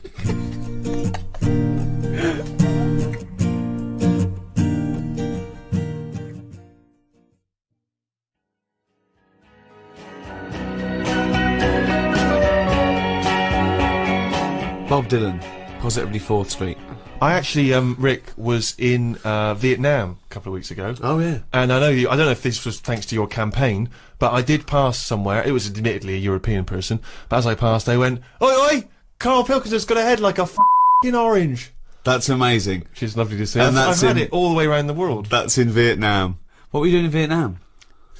Just heard there was a war. Went over to see if that was wrapped up. They finished that a while ago. So you've been to Vietnam, You went to popped down to Cambodia at the same Cuba, time. yeah, Cambodia, Kenya. I was wondering, would you ever consider going to a holiday destination where you didn't have to have injections in the stomach to get in? Well, you know what? I am an adventurer by spirit. I'm a sort of Indiana Jones figure, and plus someone was paying for it. We did it. Pardon me. We did it in high class luxury. Did you? There was no slum in it. I felt a bit bad because I was worried that I wouldn't see the real Vietnam. But I did see the real Vietnam from the air-conditioned 4x4 that I was being driven to my 5-star hotel. And what's it like? It's great, it's really good. I mean, obviously, you know, the war was a long time ago, so they got back on the, you know, back on their uppers. I don't know what I mean by that, but anyway. That's the other way around, if you're on your uppers, isn't it? Yeah. Back on. Anyway, it's doing well, a lot of nice people, a lot of generous people. You know, obviously there's poverty. Yeah. There's a couple of things over there I think which would really intrigue you, Karl, and I think it's a great shame that you're not more adventurous as a traveller, because I think it would really open your eyes. You're having a laugh. He has about 9 holidays a year. Yeah, but he goes to the same place, doesn't he? Some rock in the Mediterranean. Yeah, it's safe. No, but I don't sort of... What I've seen of Vietnam, I had a mate who went to somewhere like that. He showed me a picture. I had a picture of him walking round with a bag of locust that had been sold, and that's to eat. Well, I did actually utter the phrase at one point, "Oh, I think that gecko's repeating on me." That's what I mean. So, I mean, I am quite exotic. I don't mind. I tell you what I didn't do, though, and I think I would fascinated to have seen you down there. There's a place in Vietnam, just outside of Hanoi, called Snake Village. Right, and it is a long, long tradition in Vietnamese culture of eating snakes. In fact, one of the tourists even said, one of the guides actually said, "We will eat anything." And they eat snakes over there, and I'm not just talking about tiny little ones. I mean proper, great big mammoth snakes. Sometimes even king cobras, which I think may even be endangered in some parts of the world. And anyway, in Snake Village, you go over there. I didn't go because I was just a bit too squeamish. You sit down. They bring a great big snake. You choose it like you would a lobster. They bring you that snake. They sort of give it a bit of a demonstration. Then they slit it open in front of you. That's disgusting. The blood dribbles into a cup, and then if you're the guest of honour, they take the still beating heart and they make you drink it from a glass. Yeah, you see, that's disgusting. I've never fancied that. No, I've never sort of thought. You know what? I just think it's not holiday. That it's like endurance. Well.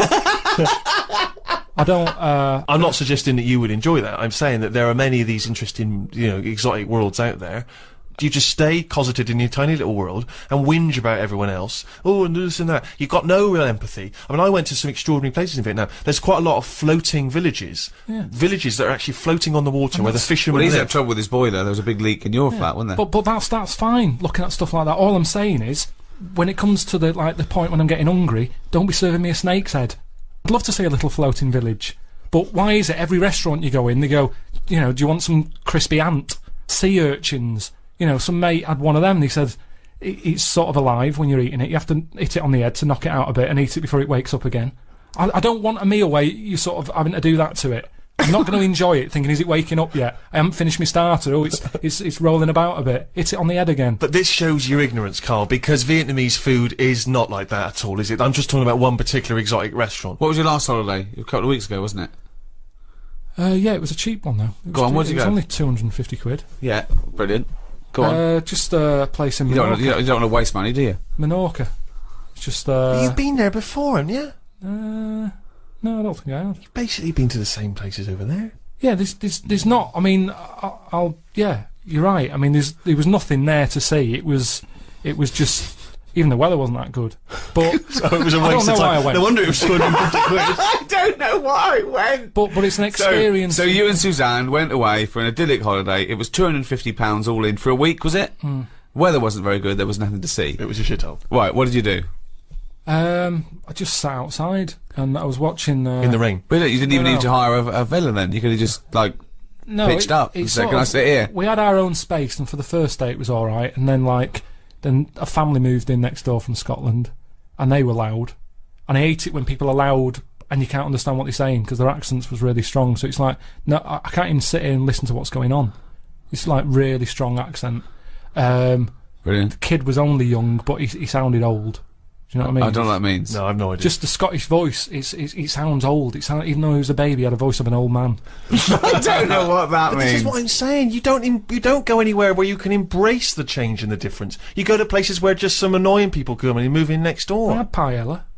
I mean, it depends how much you want out of life. How much, You know, what... Yeah, like I said to you, life's about learning. What do you want to learn? I'm just saying that's what life's about. If you don't learn anything, then what's the point? You might as well be a mayfly. Right. We've got all these years on the planet. Yeah. See something. Hold on. This is what Steve's saying. I know. But I'm saying, watch it on the telly. There we are. There's the rub.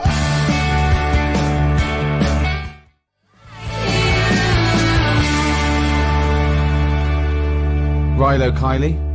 Portions for foxes. If you love good music, by the way, you should tune into Six Music on Sunday afternoons, the Steve Show. Well, at the moment you're listening to Enemy Radio. Well, yeah, but you can listen to that on enemyradio.com or on your telly, on the internet, everywhere around the world. Enemy, probably along with Rolling Stone, one of the most famous, most respected music. Well, yeah, but you can carry on reading. You can carry on reading Rolling Stone magazine after you're about 16 years of age. Have you read The Enemy? Well, not for a while. The letters pages. People complaining about the haircut of the bloke from the Kaiser Chiefs. It's not a pressing concern. Move on. That's the problem, isn't it? That's me with music. I like to sing along to a track, but I doubt that. I do. Well, Go on. No, I sort of hum. Go on then. What's the last track you hummed along to? What's your shower song? People supposedly have a shower song they sing in the shower. What's yours? Oh, well, with my boiler being broke, it's got to be a short one. How's that going? People won't believe it. See, that's the other thing that people think, you know, I've been moaning about the boiler since, about 2006? Yeah. I've had it fixed loads of times. Still the fault now. Every summer, it's come round again, you know, the hot weather. It's not working. Get a new boiler. I can't get a new one. People keep saying get a new one. I can't get a new one because no one will fit one in the cupboard that it's in. What, you can't find a single boiler in the world? No. What they said was, British Gas said they can't touch it because it's dangerous. That's good. I got in a dodgy fella to try and sort it, and he said, I don't want to tap that one, it seems too dangerous. He said, have you got an alarm in here? What do you mean? He said, it lets out gases. Make sure you have a thing, because this is old boiler. I'm not messing with it. So immediately you went out and got that seen to? No, I've got an alarm now. Have you? Yeah, what, you're genuinely telling me there is no one anywhere who can take this boiler out? What they got to do, they just got to blow up the house, have they? What they said was, they said we can put one in your lounge for you. Because they said you've got to knock a wall down, all this. It's not worth it. It's not worth it. What do you got to knock a wall down? They said knock a wall down to put up a new boiler, and I don't want to start knocking walls down just for the sake of hot water. It's not worth it. Put the kettle on. I can't be bothered. So yeah, it is still ongoing. You ain't got to wash his hair, has he? No, that's true. So yeah, I don't really have a shower song. But yeah, music's all right. I just don't want to know everything about it. Music's all right. No, it's good. It's one of the seven wonders of the world. I know it is. Yeah, it's good. It's beyond. I can't describe.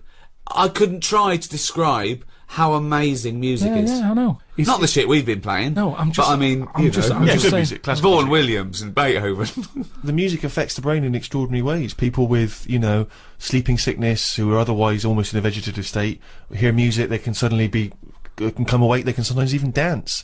I was watching a documentary the other night about people with, Tourette's syndrome, where it affects, the body in different they have spasms and twitches, but when they're drumming, all those spasms and twitches go away. Other people who've got the IQ of children, and yet they can play classical pieces, they can improvise in an extraordinary jazz way. It's a remarkable thing. Music it works does something. No, it does, yeah. There's an Elvis song that my hairs always go up on my back every time I hear it. I don't know why. Every time I hear it. Well, I know why, because there's none on your head. But you've worked in music, you've worked around music for years, and not once has it improved your IQ. No, I like. Do you know the biggest problem, Steve? I don't want to moan. You do. You can't get away from noise these days, and that's the problem. I think that's music's almost got too important now. People can't think, and that's the problem with music. There's always noise. You can't get away from it, and I can't concentrate. If there's any sort of noise, I can't concentrate. My brain's going, what's the noise? And my ears are going, I don't know, go and have a look. And I love the fact that your brain's talking to your ears. It's all connected. The irony is, I genuinely think that conversation is going on in Carl's head. And I think the ears are slightly cleverer than his brain. No, they all kick in, don't they? I'm sat there, my brain's working. Go on. I might be writing something, I might be doing that book, I'm thinking, my brain's going, right, yeah, it's working, and then a noise happens outside. My ears go, what's that? My eyes go, well, I'll have a look. Brain goes, yeah, go on then. Suddenly, they're not even thinking about the book. No, it's you. No, but there's no conversation between ears and eyes and brains. Interesting. He's read the numbskulls. Do you remember that as a kid? Lots of little people inside a person's brain making it work. Herman's head for American. Turning a wheel to I've move said to you though, well, how do you know which one's in charge? Because my brain was quite happy doing that book, but my ears got bored. Make a note of that, someone. If you're listening, make a note of that. The brain was quite happy working on the book, but my ears got bored. No, the way I see it is your brain is like the adult. The what? The adult. I thought you said adult. And your ears and your eyes are like the kids, and they get bored quicker. And the brain's quite happy. This doesn't work at all as a metaphor on any level. Biologically, philosophically. It does. No, it doesn't. It doesn't work at all. It does, because your brain does the thinking. Now, if I have earplugs in, my brain can think better without the ears. Yes, because there's nothing to put it off. It's concentrating. That's a distraction. Yeah, so that's what I'm saying. Your ears are just receptacles. Hear him out. Yes. Go on. So if your ears can't do their job, it's like a well-behaved kid. It sits there. It's quite happy. It's not interested in what's going on around it. Take the earplugs out, they go mental. What's that noise? What noise? Go and have a look. Eyes, go and have a look. I don't know what you're talking about. This is the ramblings of a maniac. Can you tell your brain to tell your mouth to talk some sense? Well, which order would you say it works in? Well, it's all working at the same time, isn't it? No, but your brain's at the beginning of the... If it was a circuit, your brain's at the beginning. Yeah, no, necessarily. Not with hearing something. Your ears come first, but they're passive. Your ears are merely receptacles for sound, right? They're a conduit to the brain. So hearing is only thought. Hearing isn't the airwaves hitting your eardrum. You can't block it out. No, what I'm saying is that's a passive thing. Your fingers, when it touches something, it's your brain that develops that information. Your fingers aren't going, oh, I recognise that, it's a piece of cheese. It just touches it and your brain recognises it. It's all done in the brain. No, not convinced? I'm just... That information is still being worked on by the brain. All I can do is tell you the way I work, and I know if I'm sat in a quiet place... No, Carl. ...with nothing around me... No, you can't tell me the way your brain works. My ears get bored. That makes no sense at all. I'm telling you, if I'm in a quiet place, my brain is happier. It can focus on what it's doing. The ears almost go, there's now to here, call it a day. The eyes, no, they don't. The eyes are going, well, there's now to see outside. Just chill out. Whereas if there's a noise outside, if it's a noisy street, everything's kicking in. My brain's getting annoyed. My ears are going, what's that racket? My eyes are thinking, oh, what was that scream? What's happened? What's your nose doing? Why is your eyes thinking, what's the scream? What? Why are your eyes getting concerned with noise? It wants to see what the ears have heard.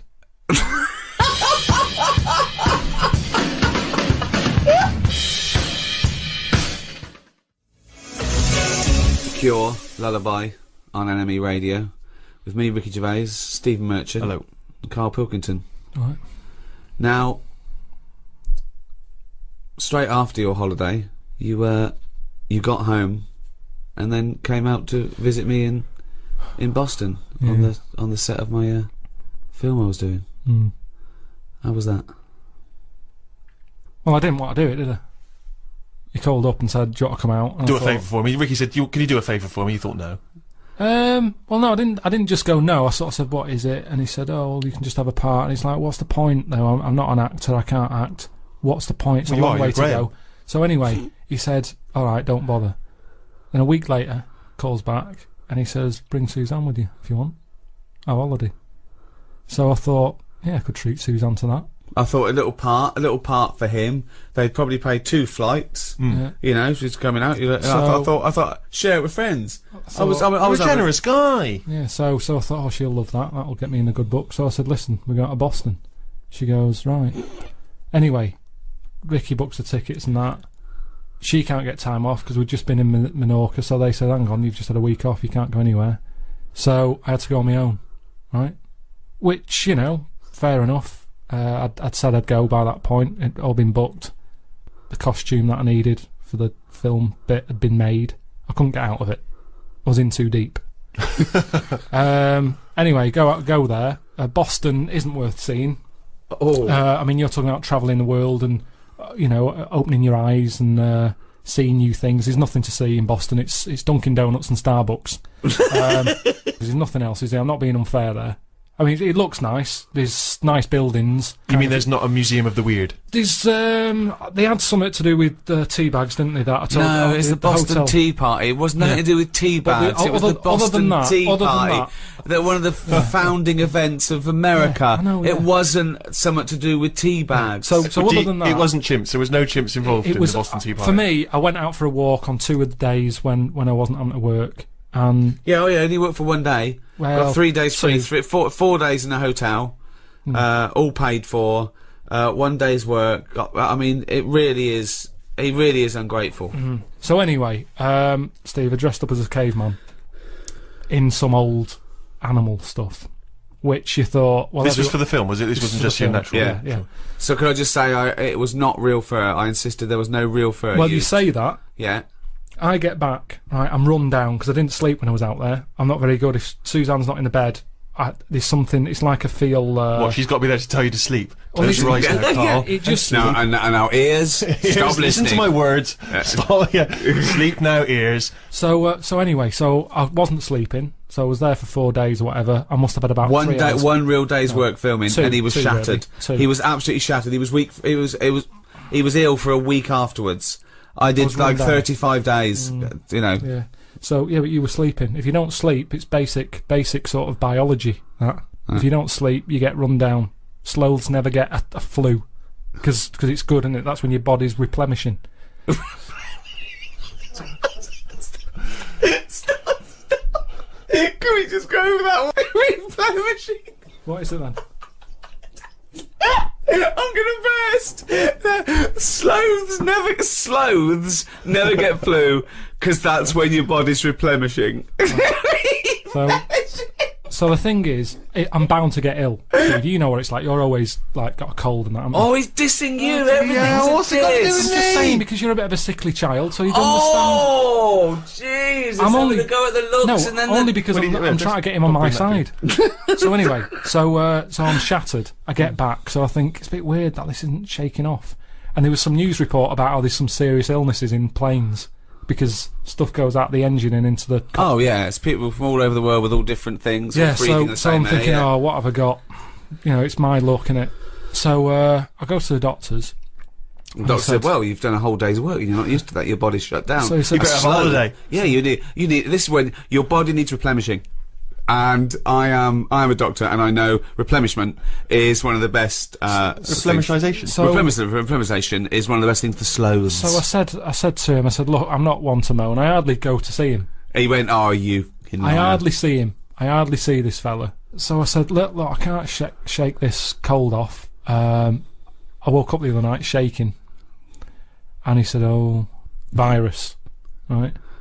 So, which isn't scary at all, because everything, you know. Well, there's some dodgy virus, isn't there? Well, yeah, but there's some... That's what I'm saying, so... of course it's a virus. Yeah. What else would it be? I don't know. Not a doctor. So I said, oh, when's it going to go? And he said, oh, might be 2 weeks, this one. Seems like a bad one. You're quite clammy, he said. So I said, yeah, I feel a bit clammy, yeah. And he said, yeah, you will do. So anyway, so I felt happy about that, and I'm more confident with the doctor, because, you know, you've got your vest off and all that, so you think, why not just let him do a bit of a body check? So I said, doctor, whilst I'm here, I think I've got some eczema on my leg. And he goes, let's have a look. And I said, there it is there. And he said, that's not eczema. So you've got to touch a ringworm. Blimey. Right? So straight away, anything with a worm in it, you're going, you know what? Yeah. It makes it sound worse, doesn't it? I was thinking like tapeworm and stuff. Yeah. So he's going, yeah, ringworm, and he saw me panic, and he went, don't worry. You pictured a worm with a giant mechanical arm crawling up your back. You could see by my face, I was a little bit like, I've got a worm in my leg. He's going, don't worry, it's not a worm. And I said, how have I got that then? And I reckon it's from this bear suit. It wasn't. It was. Well, it was. It's a little bit weird that I had bare boots on. I had bare boots on, and where the bare boot was, I ended up with ringworm on my leg. Do you know why it is where it was? Because the only bit of your leg showing, because you had bare boots on, fake fur, with a fake fur tunic, and the only bit showing was your shin. You were walking around in long grass. You got it from the grass. Well, no, because I said to him, because I wanted to hear the words bear suit from him. I said, what's the chances of that? Yeah. I said, where... Doctor, what might I got this from? And then you just shut up and waited for him to say bear suit. I said, it's a little bit weird, isn't it? I said, I thought that died out with rickets, right? because I'd never heard of ringworm since I was a kid. I remember some dirty kid had it at school, and my mum sort of said, don't go near him. So I said, ringworm then, doctor. Where have I got that from? Thinking he'd say... Have you been wearing a bear suit? Yeah. Anyway, he said, well, he says gay people get it. What? Yeah. No, he didn't. He did. Why did he say that to you? Well, this is what he said. He said, gay people. I said, right, tick that off. He said, wrestlers. Why do wrestlers get it? And I said, I don't understand the connection. I said, I don't know, any gays. I don't know any wrestlers. And he went, well, it's the body, skin rubbing. Well, why do only gay people get it then? Why don't heterosexual people get it? Don't know. Didn't quiz him. But then he said, what about... Did a doctor really say to you, gay people get it? He might have said, like, homosexuals. Does this doctor operate from a park bench somewhere? Sorry! Does he have a lot of carrier bags with him? Why would his first thing be ringworm, gay people get it? So yeah, I said not gay. I said, I don't know any wrestlers. That's a fact.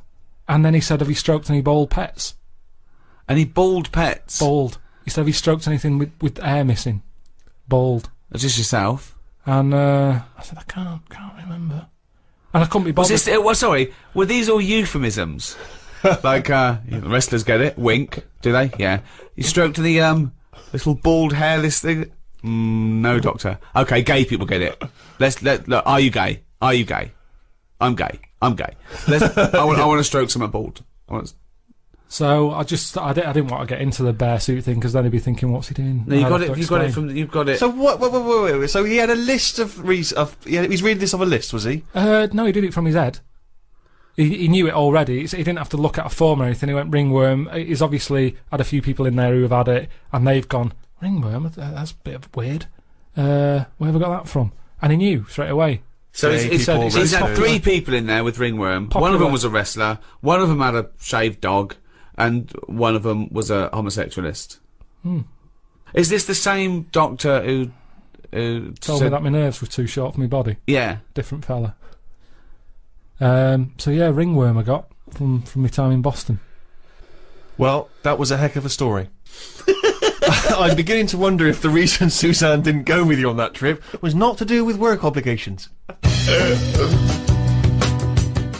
Your iPod, you've downloaded it, maybe? It's a test transmission. Yeah. Oh, it is a test transmission. Yeah. Testing. Yeah. If you're hearing this, then it's working. Who are you? I'm Ricky Gervais. Who are you? Steve Merchant. Who's that little bald-headed mank twat chimp over there? It's me, innit? Alright. Yeah, well, we need your name, don't we? Carl is. Telling you, I was talking to you earlier about going to Vietnam, and I'm not good. I mean, although I like to travel, as you know, I like to go to exotic places. This is going to come as a surprise to you, Rick, but I do look very English when I'm abroad. I'm 6'7". I'm quite pasty and white, and I find it very hard to blend in with, say, Vietnamese people. Sure. But this time I thought I'd embrace this, and I've brought you something as to show you. It's not really going to be very helpful on the enemy radio, but I decided to wear a hat. I thought I'd buy a hat and wear a hat, and I thought that I bought this last minute as I was just before I got on the plane. I was doing some shopping. I thought I need to, because you can think it'd be something like from a Graham Greene novel, right? Exactly. They'd go, they call him the Englishman. Exactly. He's the wisest, and yeah, exactly. Yeah, exactly. So I thought, because you can kind of reinvent yourself when you're abroad in some way, can't you? Yeah. And so this is the hat I got. Christ. Maybe you should look away for a second. I'll put it on, and then you can. Now, bear in mind, it is a bit battered because it's been in bags and stuff. Sure. Steve, what are you thinking? Right. No, it is a bit battered and damaged, I admit. Okay, how can I, right, it looks like a cross between something Miss Marple would wear. That's nonsense. No, it does. It looks a bit like that. And there's a beer with a bloke drinking, what's that called? Moretti beer? I think you're thinking of the Hofmeister bear. No, I'm not. It looks like Miss Marple's hat. It doesn't look like Miss Marple's hat. It's kind of moddy, isn't it? It's not. It's a tweed thing that comes down that an old lady would wear. Not tweed. It was a librarian lady would wear in the 1930s. It's not tweed. I have never seen it. That you didn't really buy that, did you, to wear? I did. No, you didn't. Yes, I did. Right. Can I take a picture of this and I'll put it on my website? exactly. Right, I am now taping this on a camcorder. I will put this up on rickygervais.com. I disagree. I think this genuinely looks good. I think it makes me look a bit like, say, Tom Waits or Farmer Barlow. The point is this, right? I'm wearing the hat, I'm looking good, okay? But people, obviously, they can sense that I'm a moneyed tourist. They can see how good I look, and they know I got a little bit of money in my pocket, I can afford to buy hats, you know, and everything. So, obviously, I'm always a target for people, trying to get money from me, stuff like that, which is always a hassle, isn't it? And I find it very difficult tipping when I'm abroad. I don't really understand what the rules are with tipping, and that's a big anxiety for me. And also, I have problems with the conversion, you know, because obviously when you go abroad. So, the Vietnamese dong.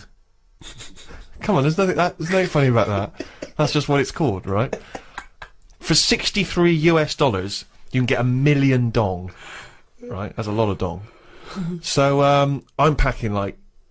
a huge dong. I got, like, you know, 2 million dong, like, in me money belt under my shirt. Right? Yeah, so look at this image, right? You were wearing that hat and a bum bag. Yes, but no, I don't have a bum bag. I have a money belt that I wear underneath the t-shirt. Right. So as not to see, you know, so people don't think I've got any money on me. And if I get mugged, I can just go, I haven't got any money on me. Because they would never think to look underneath the shirt and see the money belt, right? Well, that's still out of reach, isn't it, over there? Yeah, and they are actually looking up your t-shirt. Well, it's funny you should say that, right? Because I went to a market at one point just to look at the things that were for sale there. There's lots of eels and lots of fish, lots of other interesting items, right? So I'm looking at the market, I'm taking some photos, and I noticed this, I hear this kind of murmur, right, that's going around the market, and then I start to see them, all the people in the market, sort of pointing, right, and staring and talking at something, right? So I'm looking around, trying to figure out what it is, right? And I realise they're looking and pointing at me. I genuinely swear to God, right? So they start, and then... Did they think one of the big eels had escaped? Well, they started laughing. Oh no. They started openly pointing and laughing. One of them, right, started, like, I think he was a postman. He looked like he might be a Vietnamese postman. I don't know why that should make any difference, but he started doing a sort of lumbering, sort of Frankenstein walk. And pointing at me, right? A whole section of them just started cackling with laughter. And then at one point, a woman in one of those sort of Vietnamese lampshade hats, right? She runs up behind me and she attaches to my back a sort of kick me thing that you would have attached to some nerd at school's back, right? She actually put something like that on my back. I don't realise initially, so they're just chortling. They are weeping by now, and I'm talking like the whole market is in hysterics. And old ladies are coming up to me and just, you know, comparing their heights and then giggling, and then I'm sort of trying to get this thing off my back so I look like a dog, you know, chasing its tail. And I just realised that this entire marketplace was just openly laughing at me. And what angered me, Rick, was that I've spent a lot of time in this country, in the UK, right, building up a career, right, so that people don't laugh at me, right? They respect me. They see me as a man of great accomplishments and achievements. Yeah. I go to another country where with that hat. Exactly. Walking around with those glasses with a little money belt on, maybe sandals with socks because I got a foot infection. And it turns out that they're just laughing at me, just openly mocking and laughing at me, right? So I just genuinely, I got upset and I got You threw down your cagoule, left your clogs behind, and got on the first plane back. I hopped in a rickshaw straight back to the hotel where they do not laugh at me openly. But anyway, just to return to the dong issue, right, this was what worried me, was that, obviously you got a tip, so we had a driver for a few days, right, and you got to leave him a tip. And I never feel a bit awkward, when do you give him the tip and everything, how does it work? And so I didn't know how much it should be, and I was thinking, well, you know, it's a poor country, I've had a driver a couple of days, you know, I haven't paid for the driver, so I give him like $20, right, which is like 10 quid, you know, I'm thinking that seems like a good tip. I get in there, I read in the guidebook, I should have only given him $2. I give him 20. Well, right. Now because A, you don't want to upset the precious equilibrium. You don't want to upset the financial equilibrium because he might have gone berserk. Yeah. I mean, that's $20 is a lot to him. He might have left his family, you know, bought a different, you know, corrugated iron shack somewhere else. What if he turned up with a hat like yours and said, exactly, we're mates now, aren't we? We're mates now. Let's go back to England. Let's pick up some ladies. So I was a bit worried. So I was thinking of asking for the money, you know, for some change, but I didn't think that was appropriate. So, but then I was worried because then I was thinking, what if all the other drivers within his organisation find out that I've given him like $20? They're all going to be expecting a big tip. Yeah. So that was a big worry. But more than that, we'd also had a guide with us. So he was bound to find out. How the things. Right, now I didn't have any dollars left. And I thought, well, I've given that guy 20. I got to give the guy who's been talking English to us, showing us around, helping us out, I got to give him 50. even more. Right, I ended up giving him $1 million. And how much is that? $63. I tipped someone $1 million. So he's a millionaire now? Yeah, I made someone a millionaire through my generosity. Well, so did I. He's sitting over there. That's absolutely But right. he doesn't want to give anything back. So I know how you feel, mate. Old man, look at my life. Neil Young, old man. Karl. Now, you know, traditionally at the zoo, they have to dart a dangerous animal, a lion or a gorilla or whatever. What? They have to dart it. Oh yeah. Right? Yeah. To take blood samples and check its health and stuff. So it's very stressful for the animal and quite dangerous to give it an anaesthetic like that. So what they've started doing now, there's a bug, right, like a type of beetle, and it's a bloodsucker. It's a little vampire bug. Okay, it's about 3 centimeters long. What they do is they tie a piece of string around it. They let it go into the cage on the chimp. It sucks the chimp's blood without the chimp even knowing. They pull it back, and they take the blood sample from it. They've taught it to do that. Well, they're not taught it to do anything. That's its nature. You put it near a warm-blooded mammal, it will suck its blood. So they've just tied a string to it so they can get it back. And how often does it have to do that a day? Well, I don't know. Why are these the important questions? Just because...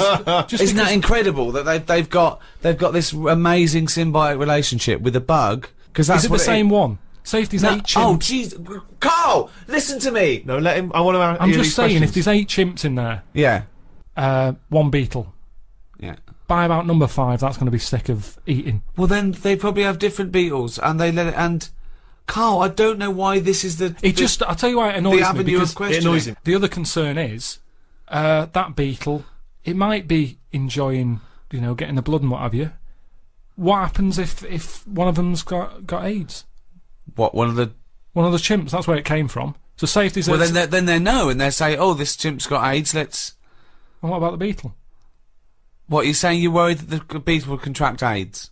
Well, I don't know if that's how it works, but all I'm saying is, you get a dirty chimp in there, it's got a touch of that, and the beetle gets it, and all I'm saying is, it seems a bit unfair. What are you worried about the beetle? Working hard. It's eating what it likes. This is the same as getting in foreigners to make cheap trainers, to me. They, you know, let the beetle do what it wants. I mean, how long do they live? I read the other day about some elephant beetle, they get about 4 months. Right. What do you think of this, right? This elephant beetle in the paper the other day. Yeah. About the size of a gerbil. Right. Massive. Odd looking thing.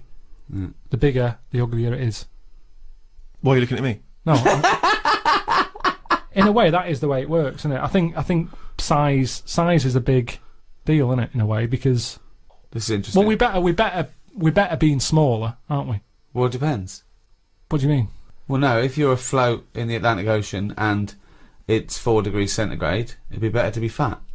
I didn't really mean like that. I just meant in terms of, like, Steve, I've mentioned he's taller than us. Yeah. He's always ill. Well, that's nothing to do with his height. I just think bigger people, it's like that Zhang Lung or whatever, the world's tallest man. He's always sneezing and that. He's always got something up with him because he's not meant to be that big. Small fellas, you never see a midget in a doctor's waiting room. They never get ill, do they? You never see one getting run over because they're too small, so you don't hit them. So it's. I think size. If you're too big, you never see a midget in a doctor's waiting room. Maybe they're there.